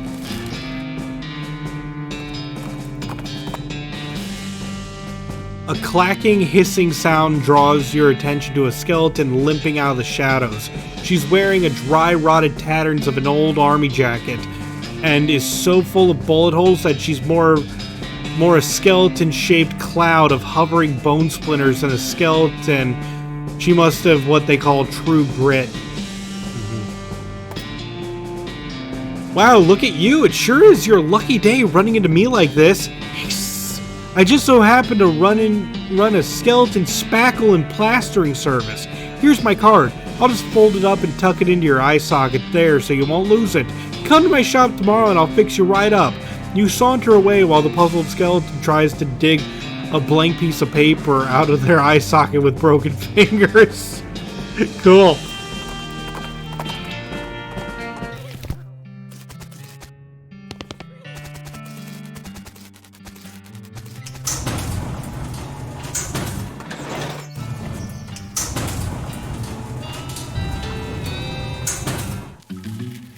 Time to go to the hole.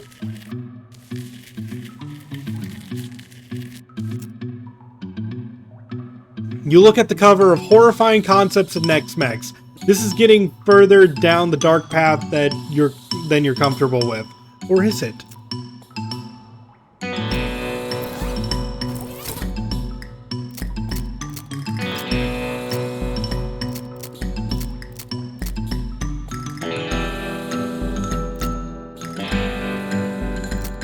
Okay, let's see. What do I want to buy next?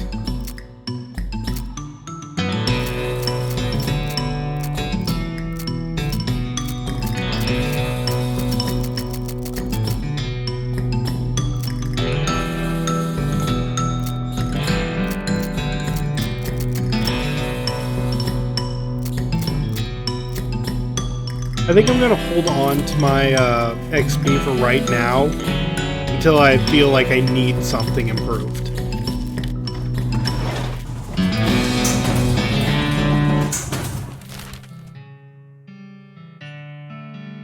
Like how I've been upgrading Safe Kraken whenever I run into a safe I need. Okay, but we got what we need for... Well, we haven't been to Curious Copse. Let's go there. Why are you cramming an entire baguette up your icing tunnel? Wow, what? Go marrying a bagel muffin chucker. Where did you learn talking like that? Finding a guide to human cusses, cake sucker. The goblin shows you a pamphlet listing a variety of popular profanity. On the back it says, brought to you by the Breadwood Board of Tourism. Let's teach them some fake swears. These are weak swearings. Giving me the pamphlet, I am teaching you a better ones. Oh, okay. Teach them a thing or two. You teach the goblin a number of phrases like, charming gentleman, and have a pleasant afternoon. He doesn't suspect a thing, and the next human he meets will have a much more polite, if puzzling, encounter.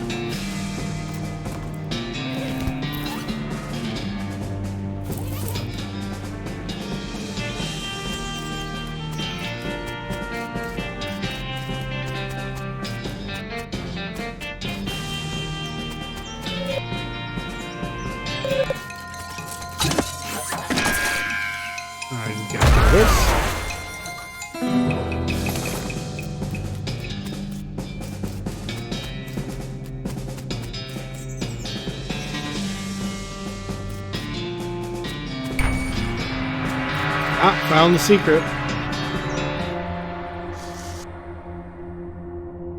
An empty coffee cup. I wonder if I can insert the battery. You learn the word for central and clothing. Oh, so if I pop batteries into these things, I learn words.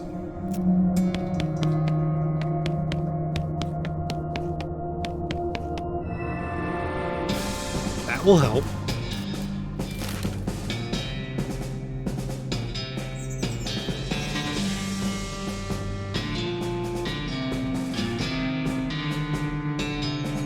Let's go back to Brentwood. Or go to Ghostwood.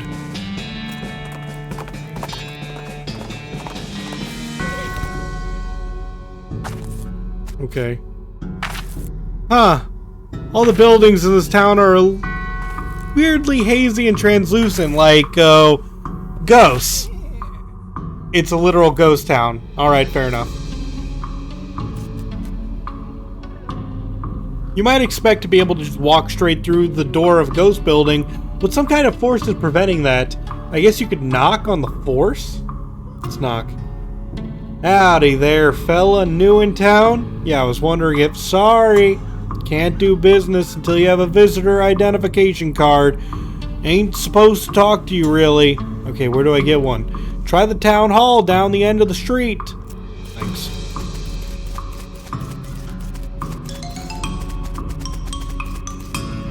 This looks to be the ghost of the town hall. It looks like a regular town hall, except, you know, the whole ghost thing. Your fist makes a distant, echoey plap sound on the door of the town hall, and a ghostly voice comes from nowhere. Ah, visitor! You'll be needing a visitor identification card. I guess so. I'll be happy to fill in the forms. Most living people here have trouble holding the pages. You'll be needing a number 3 pencil. If you're filling in the form, can't you just use your own pencil? I will be, but the instructions say very clearly that the applicant must have a number 3 pencil. Number 3 pencil? Isn't a number 2 the usual kind? I suppose, but a number 3 is 50% more official. Well, okay. Where can I get one? Try the Department of Requisitions just next door. You mean the general store? It's a little more specific these days, but yes. Okay, I'll be back.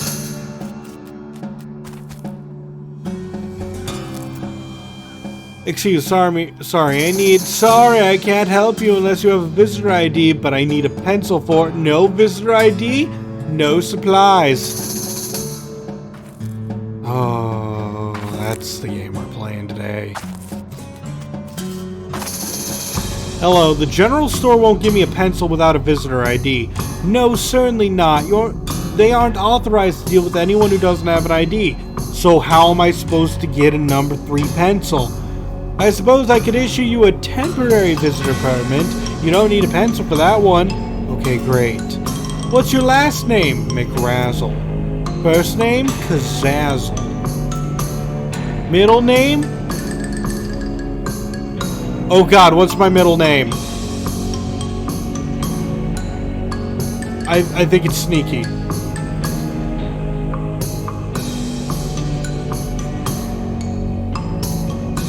Great!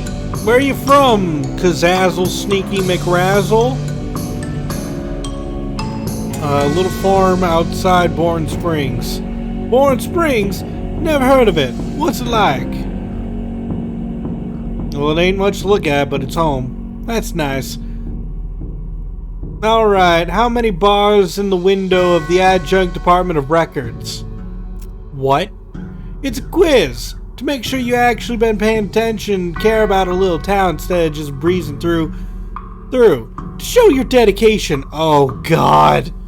8? Nope, go and count them again. Cool. 1, 2, 3, 4, 5, 6. Okay.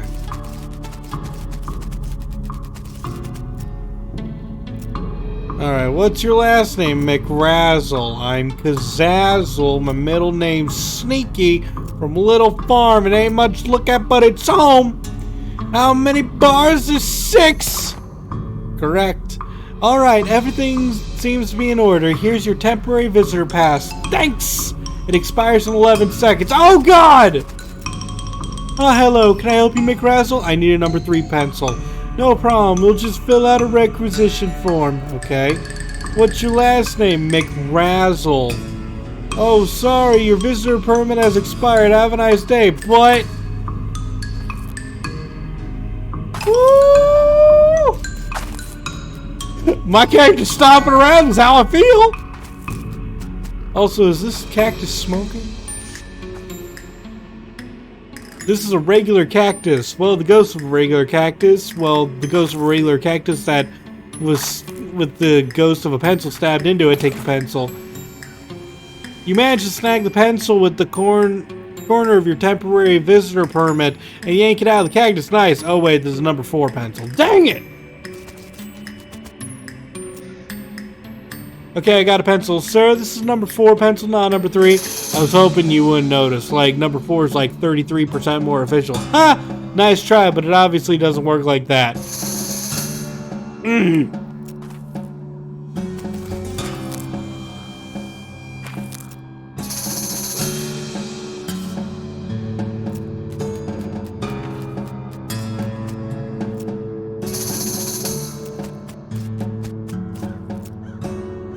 How do I get rid of the pencil?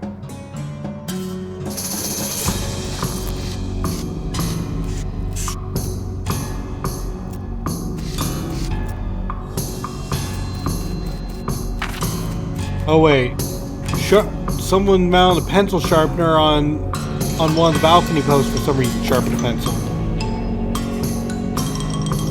Grind a quarter off of it. Let me guess, because it's only a quarter of a number 4, it's now a number 3? Right, a number 3 pencil, here it is, that's a number 4 pencil. No, it's 75% of a number 4 pencil. I don't see anything about this in the bylaws. Very well, I suppose it will do. Let's get you started on that visitor identification permit. Thank God! Last name? My name's McRazzle. My first name, Kazazzle. My middle name is Sneaky. I'm from Boring Springs. How many bars? There's 6. Nope, I'm afraid you... But it was 6 last time. I didn't ask the same question as last time. Damn it!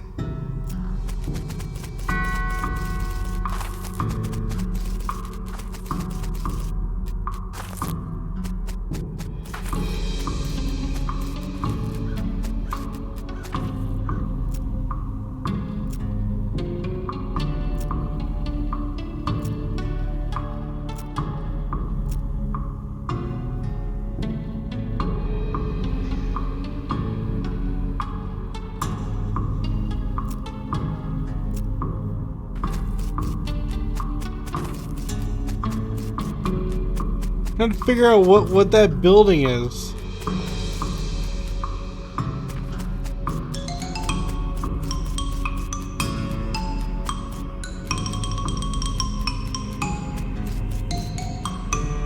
Yeah, where was the Department of Records?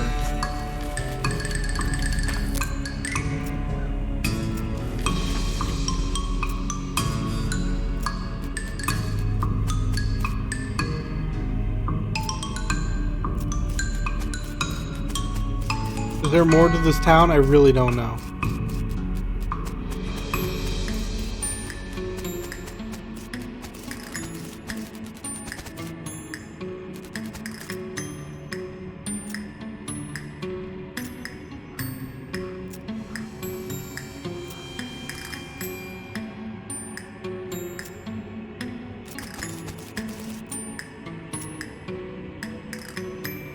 Okay, I'm kind of just guessing. I don't know.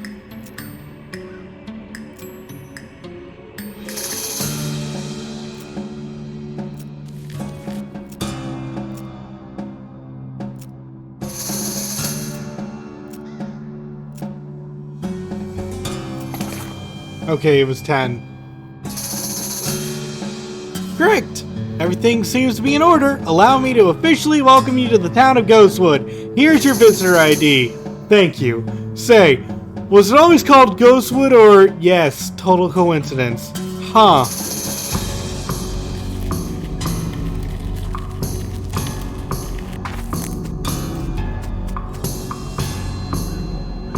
Well, howdy. What can I do for you, Mr. McRazzle? I need a drink immediately. No problem. Beer or whiskey? Whiskey. Good choice. Only one problem, though, and that is I'm out of whiskey requisition forms. Mind going down to administration and picking one up for me? Fine. Great, thanks. Please don't mention it.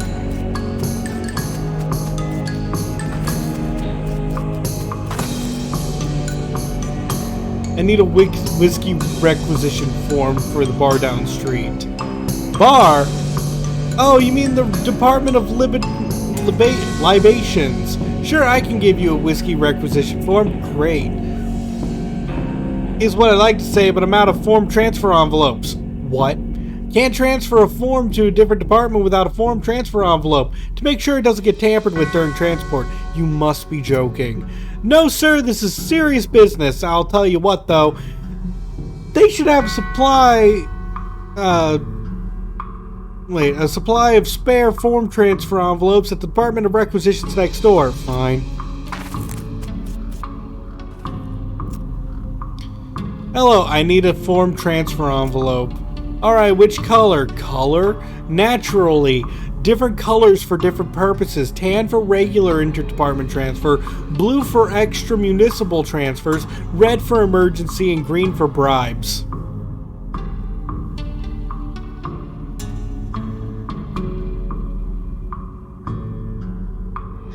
Tan? Looks like we're out of those. Blue?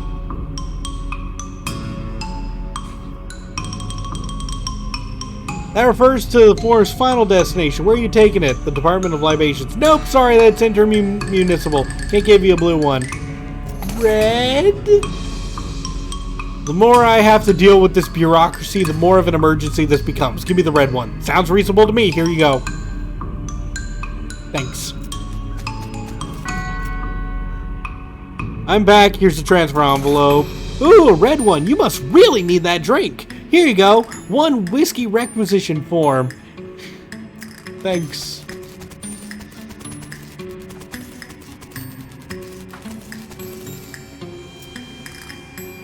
Last name? Why?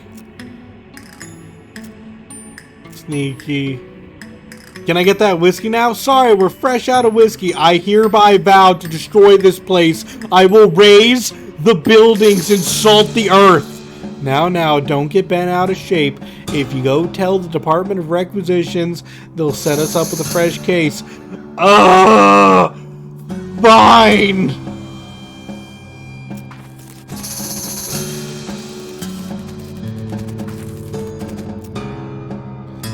The Department of Libations is out of whiskey. Thanks for letting us know. We'll get a case sent over. I don't have to fill anything out? Nope, that'll be handled on delivery. Great, in 2 days.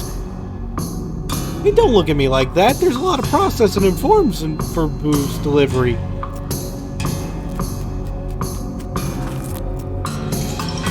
Okay, let's take a look at another place. Mr. McRazzle, was it? What can I do for you? Nothing, I guess. Okay. Knock, knock. Department of Records, how can I help you, Mr. McRazzle? Can't think of anything. Why is the stable the Department of Records?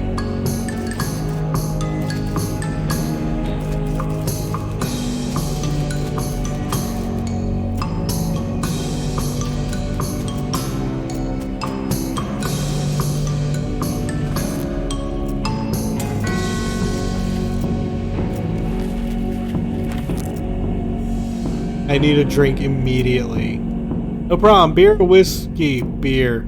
Alright, just gotta take your name down for the requisition slip. Ugh. Razzle. Zazzle. Sneaky. Let me match that up to your visitor ID. Kazazzle, Sneaky, McRazzle. Yep, that's fine. That'll be 130 meat, including the deposit on the bottle. You know what? Sure. Got a bottle of ghost beer. Oh, it's cold. You can't drink because you're already drunk, and level up your glamour to increase your tolerance. You know what? I have earned this.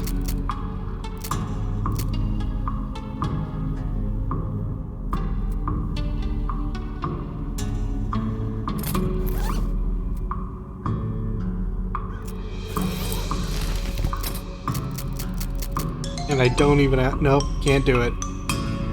Alright guys, that's gonna be it for this. And as irritating as that sounded, I actually think that Ghostwood is really funny. We're just gonna hornswoggle this guy, frighten him away. But overall, this has been a fun episode. Next time, we're going to sort through more of Redwood's You know what? Before I do that, though, let's turn in the one we actually did do. Any sign of that missing mail? Yep. Found the missing mailman, too. He's on the way to deliver it. Excellent. I hope there's a new issue of Mayor's Monthly. Sounds informative. The mayor glances at the list of problems. Let's see. We're going to help him out with the overdue book. Our library's only got 4 books. So it's serious business when someone doesn't return one. Our records say it was loaned out to a lady name of Alexandria. That was a couple many mayors ago. Oh, that was a couple of mayors ago. So I don't know her, but we got an address. Okay. But yeah, as I said, I hope you guys are having fun. I know this game can be a lot at times. It's silly, it's wacky, it's got weird puzzles, and ultimately it's just a strange game all around, but I hope you are enjoying it. We actually have maybe half of the game to go, maybe only a third of the game to go. I would say more leaning on half. We should be able to finish it in 1 or 2 more streams. Until the next episode though, guys, this has been your host, Spell. Hoping to see you in the next video or live stream, and signing out.